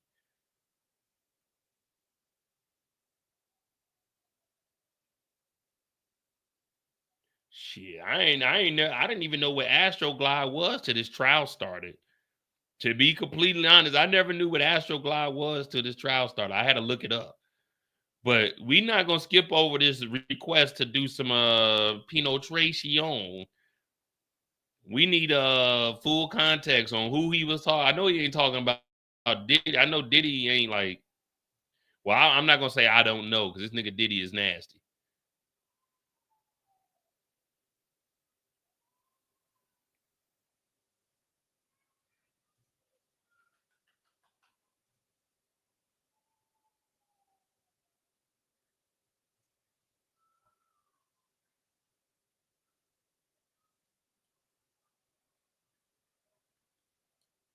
Oh man, they got a picture of the Punisher. There y'all go, ladies. There go the Punisher there. He said he worked as a dancer from 12 to 16 before them freak offs freaked him out.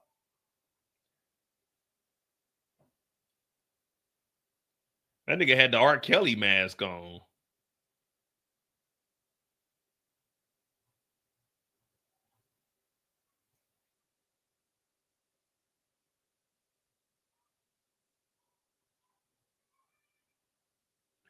All right, so we ain't got no update there. CNN really needs to drop that information so we can make sure we know what the hell's going on.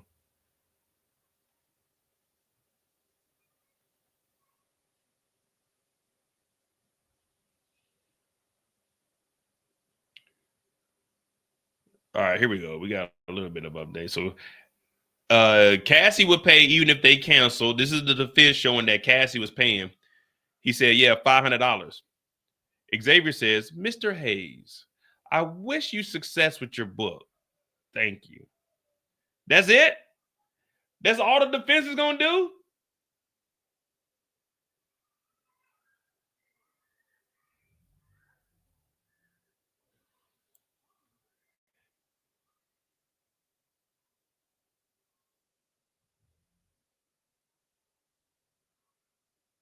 Oh, I'm covering sorry on TikTok. I'm covering the whole Diddy case. When we get some free time, we could talk about like Tory Lanez, but right now we're covering the Diddy case. Tory's already in jail. He ain't going nowhere.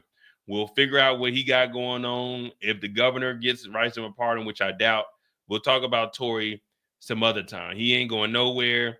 He still got like 8 years left, so we got more than enough time to talk about Tory. Right now, we on the Diddy case. But that's all.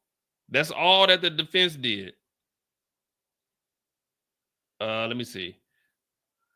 So Xavier says, I wish you success with your book. Thank you. The judge said redirect. The government said, what made you think Miss Ventura was enjoying herself?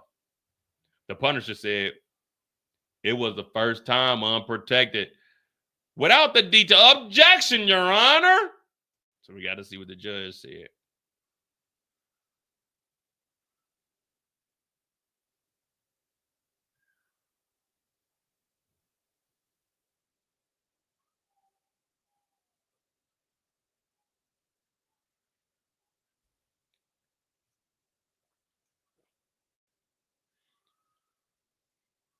Escort testifies he never saw filming or violence during Combs and Ventura. He said that during his encounters with Diddy and her, he never observed filming or any violence. He said marijuana was the only drug he saw during the time with them. He confirmed that Ventura never appeared to be under the influence of drugs when he saw her. All right, there you go. No drugs at this freak off.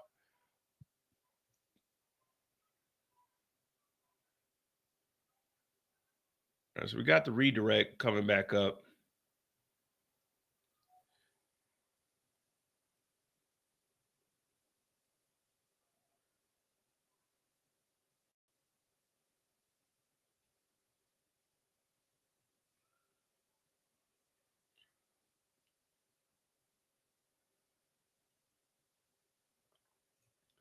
That is true, Shy.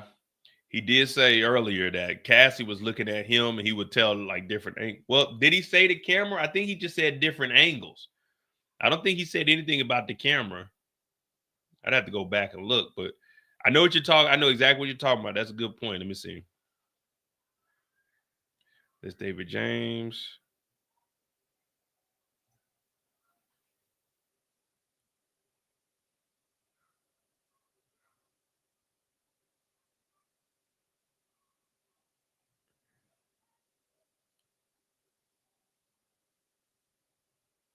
Have it do it again one more time.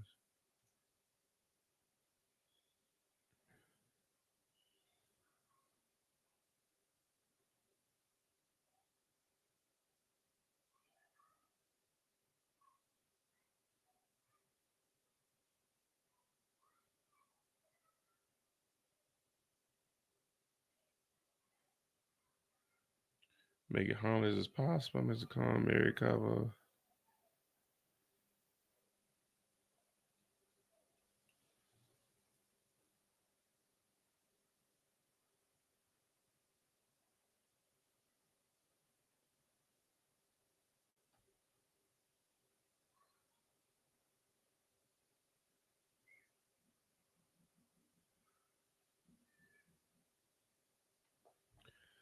Marijuana calculated 10, 15 minutes return back, bro. Oh, yeah, there you go right there. Mr. Combs might say, move forward, move the camera. There you go. I don't know why the defense must have missed that.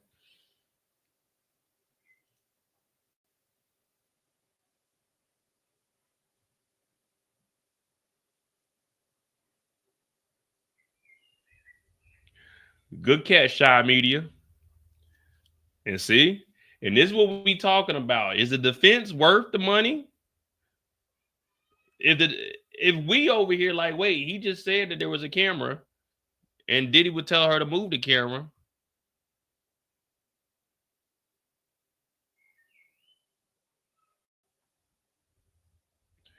Is he a Diddy plant? I didn't think he did good the first time he was up there, but let's see.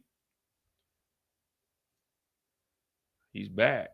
See, the defense, they ain't defending nothing. They got stuff that they can go, wait a minute, you're lying. So you're saying there was recording or there wasn't recording? But I guess if you just want the jury to hear that there wasn't any recording. So if you can get the witness to say that there wasn't any recording, then you just got to emphasize, okay, so you didn't see any recording? Okay, good. And then hopefully that the jurors forget about the first part.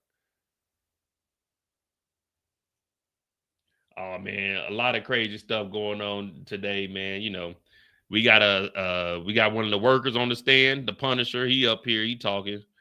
We had the personal assistant up here. He was hiring prostitutes too. Donaldson finished cross-examination of the male escort. Assistant U.S. attorney Meredith Foster is back. So we're going to see what she does. She's going to probably play on the innocence. Remember, they almost caught the Punisher up with catching feelings. He kind of cleared it up and said that I never said we had a personal relationship. We just made jokes before you know what I'm saying? It's just like when you look at like a basketball game or something, when you see them out on the court, you might see like Kevin Durant talking to Steph Curry before the game, but once it's game time, it's on. There's no talking to the other side. So he's saying that they used to just crack a little bit of jokes in the pregame to the free call, but it was never nothing personal. But they were trying to make it, he said that was taken out of context by the government, trying to say that he actually had feelings for her. But I'm pretty sure that's what we heard the first day he got up here, was like, I had feelings for her. She would come running to me. But who knows, man? They all over the place with it.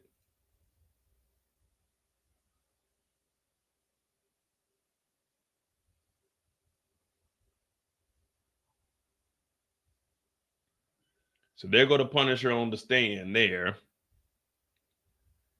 Haynes still on the stand. Here's a sketch of him, gracefully gifted to the inner city by the court artist. I need to find Elizabeth Williams.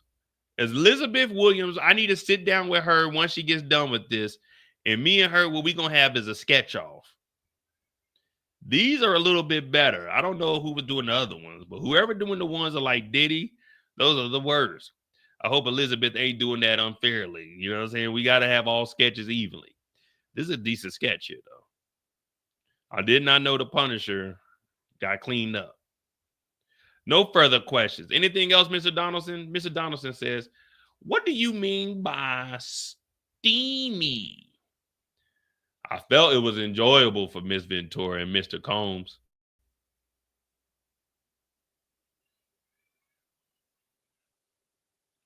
For those who like Elizabeth Williams sketches gracefully gifted to inner city, here's David James. Yeah, see, these are decent.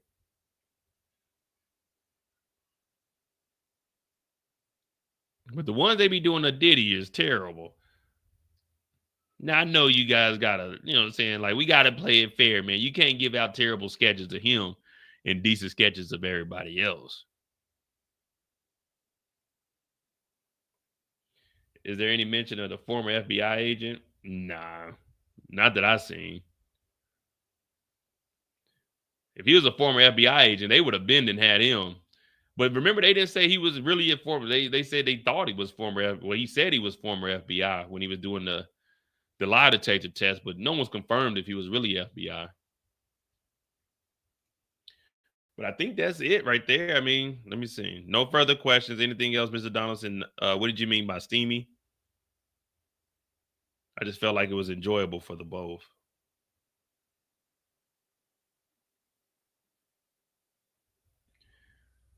Man, how many escorts are they bringing up here, though? One of these escorts is about to tell the whole truth and nothing but the truth. They about to tell, yeah, man, they were popping pills. It was crazy. There was a gun. Diddy was waving the gun in the air, talking about take that, take that.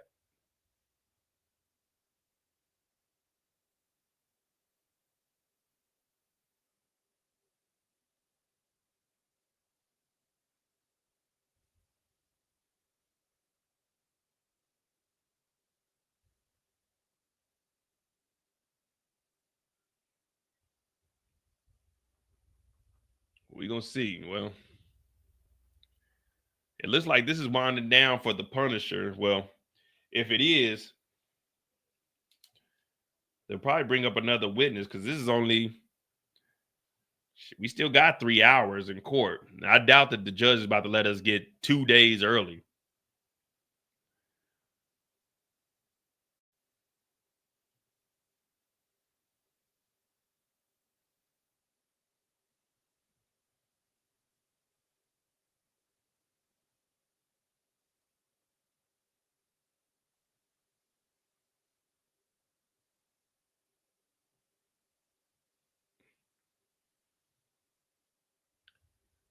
What up, A-Rod? What up, Tops? Yeah, I doubt the judge is going to let us in 2 days early. So they probably, hey, whoever the next witness is, get the Punisher off the stand and whoever's up next. Islander. We got a guy named Islander. Bring him on up. Get him in there. Put him in the hot seat. Let's get this thing on the road.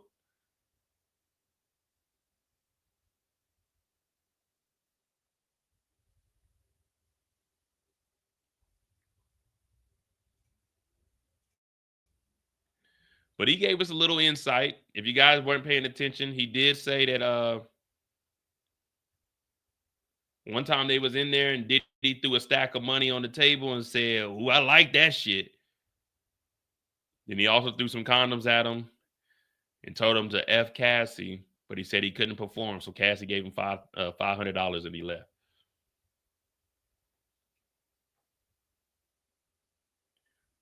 He said 5 to 3. Because I know the first week he was saying 9:30 to 5. And then he said the following weeks were going to be 9 to 5. But if they probably, well, remember Sunday, he told both sides, bring me the witness list by Sunday, 5 p.m. So he probably condensed the list down and told them, hey, talk about the main points. Don't be running all off.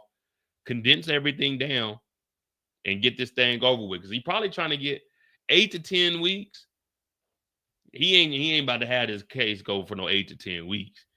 The most is probably about what, next week will be 3 weeks, so maybe 4 weeks. I doubt that this thing is gonna go 2 months. He probably like, nah, bring them in back to back.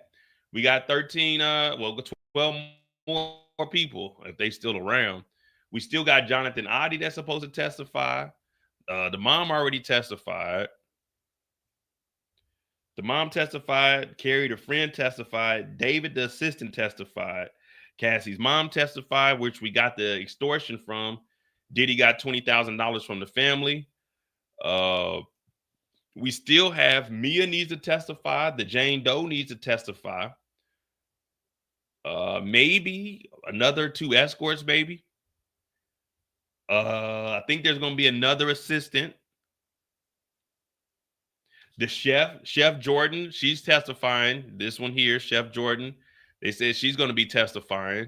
I don't know if the other chef is going to testify, the one that he settled with in 2016 that accused her of stealing the watch that was given to her. The one that also said she had to serve so we got 2 chefs, potentially 1. Jordan's going to testify. Then we got Gina, who was a victim. We got Gina that's supposed to testify. So it looks like we got at least, that we know about, 6 to 7 more people. We're going to see where it goes, though, but they just keep rolling in. So as far as the three charges, the racketeering, I see that.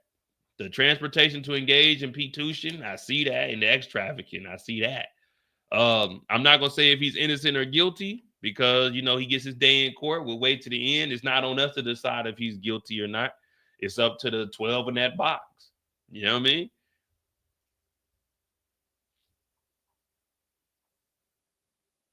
It's not up to us, but when I say that it sounds like he committed some of this crime, hell yeah.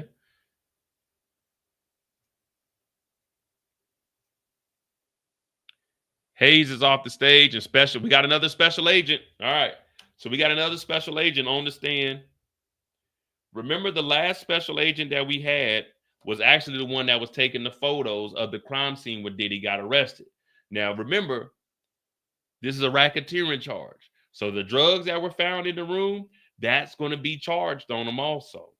So that's why they're talking about the photos of the drugs, of anything, like if there was any weapons that were found in the raids. This is a racketeering charge. So those fall up under it. And remember, in order to get a racketeering, you only got to prove 2 things, 2 crimes being committed. And just off of that, we got drugs, we got illegal drugs, and then we got prescriptions that were in the name of Frank Black and Diddy had possession of. So there go 2 charges just off of that. The racketeering, in my opinion, is automatically sticking. Now, I'm not a lawyer, but I'm just saying, for me, my understanding of what I read and how they got the law written out, it only needs to be 2 charges to stick for a RICO. Again, we went over what R. Kelly got charged for.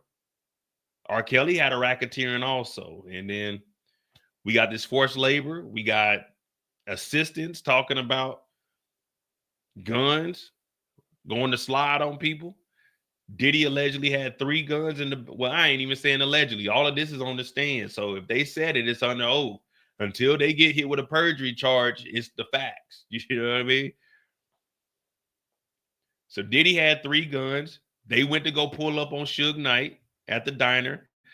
We got a special agent hitting the stand. The Punisher took the stand. So we still haven't even spoke to the HSI agents that arrested Diddy.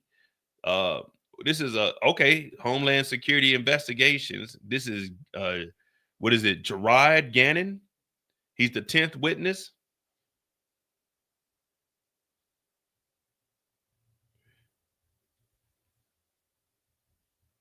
He's probably going to testify about either the raid. He's probably going to testify about what they found in the house. I'm not sure if he was the one that was actually there to do the arresting. We're going to get his introduction. We're going to get all that information. And of course, we're going to follow it up. Gerard Gannon, I'm about to actually look up and see if there's any cases that Gerard was on. If Gerard may have made some arrests in prior cases, we can see what his history is. That's always a good thing. See what our tax dollars are going to. Now, I know some people like, man, hurry the trial up, it's wasting our tax dollars. Trust me. Your tax dollars, you're not seeing any of this in this trial. You know what I mean? You're worried about wasting money on this trial.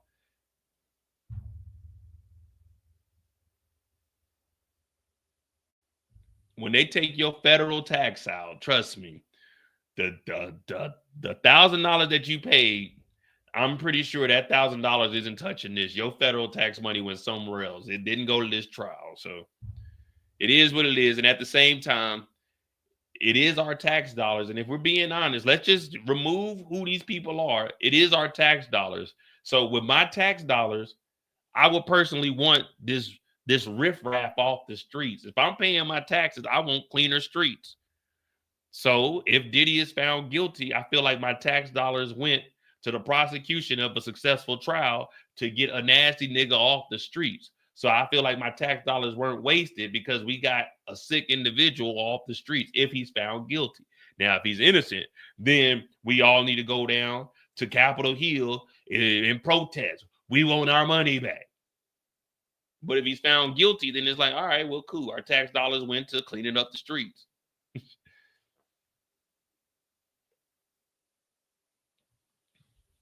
Oh, man, I'm over here.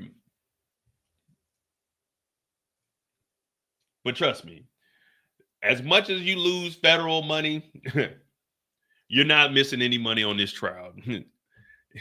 You looking up your federal, man, they just spent, damn, I paid $1,200 in federal tax, $1,500 this year. Damn, they done took $2 out of my federal tax and put it towards this Diddy trial. Man, ooh, man, they be wasting money. All right, so we got Special Agent Gerard Gannon. We're going to look up him and see if he has any cases, and then we're going to jump right into the trial. Noise. Cassie, come on. What's up, BT? Come on. What? Yeah.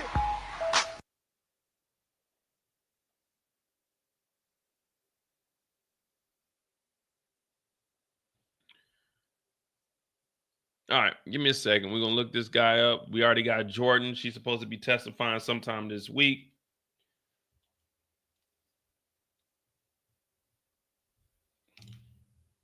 Special Agent Gannon.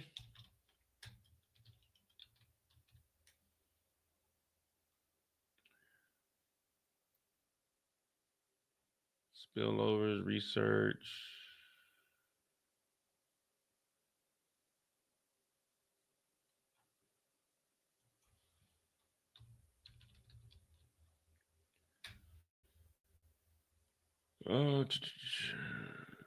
Officers and managers, suspect identified. Nope, the suspect.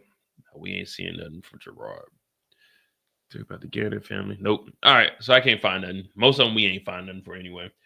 Let's see what we got from Inner City Press. Make sure you hit that like button, hit that subscribe button. This is Diddy Day 7, the 10th witness. We have a special agent from the HSI. Now, we're not sure if he was a part of the raid or he's a part of the arrest team, but he's on the stand now, and we will conduct this interview accordingly. Diddy tries to warm himself up in the chilly courtroom, so they say that Diddy's in here. It's cold, Your Honor. Yeah, it's gonna be colder in that cell, nigga. Oh, it's cold, Your Honor. Diddy in there trying to do the shivers. It's cold in here. Oh, yeah, it's going to be cold, all right. Diddy appeared to try to warm himself up in the frigid courtroom this morning, crossing and rubbing his arms and cupping and blowing into his hands. Nigga, it ain't that damn cold in there. Diddy in there. It's cold in here. It's cold in the motherfucker. Nigga, it ain't that damn cold, nigga. Woo! Hey, Diddy, calm down. The judge acknowledged the chilly temperatures in the room after the lunch break. We talked about that. We're going to try to get the temperature turned up just a few degrees. I'm freezing right with you, the judge said. But they say nobody else in the courtroom was.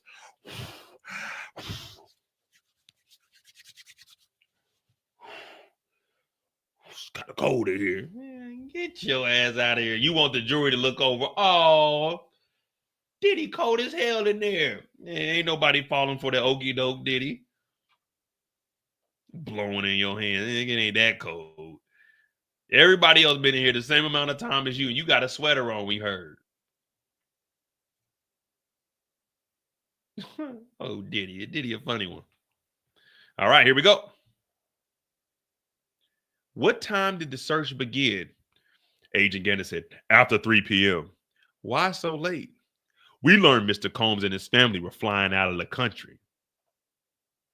Was there a pier on the property on Star Island? Yes, we had to monitor it. All right. So they down in Miami with it. So this is the Miami house they up in. Okay. Okay, we in the Miami house. We in Miami. Diddy, Miami house raid outcome. Okay. So the feds know everything. So Diddy and his family, they didn't even want to arrest Diddy yet. They said, what we gonna do? We just gonna wait. Guns and ammo, freak off supplies. Okay.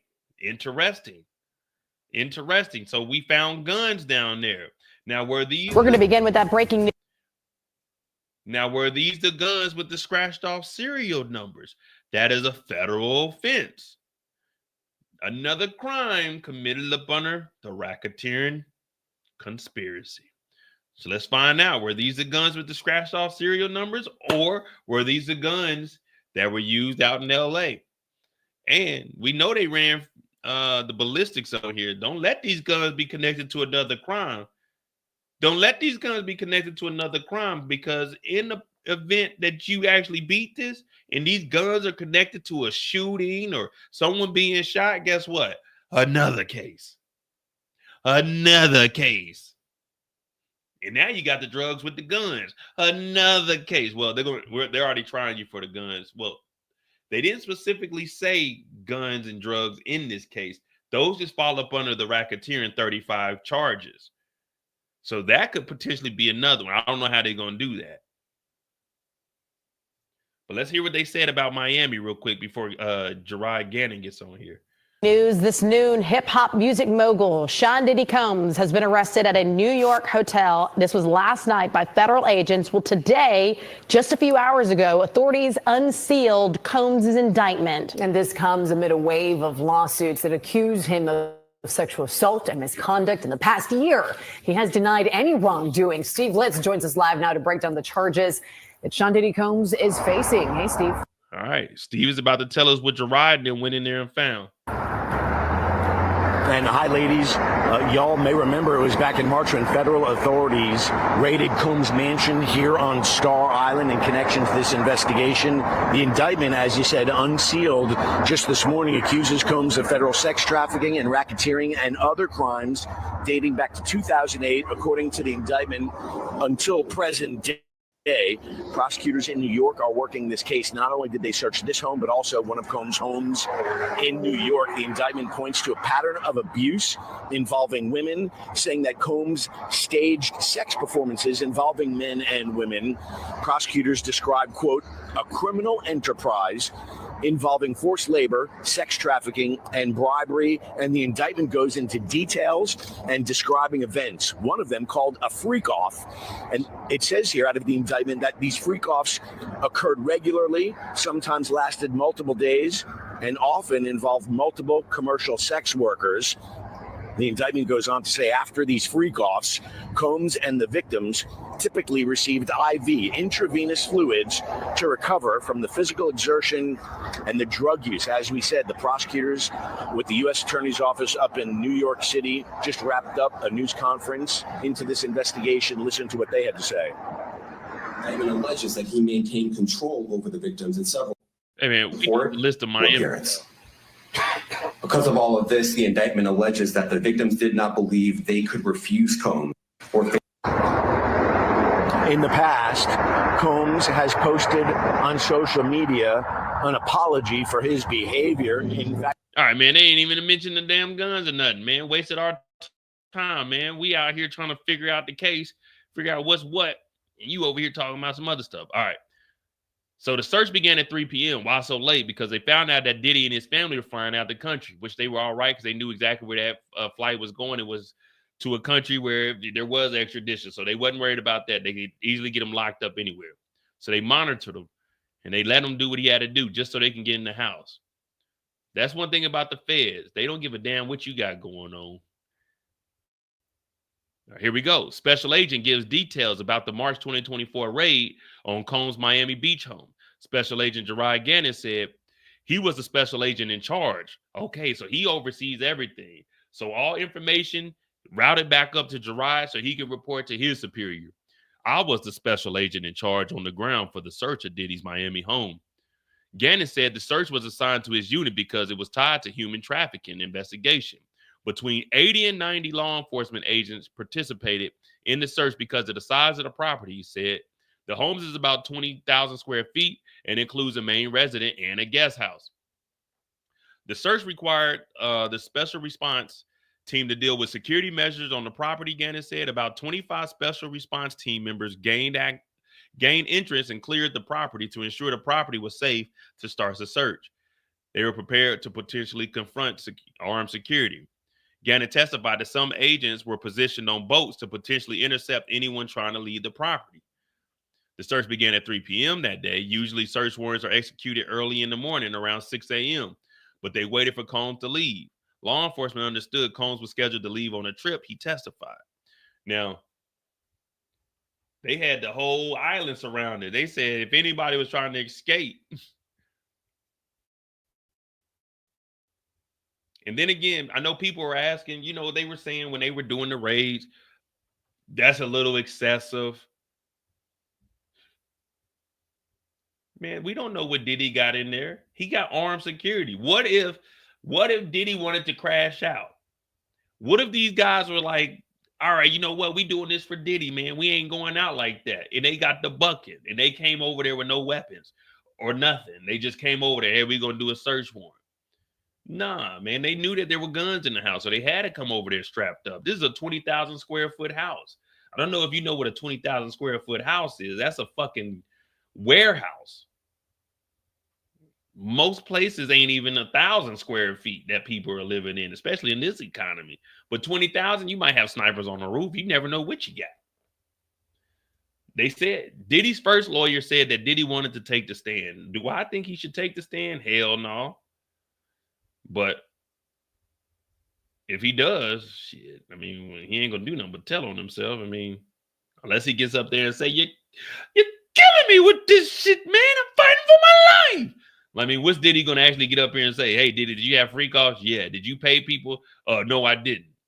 Oh, okay, Diddy, it sounds like you're lying. You know what I mean? Like, yeah, I don't know what he would get up here and say.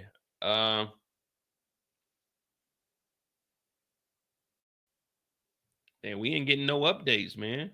We want to know what was found in the house. Are there any pictures? What was going on?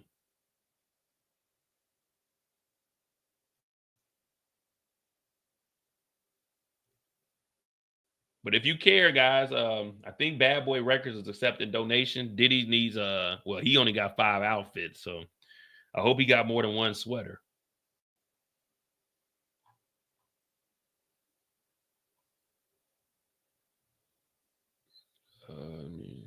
Got nothing there.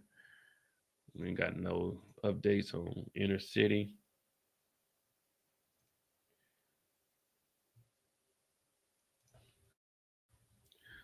I'm working, guys. I'm trying to find something.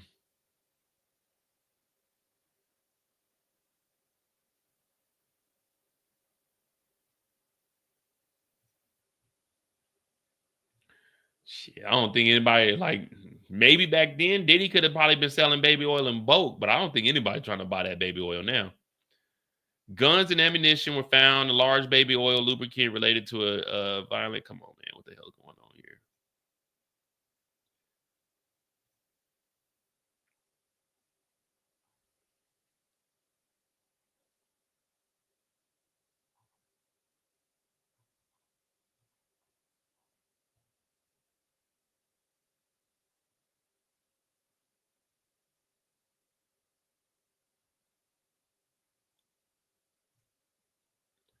Man, I hope my internet ain't acting up, man. Come on, man. All right, here we go. Oh, that's still the same stuff that we got. We ain't got no updates.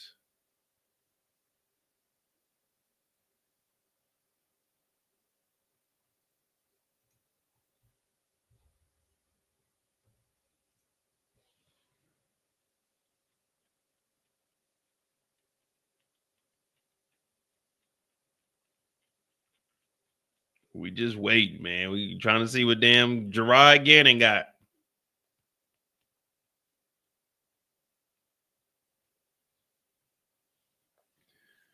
He ain't gave us no information yet.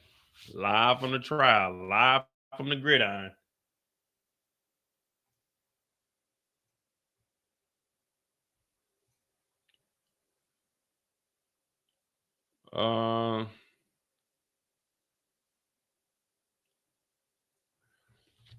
Yeah, he just testified about the arrest in the Miami home, 80 to 90 agents.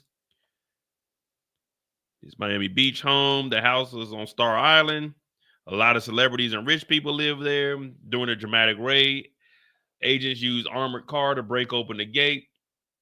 Combs' Homely Hills home in Los Angeles area was also raided.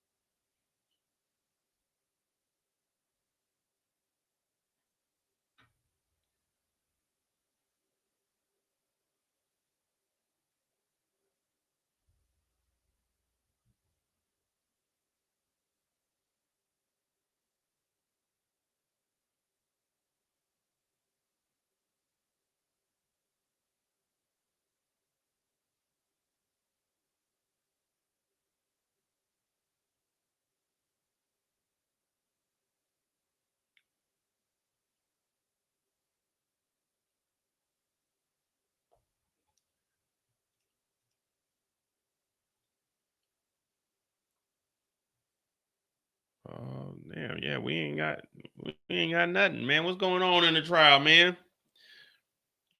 What they do? They say they cancel it?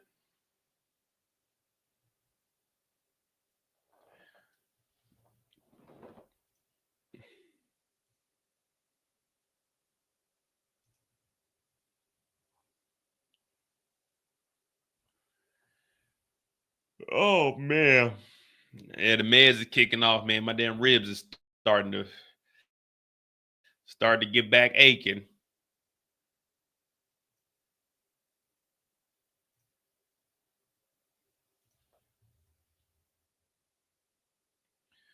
Now, Mozzie, the mom was actually good. The mom got up there and she told us that she ended up paying Diddy $20,000 so he wouldn't release an X tape of Cassie.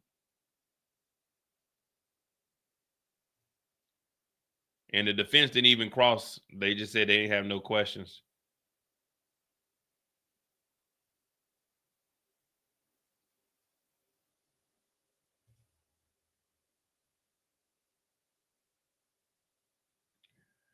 Yeah, we ain't seeing nothing. We ain't got nothing. If anybody's on any other website, let me know what our updates are. Maybe my internet's just acting up. You know how this German internet can get.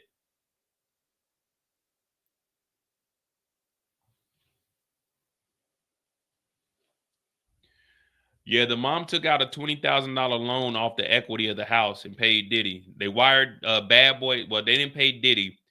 Diddy told them he wanted $20,000 for the money he lost off of Cassie while she was dating Kid Cudi. After that incident, Diddy's personal what is it, a booker? Or his personal financial advisor, whatever it is, they then emailed Cassie's mama and told them directions on how to wire Bad Boy money. So Cassie's mom and dad, they went and took $20,000 of equity out of the home and they wired it over to Bad Boy Records. From there, 4 or 5 days later, they said the money came back and they never talked to Diddy. Agents broke through the gate of the Miami beachfront house during the Homeland Security. Agent testified the jury was shown Diddy's Miami home front gate, which was broken. Agents used their vehicle to break through the gate to enter the property. Mr. Gannon, a special agent of Homeland Security, testified. He said it was standard practice when conducting a search warrant as the quickest and safest option to be able to get into the property. So, I mean, yeah, that is typical. You always see it. You see them running through houses. They do all of that.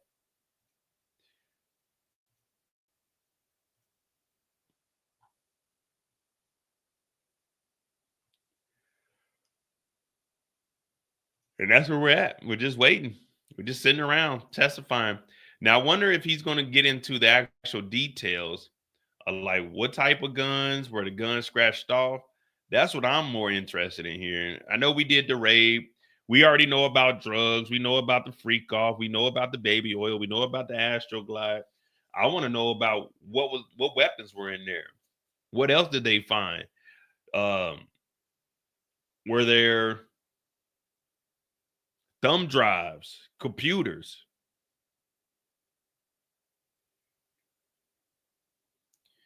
Then we also seen Diddy put the house up for $61 million. If you weren't tuned in yesterday, Diddy had $140 million worth of mortgage. He had eight loans that were taken out for the $140 million. Some of them were due in 2028. So it wasn't looking good for Diddy.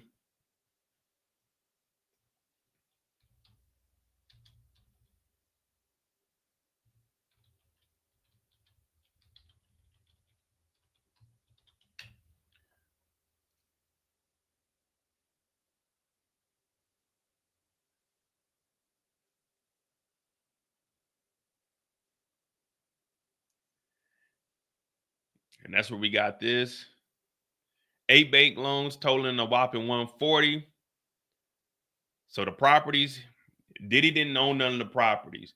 His mom's house he owned. Well, his mom's house was in her name, and that's one of the houses he was trying to put up to actually get a bail package. Diddy.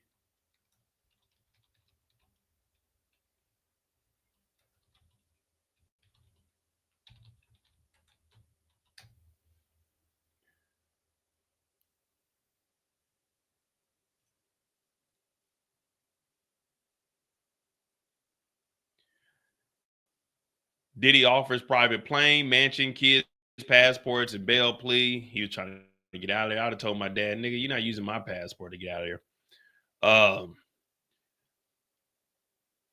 They were desperately seeking it. Oh my goodness, Rolling Stone. Come on, man. We just trying to fill in the blanks while we wait. Since we talking about the Miami home, we got to talk about the debt that Diddy was in.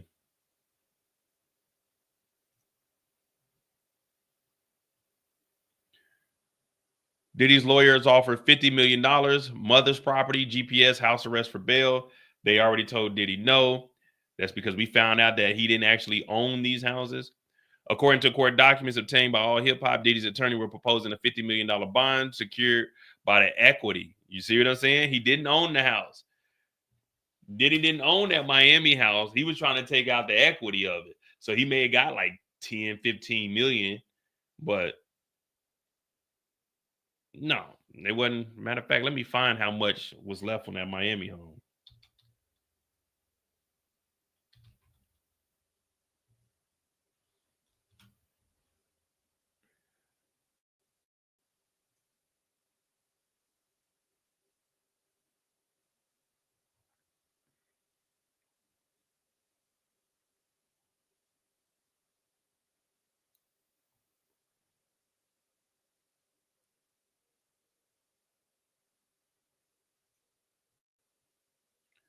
So just real quick, it says to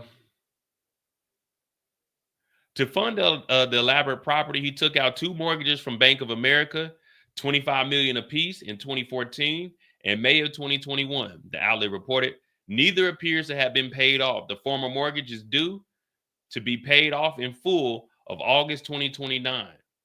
So that first $25 million from 2014, it was a 15-year mortgage. That's due in August of 2029. He ain't got the money for it. It ain't paid off. Then the one that he took out in 2020, it's another 15. due in 2036. It ain't paid off. In addition to the LA pad, he also purchased 2 neighboring mansions on Miami Beach, Star Island. This is where they did the raid. Remember his stupid ass son made that dumb ass song? They raided the mansion. It was the wrong one. Yeah, well, trust me. They watching those too. So for one of the Miami properties, a 9-bedroom, 12-bath waterfront he bought from Sony Music, Tommy Mulatto, my bad, for $14 million in 2003. He's taken out 5 mortgages for $68 million. So far, he's paid off $42 million. And I think this is the one that they're at. So far, he's paid off $42 million. Still owes roughly like $97 million. The 10-bed, 6-bath mansion next door in 2021, he bought it for $35 million. He took out a single loan for $20 million, and that's due to be paid off in 2036. So he got 2 of them due in 2036 and 1 due in 2029. None of these houses are owned. So he could only take out the equity. And then we seen that he's trying to so he took out the equity in his Miami home and he tried to put up his mom's house.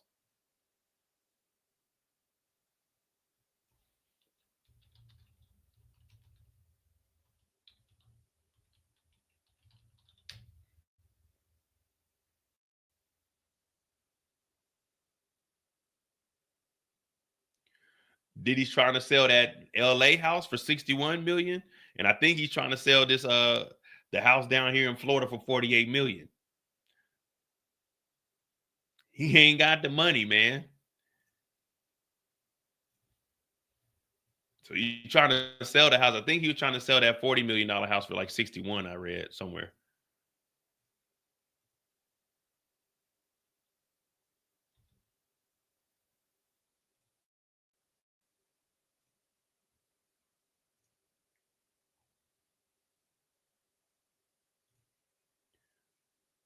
All right, here we go. I think we got some updates. I can't be for sure messing around with them.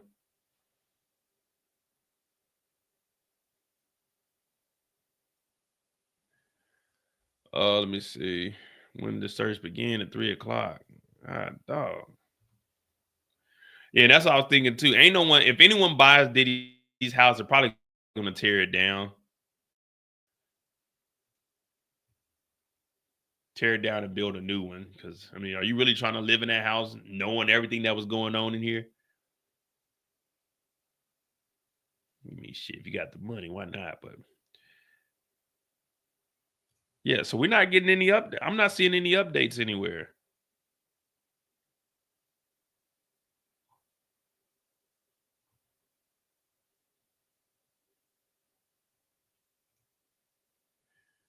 Agents broke through the gates, man. I'm just stalling time right now, man. I'm not.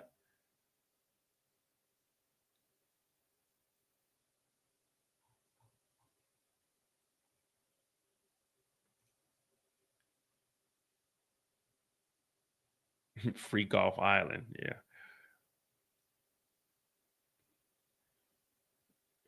Yeah, I mean, I'm not trying to just sit here and because now we're all off of what they. I mean, we talked about the Miami homes, but we ain't getting no updates. Well, I'm not seeing any at least.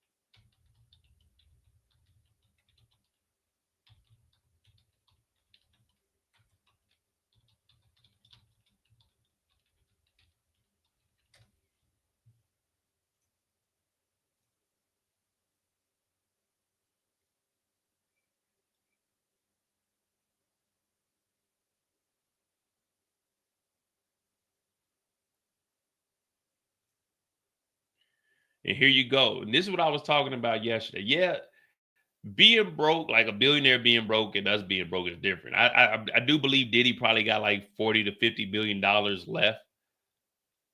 A lot of his other stuff is tied up in his assets. But remember though, when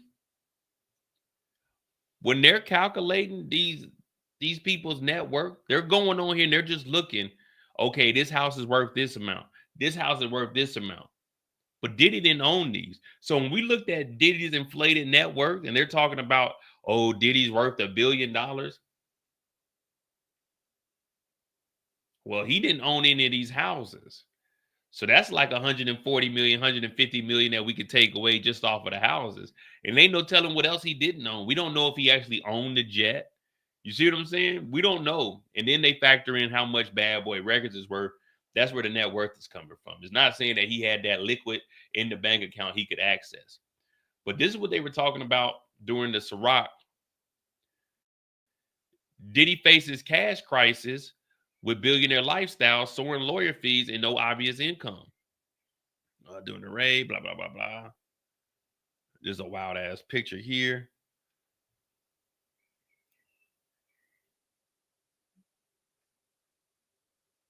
The New York Post analyst says Diddy's total annual bills are around 35 million per year, which is fucking crazy. 35 million a year in bills is wild.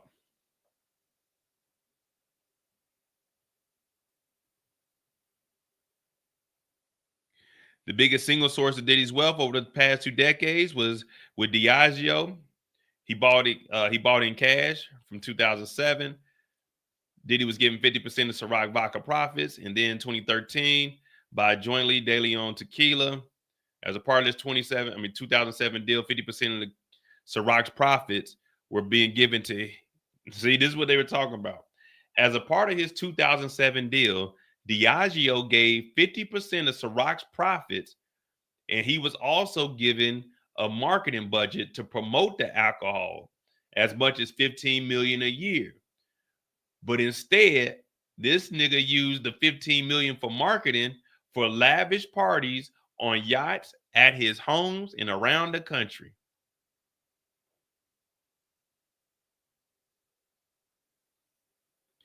Diddy had been paid out $1 billion since 2007. He tried to say it was a race thing, but you was only promoting to urban people.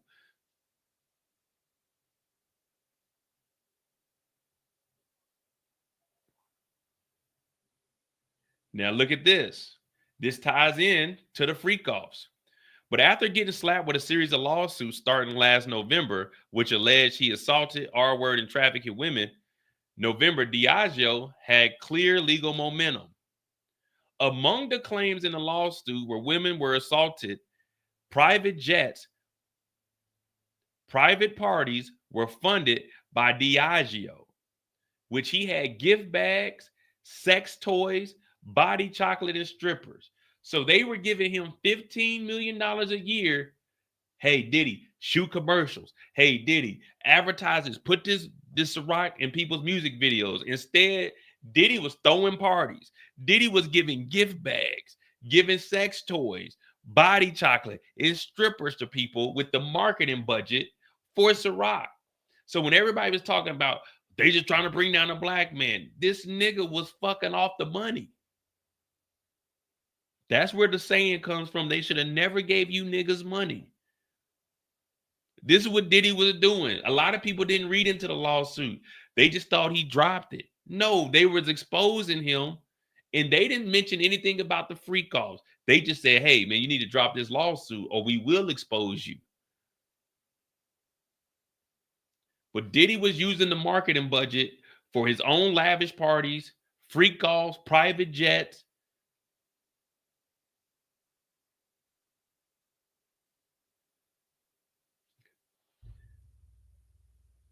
This nigga was giving baby oil and keeping the money to himself. You see? Follow the money. I always like to say follow the money because it'll tell you the truth of what's going on because we all live and die for that CASH. All right, we got 2 updates. Here we go. Now we can get back into this Miami stuff. Okay, here we go. Interesting. It's time for the prosecution to establish true criminal intent, former prosecutor says. All right, well, we don't need to do that. We already covered that. All right, here we go. This is what we wanted to see. The jury sees parts of an AR-15 found in Combs' master bedroom. The jury saw photos of items found in one of the closets in the master bedroom. Law enforcement agents raided last year. Special Agent Gerard Gannon testified that the agents found platform high heels, X toys, baby oil, personal lubricant, lingerie in the closet, but none of that's illegal. But they also found the upper and lower receivers of an AR-15, which are part of weapons, Gannon said, which is not illegal to have if they're registered. Gannon said the team was not able to determine the marker of one of the AR-15s recovered in the closet. Sitting on the witness stand, Gannon held up evidence bag holding the AR-15 upper receivers. Gannon put on rubber gloves and held up one of the upper receivers to the jury. He said there are zip ties securing the gun so it's not able to fire. Oh, my bad. I said marker. They couldn't determine the maker of the AR-15, so it looked like it was scratched off. Estimate how much one freak off costs. Now, what are we talking? A proper freak off without the drugs? We talking about a real freak off, which is 3 to 5 days. We talking about a short-term freak off, 7 p.m. to 4 a.m. Is it just one guy hired? You know, there's different variations of the freak offs. What we learned over the last 7 days of trial, there's like 8 different forms of freak offs. You know, we didn't see the most minuscule. We seen one of the first ones that were mentioned where it was just those two in the room. Then we heard about there was a freak off where there was the Punisher was talking to a male escort. Then we had the 3 to 5 days one where there were IVs. Then we had the one in the hotel where the 2016 incident happened. Then we had the freak off with the swimming pool. So it really depends on what type of freak off you're trying to gauge. You know, a freak off can range between a couple $1,000s to a Ciroc event where we got $15 million and it's like we got a private yacht that's going to run us $120,000. We're going to take that private yacht to the mansion that we rented. We got the hotel, we rent the whole floor. Then we got all the gift bags that they giving out because Ciroc exposed that there's gift bags that weren't mentioned in the actual case. But yeah, the gift bag had X toys, chocolate. We paying scrippers $5,000 to $6,000. If we got 10 of them, that's an easy $50,000 right there. Plus the drugs is going to be an easy $10,000 to $20,000. The hotel suites, we're seeing that these suites are running us $12,000, $15,000 a night. Plus on top of that, damage fees was going to run us another $10,000. So trying to gauge how much a freak off costs, oh, that's going to be tough. I'd have to actually sit down and open up the books. Now, I'm not against it, but there's a lot of stuff we really don't know about. We don't know about the food. Then we got to factor in the expenses for personal chefs that been there because a 2016 lawsuit came up where a chef said she had to go into a freak off and Diddy was asking her if she liked what she saw. So it's a lot of stuff that takes place in these freak offs. You know what I mean? It's a lot of stuff. So when you're trying to factor that in, I'm looking at right now, just off the top of my dome, I'm looking at maybe just on supplies for the freak off, 60 different items on top of food. You got to think food for 15 to 20 hungry ass adults. We're looking at another 10,000, 20,000. Because remember, this is over periods of time. So in my mind, I'm looking at, let's just say the average freak off was at least $100,000. And that's just being modest. The average freak off is about $100,000. That's including like the hotel room, setting it up, everything coming in, the food, you know, flying. We got to factor in the flying in the escorts because they said they went to multiple cities. So we got to put in booking. We got like the tickets. It's a lot. You know what I mean? When you really think about it, it's a lot. So I'm saying we'll just say to keep the numbers even, an average freak off is about $100,000. Diddy spared no expense from what we see. And we also got the lawsuit that was dropped. If these little swag bags with the X toys, like Kendall said, the swag bags wasn't true, he would have fought that shit. But Ciroc called him out. Ciroc may have been complacent with it, like, okay, you doing these parties, but then they were like, wait a minute, you buying sex toys and shit? No, nigga, you better drop that motherfucking lawsuit, nigga. Or you could look at it as Ciroc separated themselves before this RICO started, because what are we looking at? Racketeering conspiracy. We need an enterprise. Diageo like, whoa, we're not doing business, because if Diddy's using marketing budget for these freak offs, the feds could technically say, well, y'all were giving them the money for these freak offs. You see what I'm saying? If there was a Ciroc sponsored event and a freak off happened after it. So that's why Diageo, everybody talking, oh man, he must have pissed off them white folk. No. Them white folk were separating themselves from him because of all the shit that he was doing. They put it in their lawsuit. This nigga was giving out sex toys with their budget. So Diddy was fucking off the money. See, so everybody talks about that. Oh, they trying to, no. They gave this nigga Diddy $1 billion. And this nigga was using the money for his own personal lifestyle. I don't care if you white, black, yellow, green, red, blue. If I'm giving you money and you're not using the money for what I want, I'm on your ass. We're going to have to take this shit to court, nigga. Fuck all that. We didn't give you all this money and you tricking off the $15 million budget just off of marketing. We don't even know what else you're doing with the money. You see what I'm saying? Like, so when you actually dig into it, everybody was just thinking, oh, they just suing Diddy. They trying to bring them down. But then you find out the nigga's not using the money properly. And then you dig a little bit deeper. This nigga had financial problems on his own outside of Ciroc. How they give you $1 billion? You got $140 million in mortgages you can't pay. Since 2007, you done made $1 billion, and you wasn't paying cash for these. You had to take out 8 mortgages. What was you doing with the money? That's right. You're doing these free calls nonstop.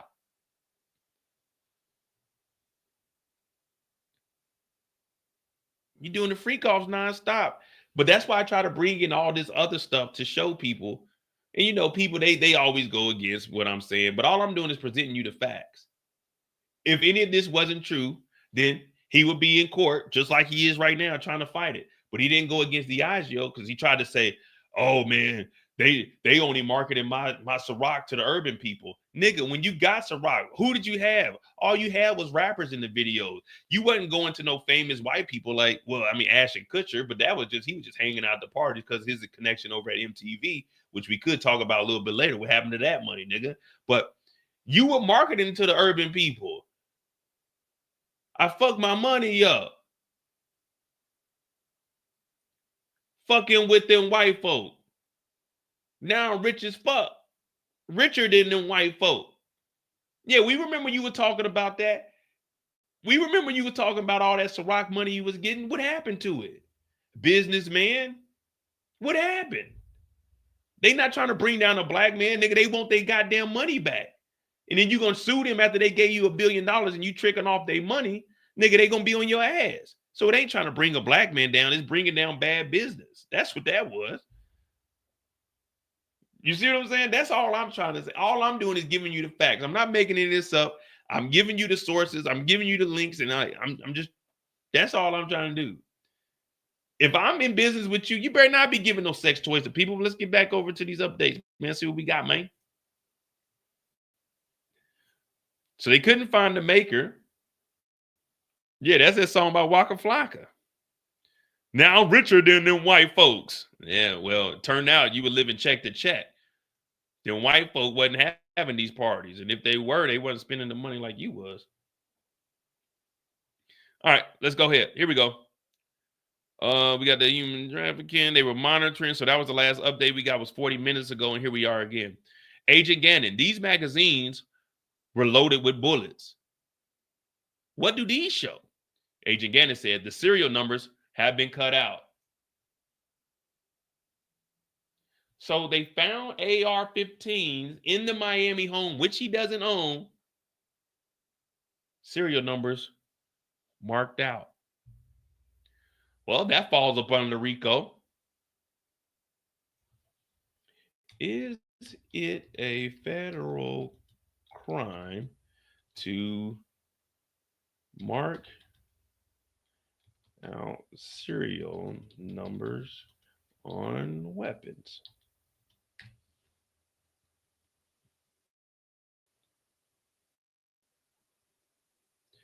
Altering or removing serial numbers from firearms is a federal crime in the United States. Specifically, is it illegal to transport, ship, or receive in interstate or foreign commerce a firearm with an altered, obliterated, or removed serial number, or possess or receive such a firearm that have been transported across state lines.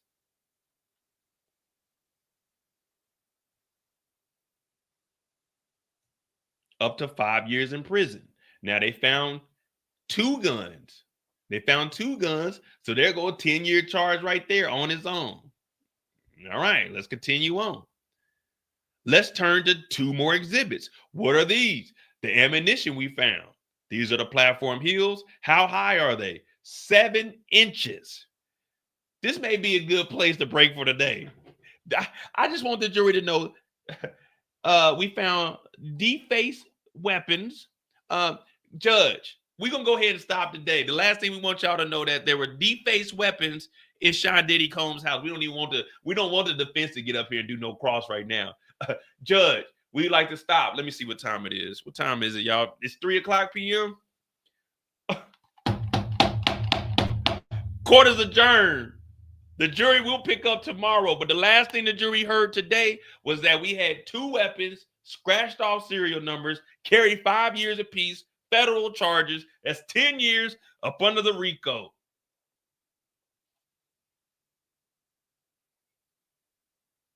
I thought the feds didn't have anything. You only need to prove 2 crimes up under the RICO for a RICO to stick. I thought the feds didn't have anything. Wait a minute. Just off the arrest alone, he was arrested with pink powder, MDMA, and then they found scratched off serial numbers during the raid. But hey, they trying to bring a black man down. Ain't that what they saying? They trying to bring a black man down. Wait, is Diddy committing crimes? Is Diddy committing crimes, or are they trying to bring a black man down? Are these crimes being put a 1 if crimes are being committed in the chat, and put a 2 if they trying to bring a black man down? Now, I'm not here celebrating what's going on with Diddy. All I'm doing is giving you the facts. Again, I don't care if the nigga's innocent, the nigga's guilty.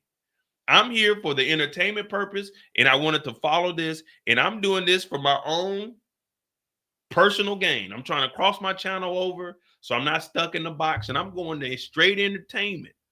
So that's what I'm doing it for. But see, I'm transparent with it.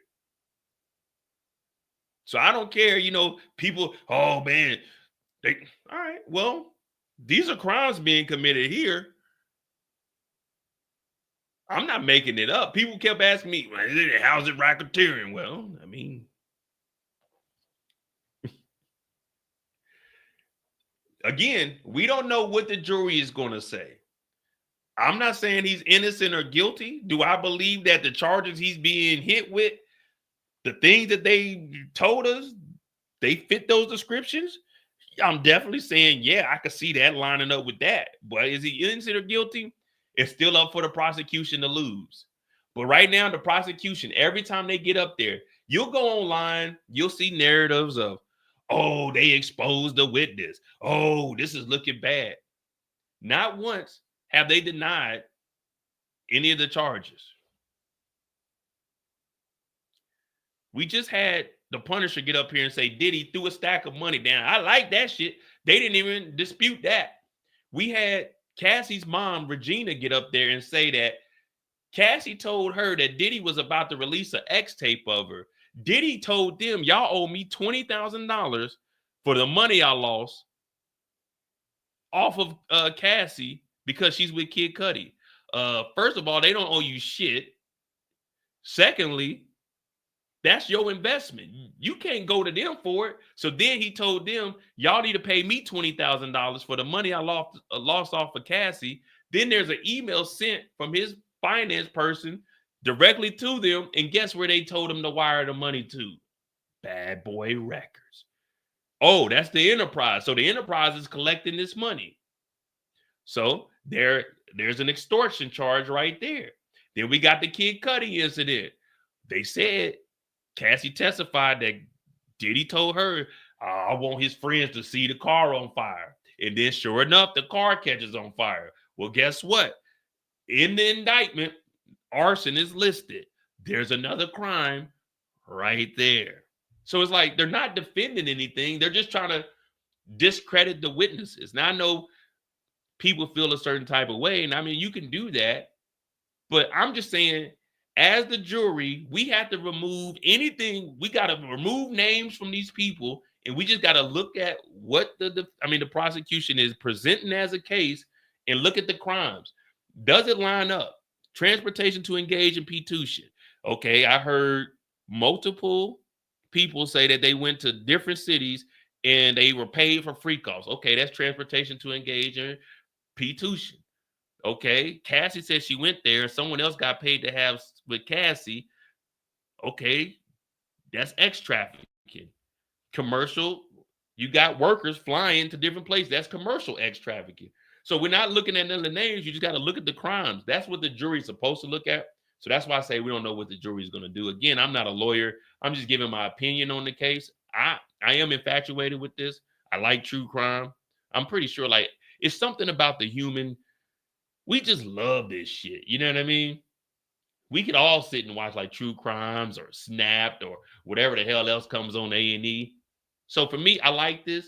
And you know, I like breaking down movies and TV shows. So doing the reenactments, that's what I do. Of course, I don't try to offend anybody. So don't take anything personal. If you hear me yelling and elevating, like you hear my voice now, this isn't my regular voice. This is just how I talk when I get online because it sounds more welcoming. And you guys like when I do a little rant and act like I really give a damn what somebody's talking about. Hey, man, this is entertaining for us. At the end of the day, rent is due on the 1st. Rent is due on the 1st.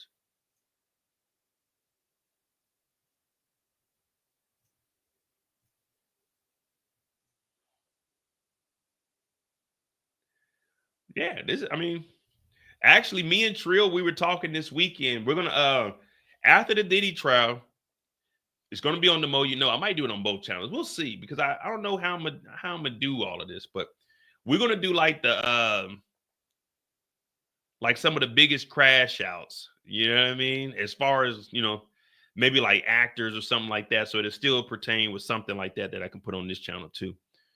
But yeah, so that's where we at right now. I think that was the end of the day. Special agent shows a photo of lingerie, high heels, shoes from the closet. Jury is dismissed for the day, 9 a.m. tomorrow. Special agent will still be up there. Oh yeah, American Greed is my favorite. If you haven't watched American Greed, that's my favorite show. I've watched every single season. And that, I don't know, man, that right there is really, you got to follow the money. American Greed, that's my right there. And people were getting they were getting 20 and 30 years for what they were doing on there. So I know Diddy's going to get some years out of this, though. He might be able to beat like one X trafficking and one, maybe transportation to engage. But I don't think he's going to beat the RICO. And he probably definitely get a X charge. But we'll see. I mean, they got R. Kelly for less, even though R. Kelly he had minors involved in his. Make some noise. Cassie, come on. What's up, BT? Come on. What? What's up, BT? Come on. All right, hit that like button, hit that subscribe button. All right, so we're getting off at 3 o'clock. Actually, that's pretty damn good because what I'm going to take, I'm about to go, I'm about to take these meds and fucking crash out. I got this muscle relaxer. They said The lady, it was a lieutenant. She came up to me. She was like, "You take these, they're gonna knock you on your ass." So I'm definitely. What time is it? 9. If I take that now, I can definitely be up by 6 o'clock. So we got the free calls. If you are new to the channel, hit that like button, hit the subscribe button. I really do appreciate you guys. This is 5 hours, so we're cutting back from 7, but 5 hours is still pretty good. So last week, 33 hours, 5, 10. So we're at 43 hours. Tomorrow we'll probably be hitting the 50-hour mark. Tomorrow is Wednesday. Remember, Thursday I won't have a live. I'll be heading to the airport. Unless if I can get Trill to drive, because Trill lived like an hour and a half away from me, but he gonna park at my crib, and then, well, shit. They should be done with the parking. They should be done. We'll figure it out. But yeah, if I can get Trill to drive, I'll do the live while I'm in the car. But so Thursday night, I'll be going to Rome. I might do an update when I get to Rome and just go over what I've seen on the way there.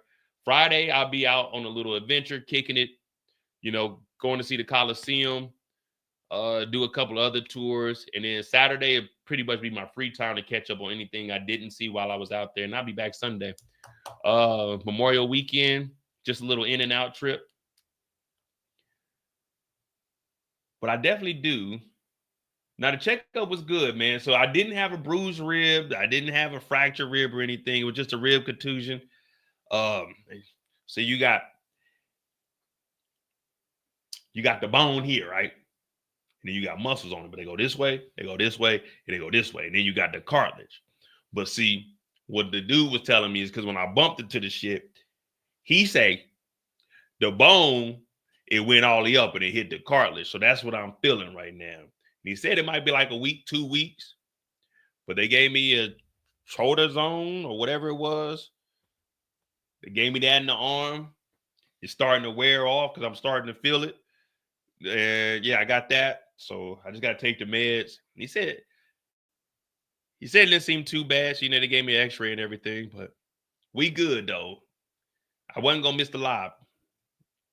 Let me see.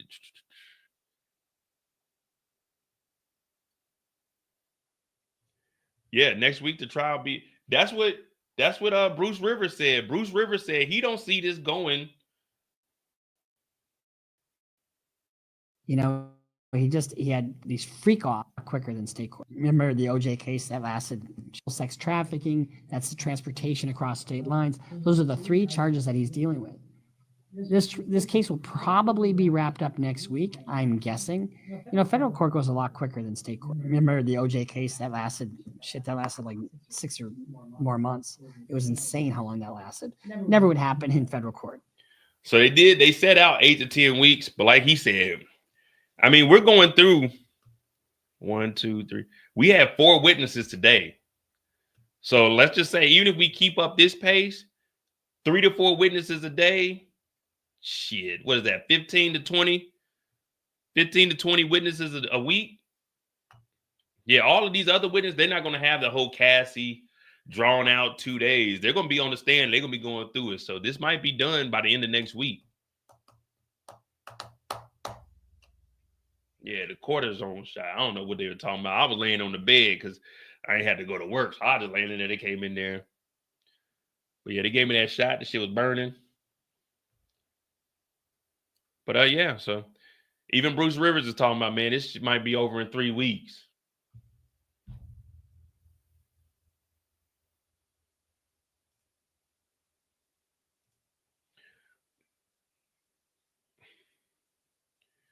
And they said all the co-conspirators, they didn't turn witness. So they ain't giving a damn. I'm taking a stand. Oh shit. Here we go. Update, guys. Update. Kid Cudi is expected to testify this week against Diddy. Rapper Kid Cudi is expected to testify against Diddy this week. The rapper, whose real name is Scott Muscati, could begin testifying Wednesday, but more than likely he'll end up on a witness stand on Thursday. Prosecutors confirmed as trial ended today. So we got Kid Cudi coming to the stand. The arson charge is here. We're also going to hear if there were any other threats that Diddy made to Kid Cudi. It's getting real. It's getting real. And we heard Regina talk about it because remember, Regina took out the $20,000 equity loan to pay Diddy because Diddy was extorting them for $20,000 because he was mad Cassie was with Kid Cudi. Woohoo! Court is back in session. Court is back in session. We got arson charges pending per my brother Dannon. Well, I guess they trying to bring down a black man. Or was Diddy trying to bring down a black man?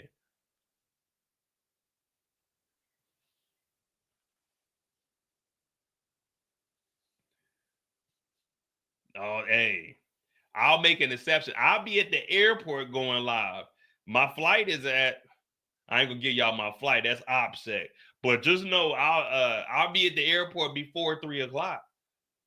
I'll be at the airport before. If Kid Cudi touches the stand on Thursday, I'll be at the airport reporting live.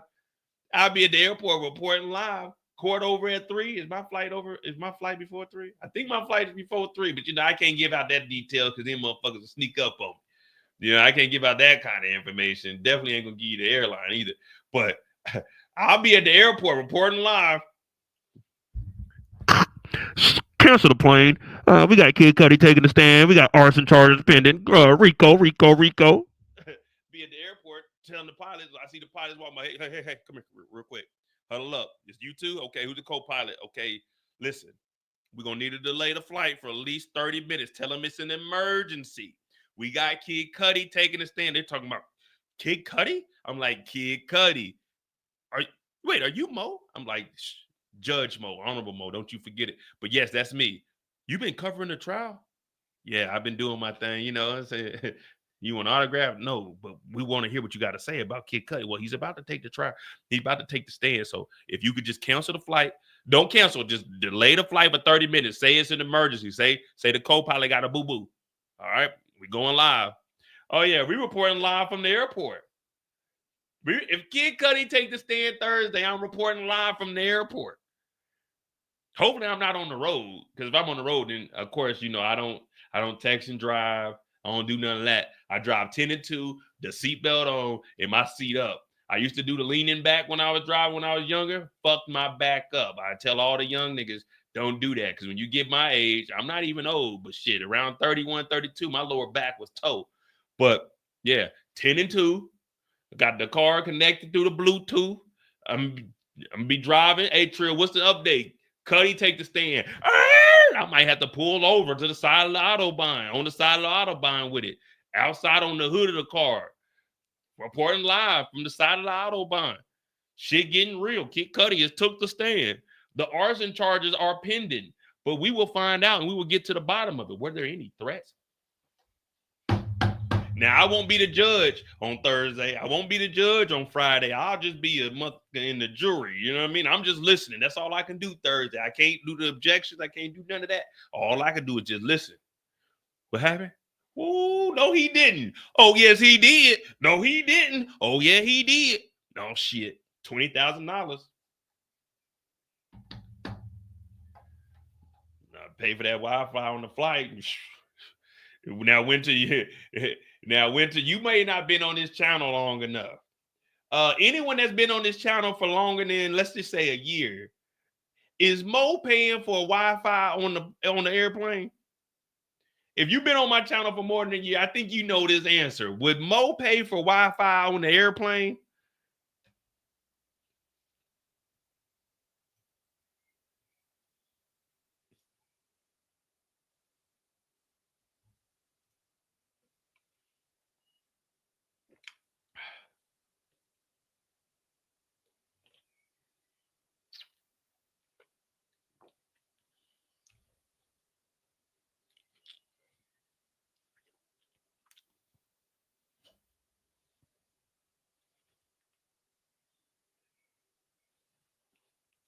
Pay for Wi-Fi on the airplane? Shit, I'm about to go to sleep.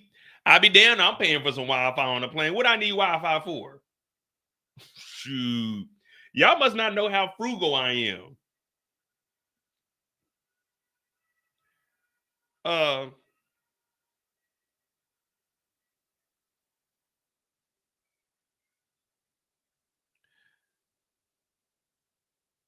I've been living overseas for almost 2 years now. I still got an American number. I get 5 gigs of high-speed internet every single month. What did it just say? It looks like you exceeded your 5 gigs of high-speed internet. Guess what? I got low-speed internet for the remainder of the month. I got a plan with T-Mobile. I got an international, so every country I go in, you get 5 gigs each month. Oh, no, I'm not paying. No. Why you don't get a German number? Because my phone is paid off, and I pay $50 a month for unlimited everything. I got data wherever I go in the world. If I run out of my 5 gig high speed, guess what? I just don't need 5 gig high speed till the end of the month. When the end of the month comes, my new bill cycle hit, it recycles. But I'm not paying no more money to these damn phone companies. Hell no. I spent a nice little penny on this round trip flight to go to Rome. Wi-Fi better be free. If it ain't free, this shit, they ain't getting another dollar out of me. No. I can't pick my seats for free. Oh, no. I'm not. Hell, $15 to pick a seat. Nigga, please. Oh, no. Oh, this airline ain't got free luggage? Oh, no. $75? Oh, shit, nigga, I ain't paying no $75. You out your damn mind. Shit. Let me find another airline. You just missed out. No, you just missed out. Shit. Spending some money on I spent like $500 on a round trip flight. Shit, the Wi-Fi better be free. I turn that phone off, straight airplane mode. As soon as I get on there, waking up. Shoot, pay that extra money. I was just watching this video today. I put this on every watch. I can bring it up. This is how quick I can bring it up. This is what I was watching today. I was watching the video today about car payments. Now, see, y'all done got me. Well, we on free time now anyway. But, oh, yeah, Ryanair. Well, I wanted to do Ryan. The thing about Ryanair is Ryanair be giving you those weird ass flights. Ryanair will fly out on Tuesday and come back Monday night. That'd be like the only flight they got. And then Ryanair to say, well, we got a midnight flight, and then the next flight is like at 3 a.m. It's like, what? But Ryanair do give you those flights. You get a Ryanair flight, you book it early enough, you can get it for like $12, $20 round trip. Nah, I can't live like I can't live any other way, man. Oh, that's what I was watching. I know we just on free time. I ain't gonna be on here too long, but it depends because I get passionate. But yeah, I was watching a thing about car payments. I've done a couple of videos about how people are paying. Like, do you know there's people out there paying $1,000 a month for car notes?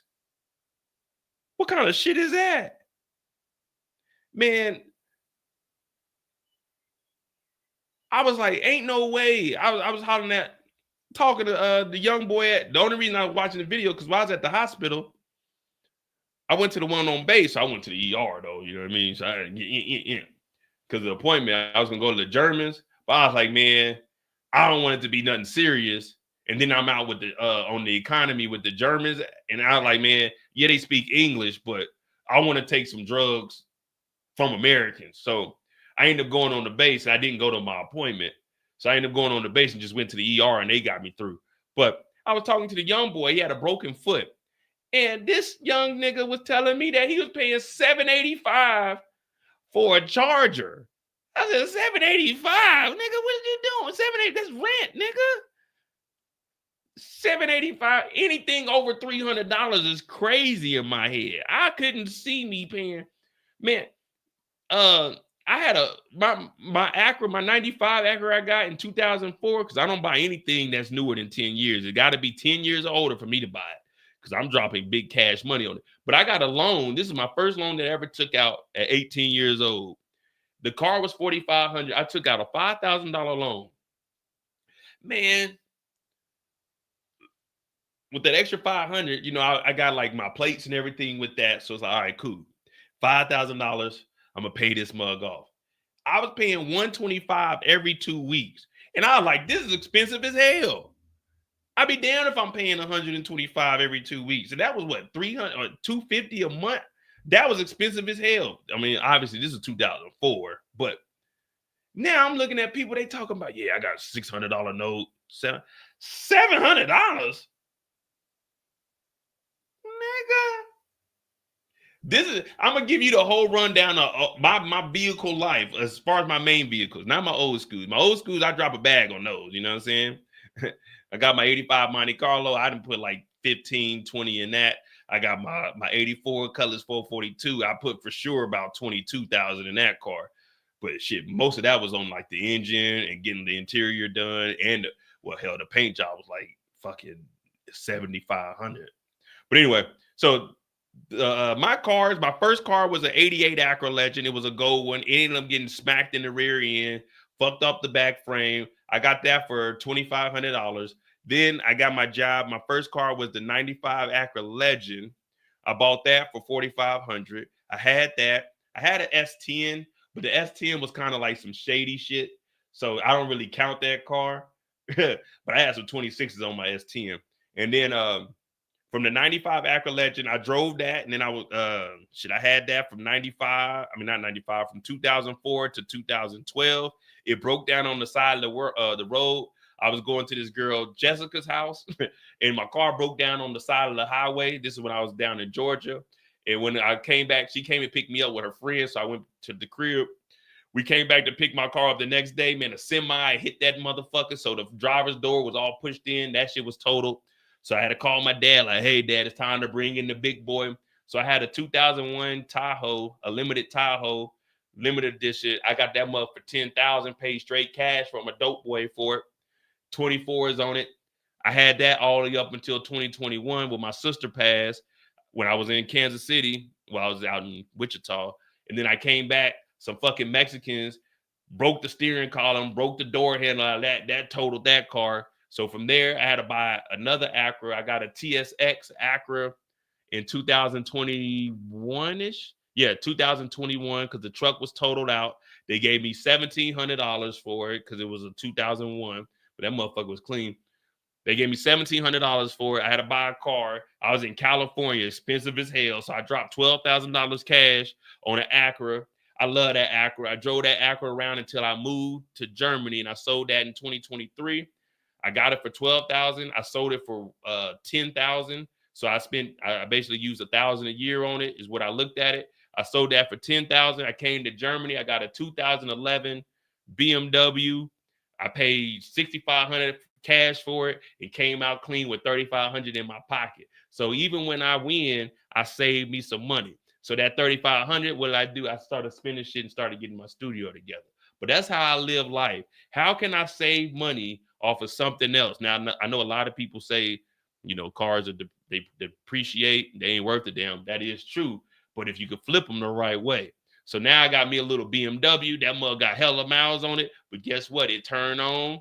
The AC worked. It didn't have Bluetooth in it, so I had to buy the little Bluetooth thing. But it's clean on the inside, black on the outside. So all I got to do is wash it up a little bit. But if I can get that car to last me till October of 2026, that means I had the car for 3 years. That means I only spent $2,000 a year on a car, which sounds good to me. And then I can re-up on another car because I got money saved. And I could drop at least $8,000, $10,000, and I can get a car that's, what it'd be, 26. So now I can get me like a 2015, a 2013 to about a 2016-ish car. In 2026, I'll probably drop like $10,000 on it, ride that motherfucker for like 5-10 years, hopefully 10 years. When that motherfucker break down, get rid of that motherfucker, then cop my next car. So that's how I am. That's how I roll. I used to have a car. I used to have a car with the rims. Like, I used to have the beat. I had TVs in my headrest. I had TVs in the dash. Yeah, I was really like that. You know what I mean? But as you started getting older and I was beefing with niggas, my car got shot up one time.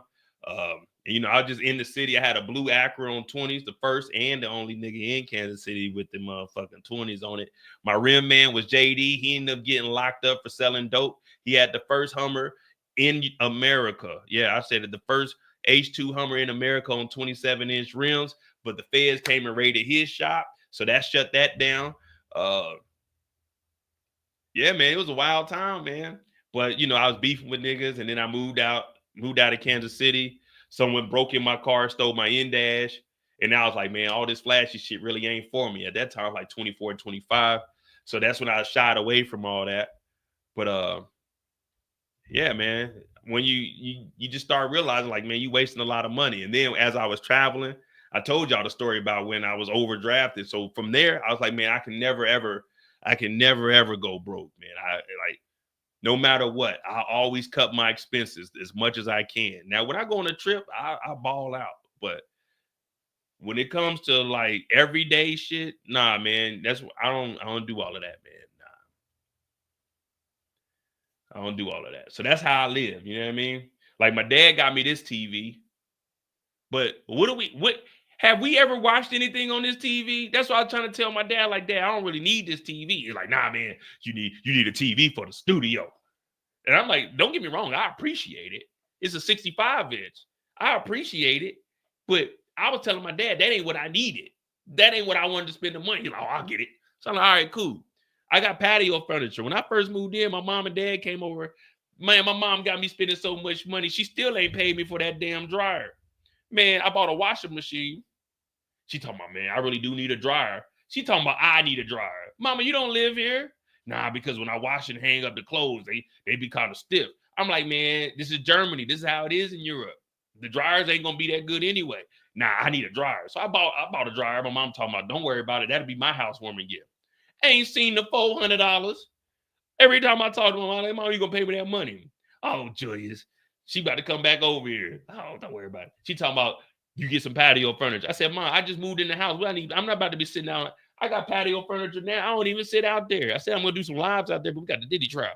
So I spent $200 on that. I got a grill out there. Well, I use the grill, though. You know, I got to use the grill, nigga. I got to use the grill. But yeah, I don't like spending money on shit I ain't going to use. Oh, when you gonna do the guest room? What am I going to do the guest room for? I don't sleep in the guest room.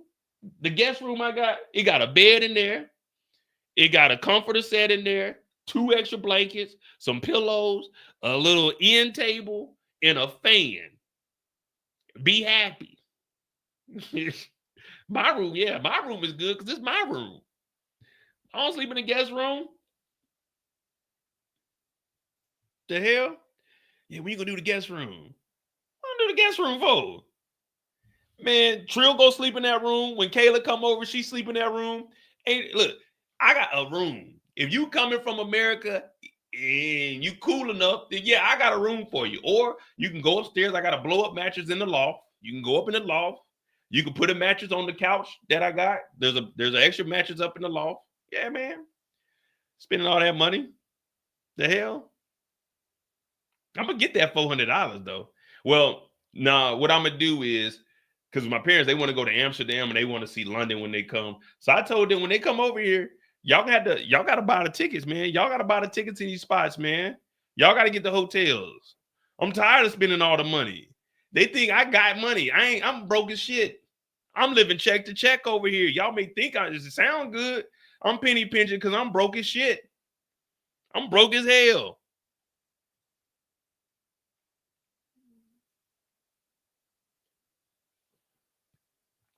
I'm over here like Diddy. I got 9 mortgages. I'm trying to figure shit out. Y'all think I got money. I ain't got no money. I'm broke as shit. Hit that cash app. It's pinned in the chat. MOEDOTJ. Super chat.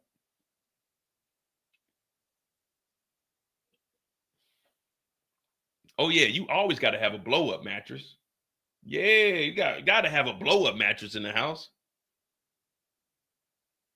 I'm not putting a bed in my loft. So in my loft was originally where I was going to put my studio. But my loft is like one of my bedrooms is a complete closet. Like I turned one of my bedrooms into it's just a straight closet. So that's just a walk-in closet. Junky as hell right now too. Because I just bought a lot of new shit. But yeah. And then I got the blow-up mattress. That's upstairs. But then you got the extra 2 mattresses for a king-size bed. But you can put those because my couch, it lays down. And you can put one of the mattresses on there so my nephew was sleeping. So I got a whole section in my storage room downstairs because that's another bedroom. It wouldn't fit in my homegirl Kayla's house, so she brought it over. I'm like, are you selling this or what are you doing with it? So I set it down. So in my storage room, you come in, it's a little room down there. You got a TV in there. You got a couch. You can chill. You can kick it down there.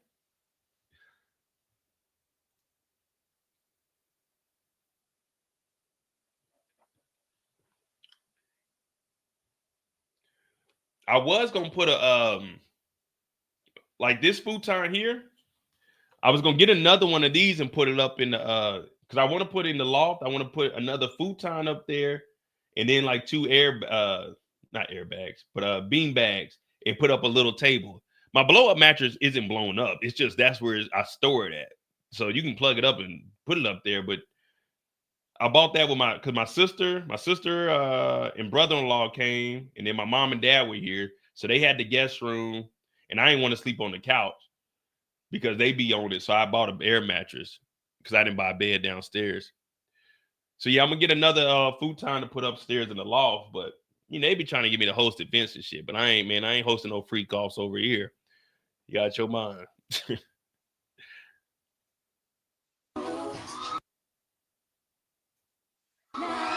some noise. Cassie, come on. What's up, BT? What? Yeah, man. So this is where we at, man. This is where we at. Diddy Day 7. We got off. Kid Cudi is taking the Detroit. Diddy got 8 mortgages. Diddy got 8 mortgages worth $140 million, and he owed $98 million. Kid Cudi will be taking the stand next week, or no, on Thursday. After Gannon, the next witness will be Dr. Don Hughes and George Kaplan. Kaplan was an employee who quit after witnessing physical abuse.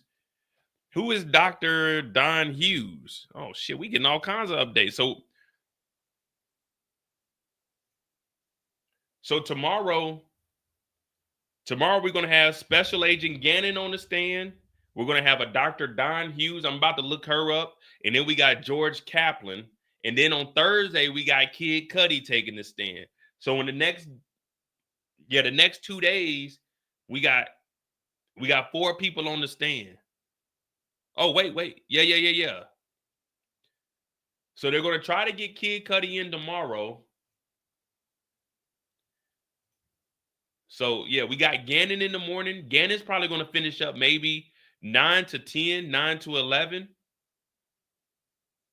Then 11 to 12 would probably be Don Hughes. Then we got George. So that might be right after lunch. So Kid Cudi might testify at the end of Wednesday. Depends on what Dr. Don Hughes is going to talk about. And I don't know how in depth is Gannon going to go. Gannon did show us the 2 guns. Well, he didn't show us, but he got the 2 guns. Who is Dr. Don Hughes? Hey, I told you, this is federal court, man. The judge ain't playing. He said 8 to 10 weeks. Watch this. Had the motherfuckers lined up. Oh, here we go. Forensic psychologist. She testified in the Weinstein. Oh, they didn't lock Weinstein up. Don Hughes. Here we go. Meet the forensic psychologist set to testify at both Weinstein and Combs trials. All right, so we know Weinstein went down. She got to psychologize with everybody. And guess what Dr. Umar told us? Some of them going to sleep. Fuck that! This is good. This is interesting. In the coming weeks, Hollywood producer Harvey Weinstein and Diddy will go on trial in separate Manhattan courtrooms. 2 defendants face different charges, different judges, different potential punishments. But the proceedings will share at least one element in common: testimony from a clinical and forensic psychologist, Don Hughes.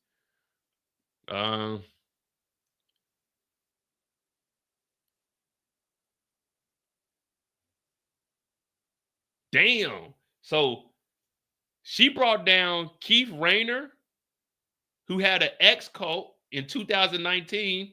2 years later, she got on the stand, pulled a 360. And guess who she got next? R. Kelly. So she got a cult leader, an ex-cult leader, locked his ass up. Then 2 years later, she said, who y'all need me to get next? They said, oh, we got a nigga named Kelly. She said, no. I'm a psychologist. You mean Robert Kelly. They said, yeah.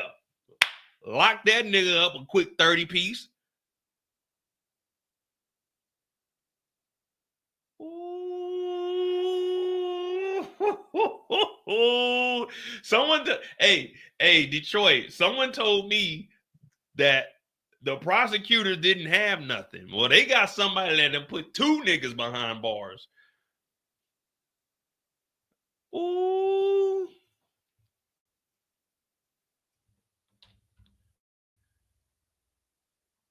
Let me guess. They was trying to bring down a black man in this trial. See, a lot of people always say, you don't see them doing this to white people. They do this to white people. You just don't know who the fuck they are. Who the hell is Keith Rayner? He was in charge of a cult. We don't know who the fuck this guy is, but they bringing these motherfuckers down too. The only reason we hear about the black people is because we go to black entertainment pages, the shade room. Like, we're not looking at white people pages. We're not checking out what is the white people news today. We don't give a shit about their culture. We watch our people. We knew Diddy. Everybody knew Diddy since they was a little, not personally knew Diddy, knew of Diddy. You see what I'm saying? But they got Weinstein going to court. Why ain't nobody saying they trying to bring a black man down in that one?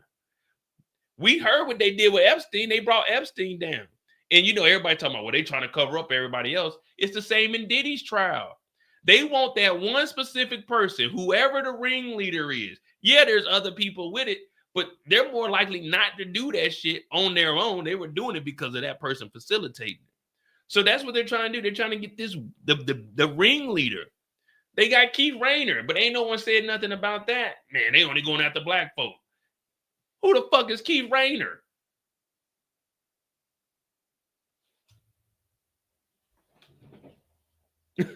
He said he might be good. I don't want to say if he's innocent or guilty. I'm just saying with the charges they presented, what they talking about seems like it aligns with it. But she knows what she's talking about because she was, well, not saying she's the one to put the nail in the coffin, but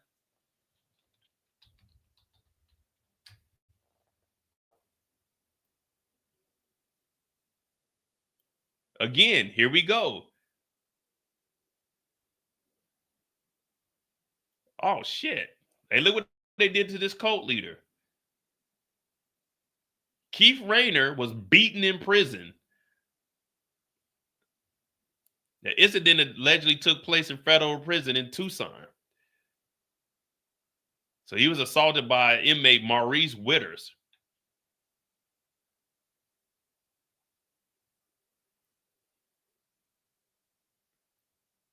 He's serving 18 years for his convictions. All right, let me see what he got. Let me see. So R. Kelly got 30. Oh no. The dude Maurice got 18 years. This dude got 120? Oh man, they about to be on Diddy head. So Keith Rayner was sentenced to 120 years in prison for racketeering and ex-trafficking offenses. How can you get a RICO by yourself? Easily. Let the feds drop that RICO on your goofy ass. You be in that motherfucker by yourself.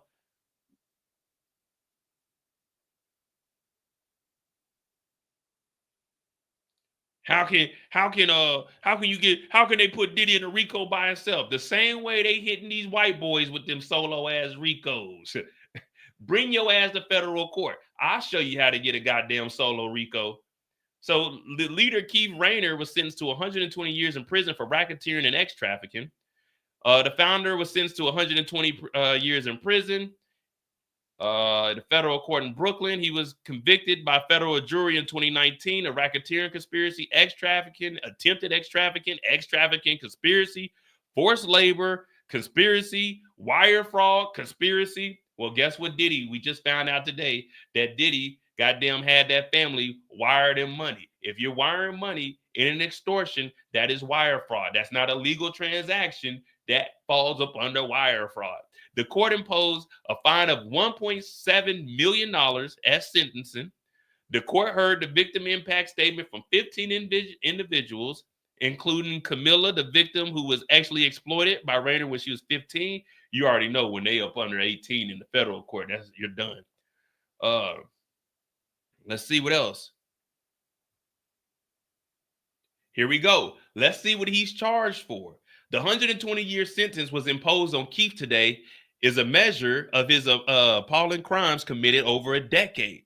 Guess what? Diddy's been doing this over a decade. Stated acting U.S. Attorney DeChong. Rayner exploited and abused his victims emotionally. Cassie's been emotional. Physically, Cassie's been beat. And actually, Cassie's been in free calls. I know, man, she was consenting. Well, it ain't consent once Diddy pays a sex worker. And actually, physically and actually for his personal gratification. It is my hope today that this sentence brings closure to the victims of the family.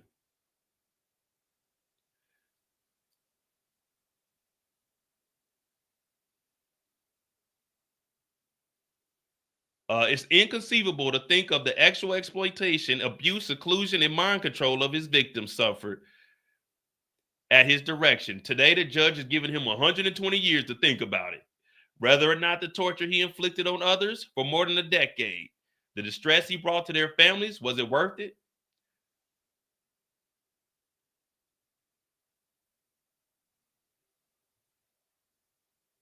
Rayner led a criminal racketeering enterprise and relied on inner circle of co-conspirators to carry out his orders. Diddy had a couple of co-conspirators carried out his orders. Hey, tell Cassie's mom to send me that money. Hey, David James, set up that freak off. Get them drugs. Cassie, hey, do what you do, girl. I like that shit. Oh, my goodness. He also branded his victims. Also look up the actress Allison Mack from Smallsville. She was working with him. Oh, shit. Even without that, we just got this here. I'm not about to look. I really don't care, to be honest. But I was just showing people like, yeah, you can get a solo racketeer.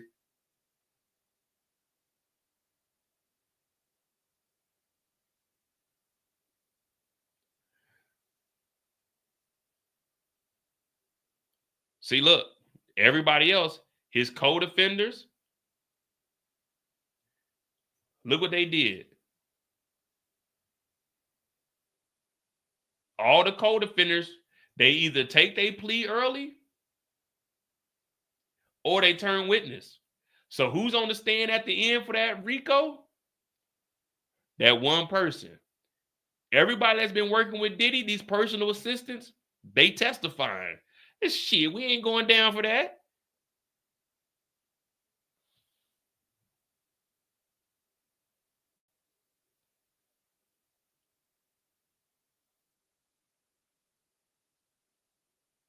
$60 years old, 120.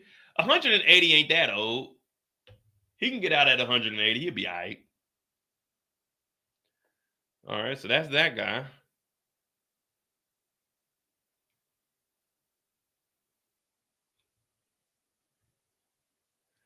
I don't know. As far as Kid Cudi goes, if Kid Cudi had, because they said they wanted to do it in front of the friends. So unless Kid Cudi had like security footage at the house, but I think Kid Cudi would have came out with that unless he was waiting to see. Because he did say that Cassie said that they actually had a meeting. Diddy, Kid Cudi, and Cassie. Kid Cudi was like, hey man, what's up with my car? Diddy said, what car, nigga? He didn't say nigga,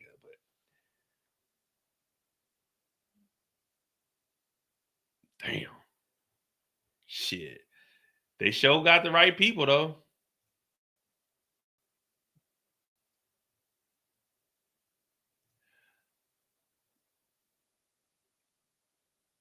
2 years later, Hughes testified at R. Kelly's federal trial, telling jurors that the R&B singer had subjected victims to psychological entrapment.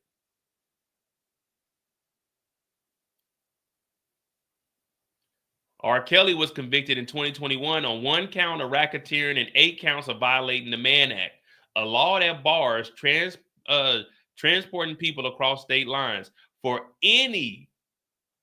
The Mann Act is for any immoral purpose. If I bring you across the state lines and have you sell drugs, Mann Act. If I bring you across the state line to go do a robbery, man that.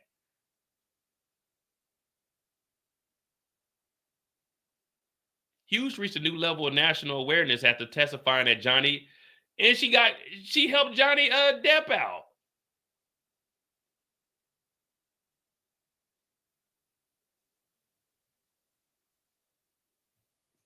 Miss Heard was the victim of an intimate partner violence.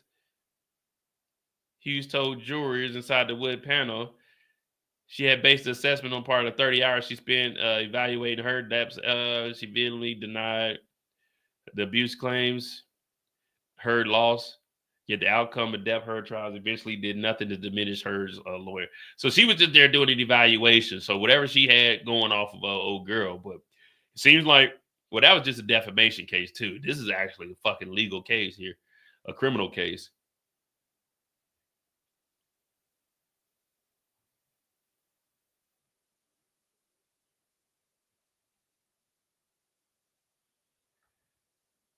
Sheesh. Well, it looks like it's getting interesting. Tomorrow she'll be on the stand. And then George Kaplan, let's see who George Kaplan is. They said he was an assistant. Remember, we heard yesterday in testimony that somebody quit.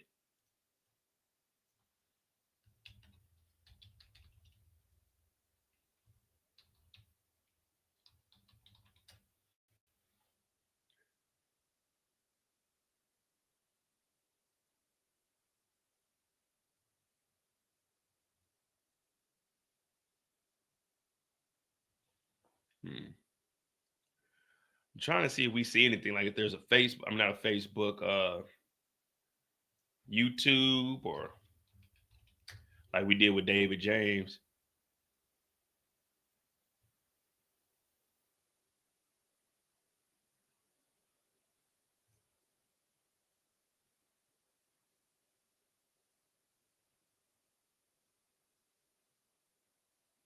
This David James. Now, with the David Busby, or whatever, the Tony Busby, you know how, like, you guys call him an ambulance chaser, which I can agree. You know, sometimes you're going after these cases, especially like the Jay-Z involving him, you didn't really do your vetting. But all right, let me ask you guys this. If Diddy is found guilty on all 5 counts, what do you say about the lawyers? Do you say they ain't worth a damn? Do you say that they were only taking this case to get paid? What do you say about those lawyers if they lose this high-profile case? You know, anybody else, they say, oh, they're ambulance chaser. Can we not say that about these lawyers for taking $10 million in legal expenses from Diddy? And then if he's guilty on all 5 counts. If he's guilty on all 5 counts, we got to look at these lawyers a certain type of way, like, right? I mean, I know lawyers lose cases, but this is supposed to be the quote unquote dream team. And if the dream team loses, then what? Y'all niggas is no more dreamers. We woke up. You know what I mean? That's my thought process. Like, of course, I know these are still good lawyers. They're defending something they probably can't beat. But are we looking at them like y'all just took this case because Diddy was paying out? Or y'all took this case because you believe that you could really win? Because if he's guilty on all 5 counts, I'm looking at Brian Steele like, man, you might need to stick to state cases. I'm looking at all of these lawyers like, y'all need to stick to state cases. This federal shit ain't for y'all. Y'all remember they had a lawyer up there that was a white collar crime lawyer trying to goddamn cross-examine in a criminal case? And I was like, what the fuck? She definitely need her money revoked. Anna was her name. Like, if he found guilty on all 5 of these counts, you got to look at these lawyers like, man, I'll hire you for a state case, but I need to find somebody else for a federal case.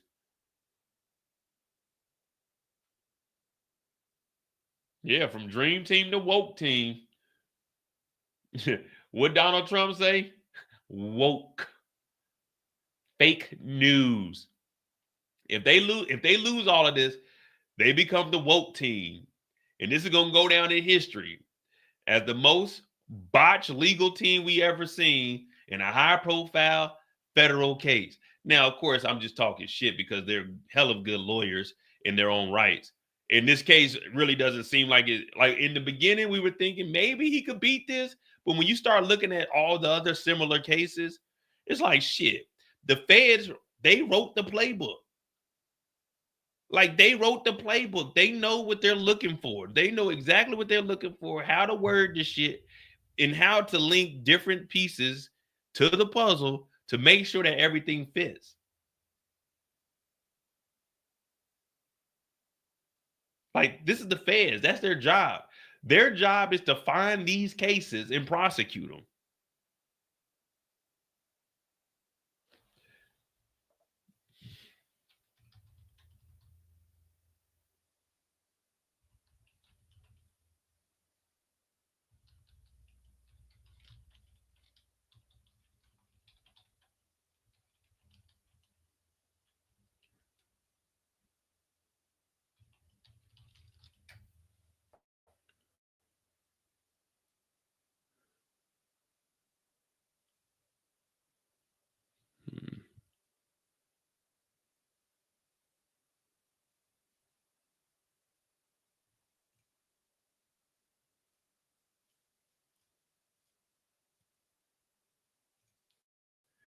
Oh no, Winter. I don't say quit because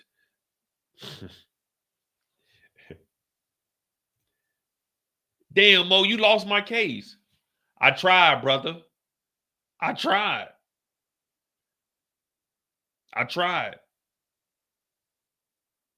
But that's what I was talking about with Tony Busby. You may say he's an ambulance chaser. He be winning cases though.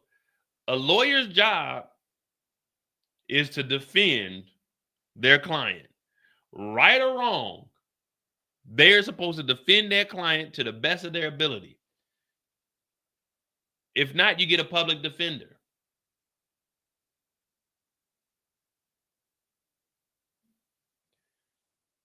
If I'm a lawyer in my job, I pay my rent by trying cases. So if I see a case come up and I can make, let's just say $100,000, and this case is probably gonna be about a month long, I'm taking that $100,000 case.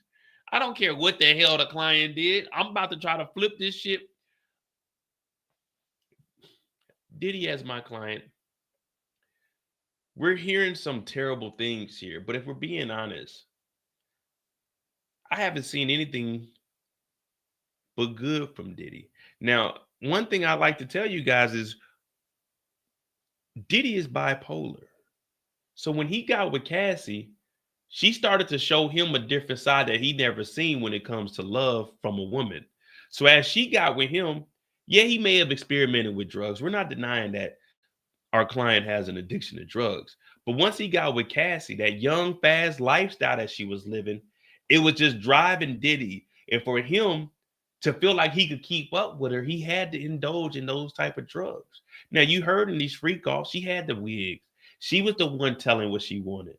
Now, when she was looking at Diddy, it was something that she was doing. It was that emotional support is one reason Diddy was afraid to make a commitment solely to her. He knew if he got close to her, he would end up getting hurt in the end because she ended up cheating on her boyfriend to get with him because she thought that she could make her way in the musical entertainment ecosphere. Now, the reason she signed a 10 album deal and only put out one is because Diddy, the music mogul, he realized that her talent wasn't really there. Now, there's a 2006 incident that happened on stage, and we can reference this as to why. Cassie, come on. What's up, BT? What? My client couldn't put this album out. My client knew that the musical talent wasn't quite there, and they made a mistake. And just like any other artist, sometimes you shelve them. But Cassie, she was promiscuous. Cassie, she was persistent. She kept pushing up onto my client. And one day they took drugs together. You heard her say she took drugs out of a Gatorade bottle. Diddy doesn't drink Gatorade. It's straight Ciroc over here. The lifestyle that she was living, it was hard for Diddy, a middle-aged man trying to make sure that his Bad Boy Records was successful. He got caught up in all of this woo-wah, hoo-ha hip-hop. She wanted to do songs with Lil Wayne and hang out with Kid Cudi. It was just, Diddy was trying to get her in the studio, get her to work. But somewhere, somehow, they took the wrong turn, and here we are today. But to say that Diddy was orchestrating these things, no. Did you hear what he told David James? He told David James, you can't be putting your hands on women. That video that you seen, it's AI. It's AI. Flores, if that's the same Flores I think it is, we did a little research. Did the court know that Flores was involved in a tragic shooting of a man? Can we really listen to someone who would harm the innocent community? Could we really take his word as being a security guard at this hotel? To the jurors here today, I'd just like for you guys to really think about what the court is trying to do here. No disrespect to the judge or anything. When I say court, I'm referencing the prosecution, not you, Your Honor. But listen to me. We've never heard about any of this stuff prior to Cassie coming around. So maybe Cassie was that needle in the haystack, that bean up under the mattress that Diddy couldn't get out of his back. And when he tried to separate from her, she kept coming back. We heard her on the stand saying she still loved him. That's the kind of emotional stress that Diddy was going through dealing with Cassie. He couldn't shake it. No matter how much he tried, she kept coming back. She kept telling the friends, oh, don't press no charges on him. She kept coming back. She kept pushing his buttons. That's what the defense got to go with. That's what you got to do if you're a defense lawyer. If Diddy's offering $1 million and I'm a defense lawyer, where the contract at? I'm taking it. I don't care. I don't care. If I'm a defense attorney and Diddy, I got $1 million for you to get on this team, nigga, sign that. Let me see the 10. Let me see the $1 million. Oh, you really got the meal? Okay, shit. That money, is it transferred?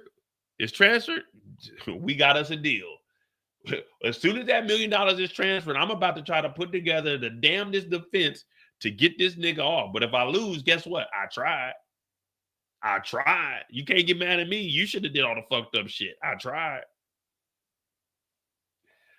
So that's why I can't look at the defense. Like, I joke around and say they go from the dream team to the woke team.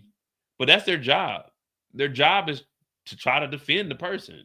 And they have a legal obligation. They took an oath that when you become their client, that they're going to defend you no matter what. Now, I mean, you can step away, obviously, for moral reasons, but legally, shit, you obligated.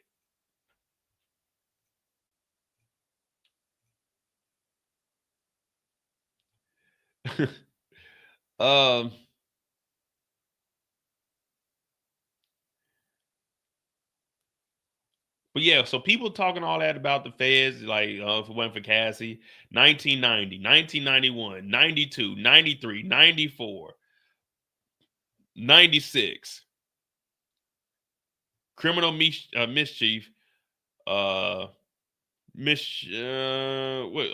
a photographer with a gun. 97, Biggie killed. 98. 99, his bodyguards charged with attacking Interscope Records, Steve Stout. 99, Combs arrested on gun possession, charged with his girlfriend. We know about that. 2001, he was acquitted. 2002, he became the Megan the Band. 2004, Super Bowl halftime with Janet and Justin. All right. He had a little eventful career, didn't he? 2004, makes Broadway acting debut, A Raisin in the Sun. He said he was terrible. 2005, he dropped the P, but we knew he was still peeing on niggas because the next year he got with Cassie, and we knew that Cassie testified that she was getting peed on. 2008, a lawsuit brought by a man who claims Diddy punched him. 2015, confrontation with LA coach. 2016, Capital Preparatory School, charter school in Harlem, announces a $1 million to Howard. Howard didn't get that $1 million back. 2017, 130 million in 1 year. We know that Ciroc was kicking off then. 2018, pneumonia of Kim Porter, RIP. 2022, Lifetime BET Awards. This is where he's talking about Cassie.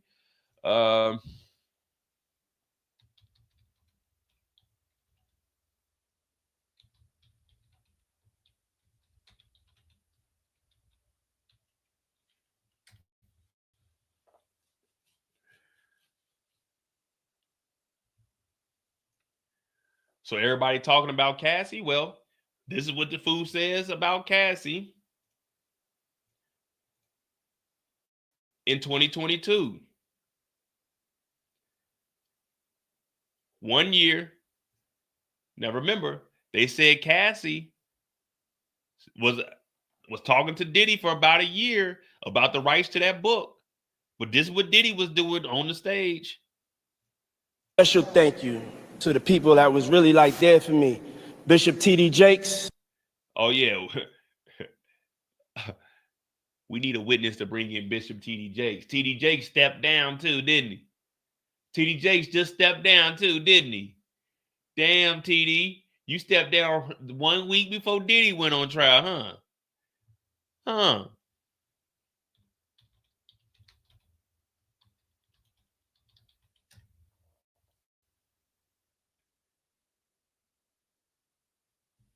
This is week 2 of the trial. 2 weeks ago, T.D. Jakes steps down, huh? They had the health incident back in November, but you wait till the week before Diddy goes on trial to step down. You could have stepped down the whole 6 months.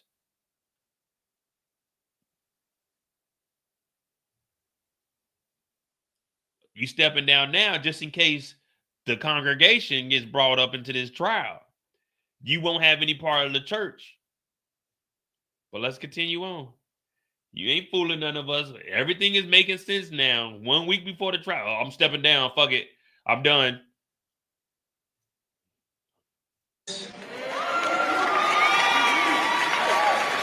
My chief of staff, Christina Courtroom.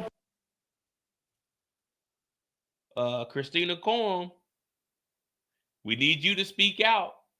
You were mentioned several times.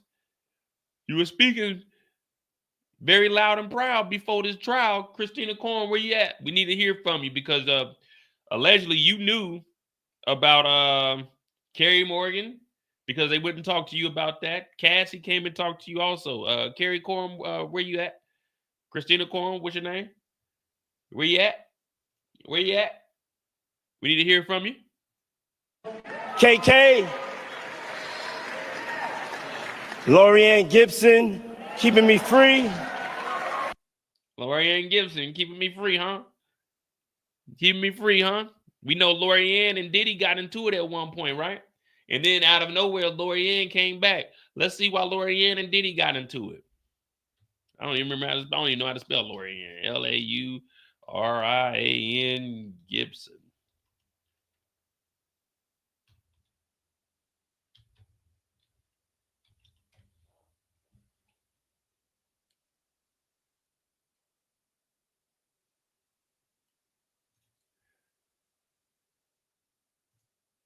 That's right.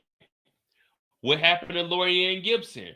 Oh, that's funny. Diddy attacks choreographer of Making the Band.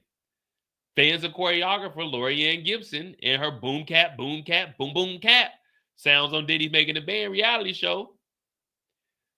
New York Daily wrote Friday that Gibson and Diddy had a nasty falling out, during which the choreographer said that the rap mogul menaced her with a chair.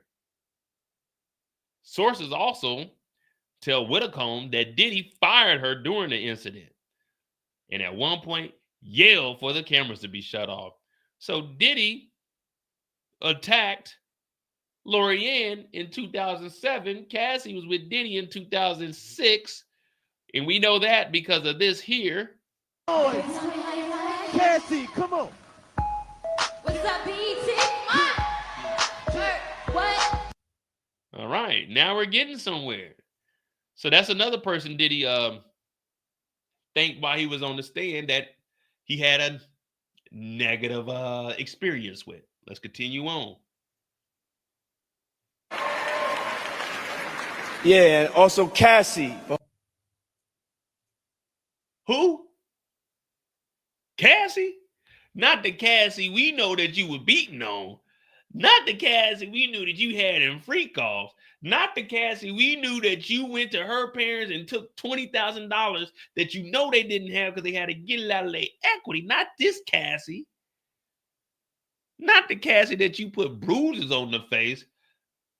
Not the Cassie you made have freak calls. Not that Cassie. You not thinking this Cassie out loud after she's with her new husband. Not that Cassie. Holding me down in the dark times. Love. And once again, I gotta thank Harlem, Boogie Down, Bronx, Queens. Cameron said you ain't from Harlem, nigga. Cameron said you ain't from Harlem, nigga. You from Mount Vernon, where they steady earning or some shit like that. Nigga, they said you ain't from Harlem, nigga. Quit claiming Harlem. Yeah, oh, hell no. We ain't stopping here. Let's continue on. Cameron.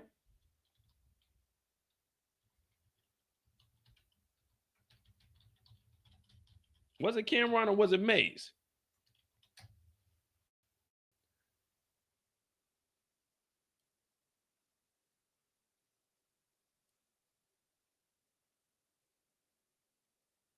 I'm gonna find it though. Give me a second. It was either Cameron or Harlem, but we know there was a dildo in the bathroom.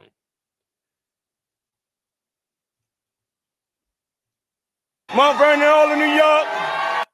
I gotta give a special. All right. TD Jakes steps down the week before the trial. He was thanking Lorianne Gibson, someone he assaulted, thanking Cassie, someone he repeatedly assaulted. This guy Diddy is something else, man. This guy Diddy is something else. And a lot of this stuff is just little bitty tidbits that you remember a little bit. You just remember a little here, you remember a little bit there. Because Lorianne Gibson, I always thought, like, she could dance.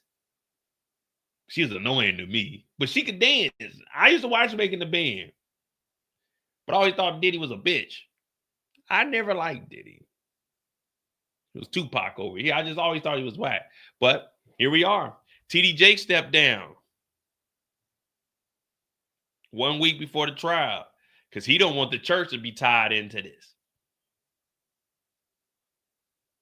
Now, you got to remember, churches, they got their own rules, so it's kind of hard unless they can actually prove like there was some kind of trafficking or something, drugs or money laundering going through there because, you know, they ain't really paying their taxes or nothing like that anyway. They tax exempt. So churches are a little bit harder to bring into the fold, but if someone that's in the church, a high-ranking official, then the church can be connected. So if TD Jakes is to be brought down, as long as he's separated from the church is going to be protected. So his daughter will have that. At least the legacy will live on. You know what I mean? He'll be the disgraced pastor. We don't care. But that's what I'm looking at, Last. Because if this happened in November, as soon as you got better, you should have went ahead and called it. But you wait till the week before the trial. This ain't no coincidence. I don't know about y'all, but I got my own opinions about the church. Now, I'm not saying I don't believe in a higher power. I do believe in the Lord, the big G-O-D, not the little one, the big G-O-D. But that's just my thing. Also, I still have a mini type, like a fraud that I'm doing a little bit of investigating on in real life. I'm just waiting on it to drop. Okay. Well, there we go.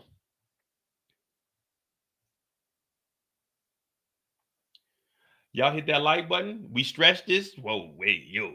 We made this a 6.5 hour live instead of the 5 hour live, you know, so we can still be on board. But tomorrow we got 3 people. We got Gannon still on the stand, Dr. Hayes, and then we got the personal assistant. It may be Kid Cudi. Excuse me. Show to Madam Carisha. And Boosie gonna say, man, Cassie was mad because he was holding up the thing.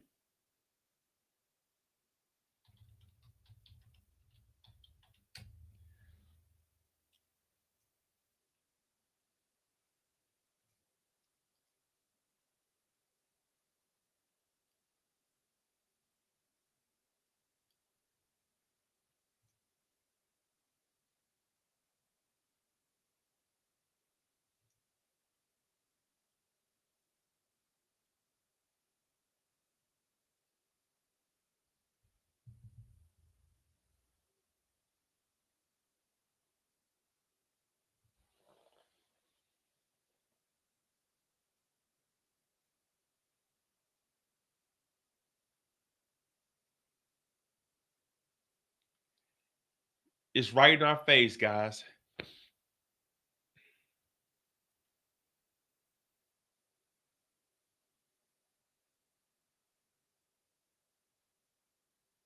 What up, Miss Jaylyn? What's going on?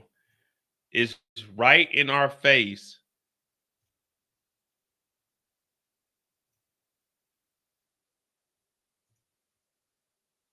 What is it, guys? What is it? Someone connect the dot for me. Someone do the work for me. Please, somebody help me. It's real easy. It's real simple. Somebody help me right now. What is it? What am I looking at? What am I pointing out? What am I looking at? It's very, very, very simple.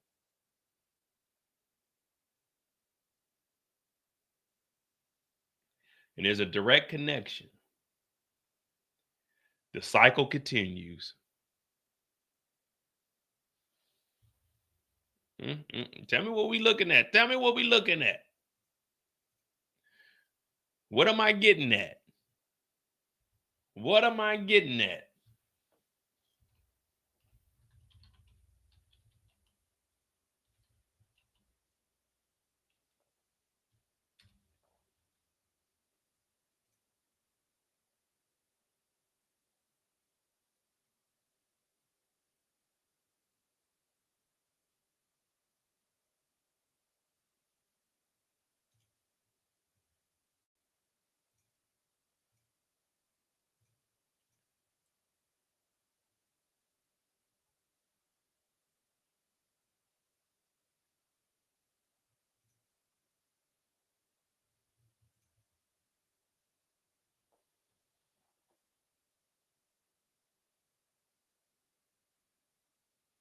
What did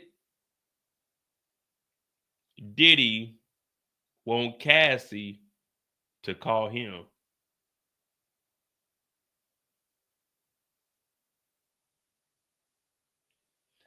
Pop, pop, poppy. Pop, pop, poppy. Pop, pop, poppy. It's the same old thing.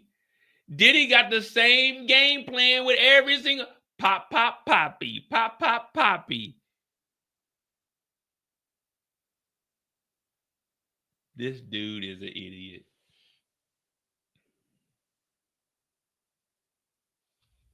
That's what Cassie called Diddy. She called Diddy Pop Pop. She got to call him Poppy. Same old game plan. See, you a old school player. You got to have a different game plan with each different woman because you don't never want to get caught up. You texting the same thing. What up, Sugarfoot? And then you text another chick, Sugarfoot. She see that text message. You supposed to call me Sugarfoot. So you can't call everybody the same. Oh man, this nigga Diddy. It was right there in our face. We didn't even know that. Well, Cassie had a chain. Cassie had a pop chain.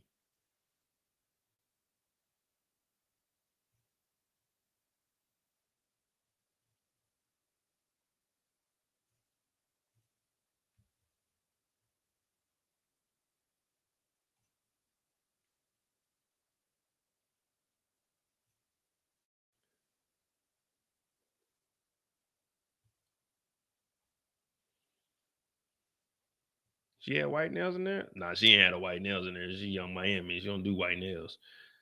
But nah.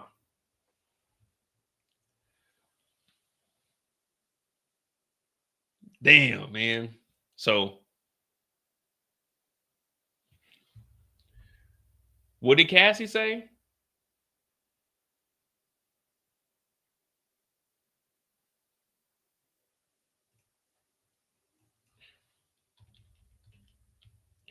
Cassie said they were golden showers, and she was trying to tell him to stop, but her mouth was full.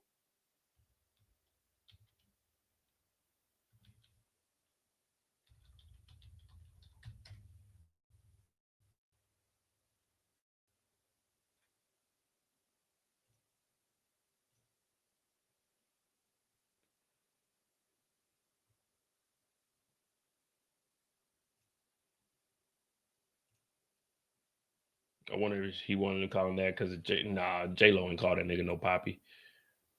Pick this one. Oh Lord. What is it? I can't say it. You got to. It say take a shot if you like golden showers. I do. Golden showers, meaning when the guy pees on you, pee on you everywhere. You like it? I just like it. You do?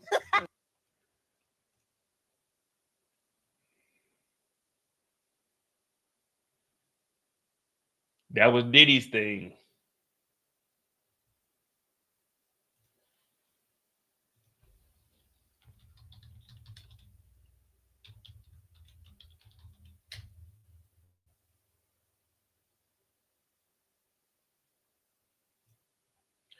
And then after everything started coming out, May of 2024, guess what? They did the raids.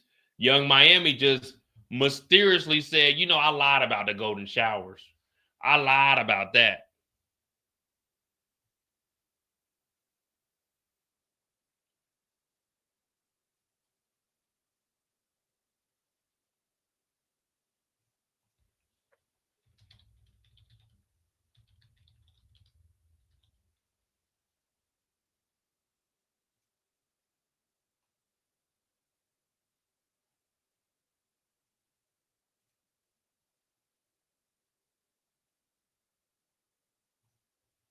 Now, I don't believe in coincidence.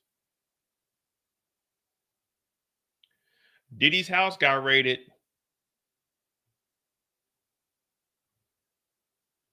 March of 26. May 26, she talking about, oh, no, I was just lying, y'all. I ain't talking about that. I ain't that, you know, I was lying about that.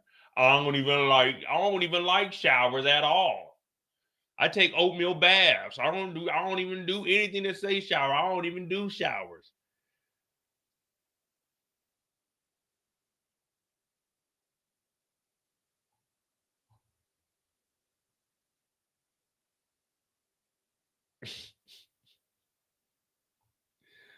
Oh man. These are some nasty motherfuckers, but the shit they'll do to be with a billionaire. Hit that like button, hit that subscribe button, man. Yeah, you can't lie about that. That's like, yeah, I like to get pooped on. What? I was lying. Nigga, you wouldn't lie about that. That's not a lie right there. That's the truth.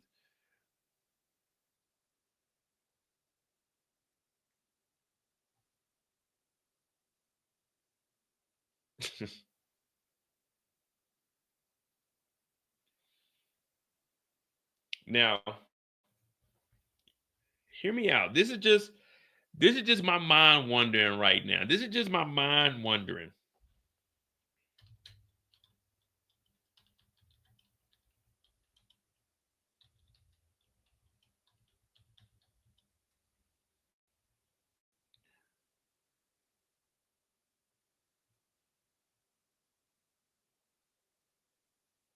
You guys remember Mayor Eric Adams? We were following this case, and one of his lawyers reached out to me, and then she was still like, "Hey, you still want to have a conversation?" I'm like, "Nah."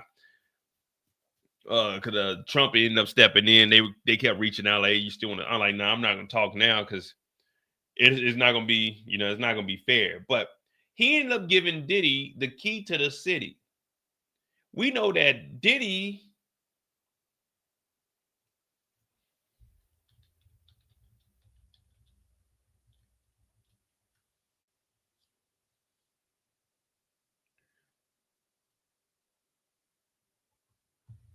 was awarded this in 2023 of September. If Eric Adams would take over 100,000 in gift from the Turkish government,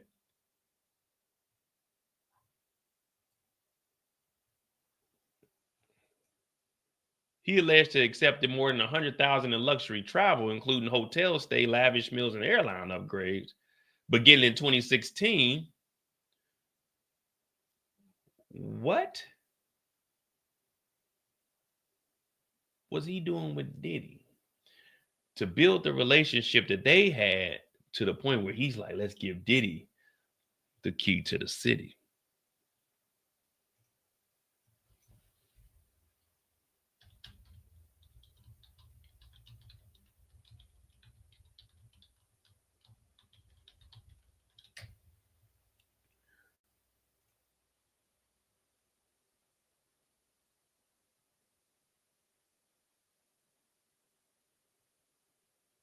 I'm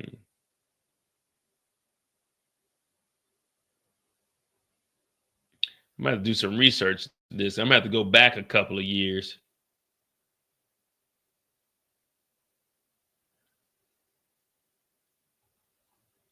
Let me see. How can I do what's more search, man?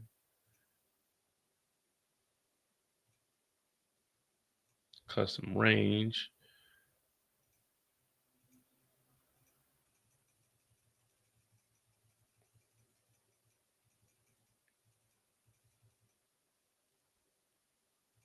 Let's just do January 1st. 1/1/2016. Or I probably have to do it the other way around. 23.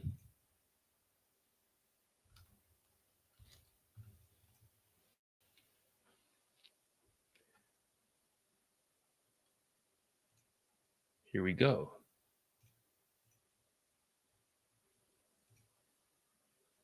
"2021, Eric Adams needs to move away from PR exec Ryan Torsani," sources say.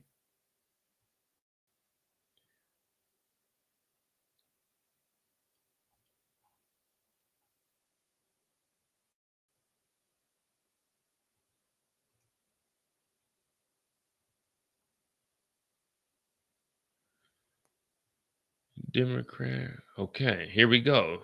But look at this. PR executive Ron Toro, whatever his name is, has earned a reputation of hard charging pro who built his own prominent firm from scratch. But as he cozy up with the mayor, Eric Adams, some Democratic operatives are worried about the closet full of skeletons, allegedly sketchy pads. Not only is Toro's firm the longtime U.S. PR agency for international adult site Pornhub, he's been accused of sexploitation of children and posting R-word videos. So this is who he was. This is who Eric Adams was around in 21.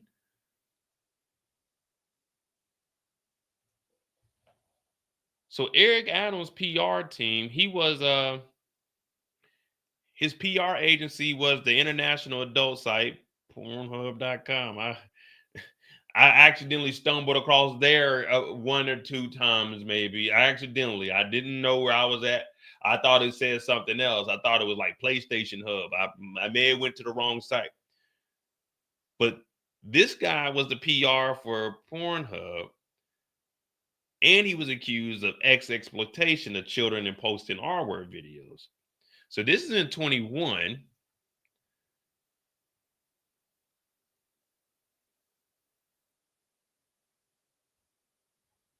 Diddy has returned the key. How is this in 2020? Oh, it must be an update. All of these are updates. That's why they got those on there. But let me see something.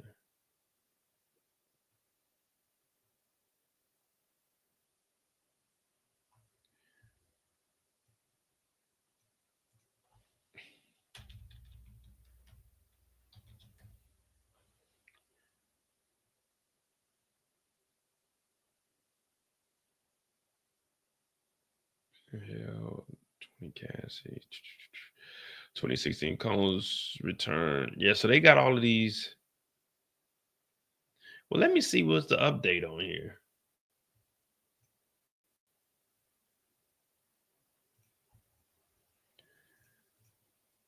Because it's saying 2016, but then they updated it 2 weeks ago. So I want to see what they probably just changed the whole article around. They probably went back and changed the whole article around because this article is originally, see, that's the thing. I forgot how to, is there any tech savvy people in here? There's a way to go into, what the fuck was it called? But there's a way to go back and see what the original page said. I forgot how to do it. Because this article was originally dated in 2016.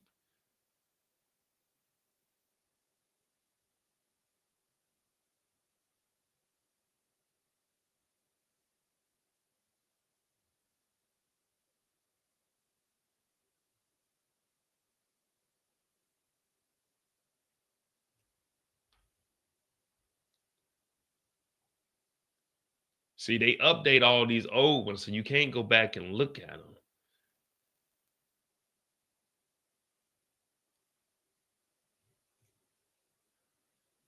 I don't like that. Not at all. Not at all. Let me get off of here, man, because I'll end up doing a deep dive for like 3 hours, 3 or 4 hours, just trying to follow the rabbit hole down here.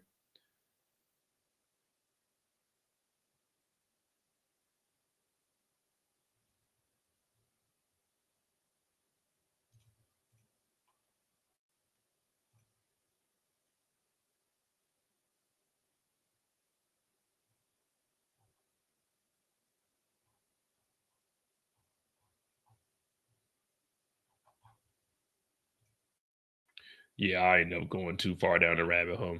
All right, man, we good. We'll be on here tomorrow. Noise. Cassie, come on. What's up, BT?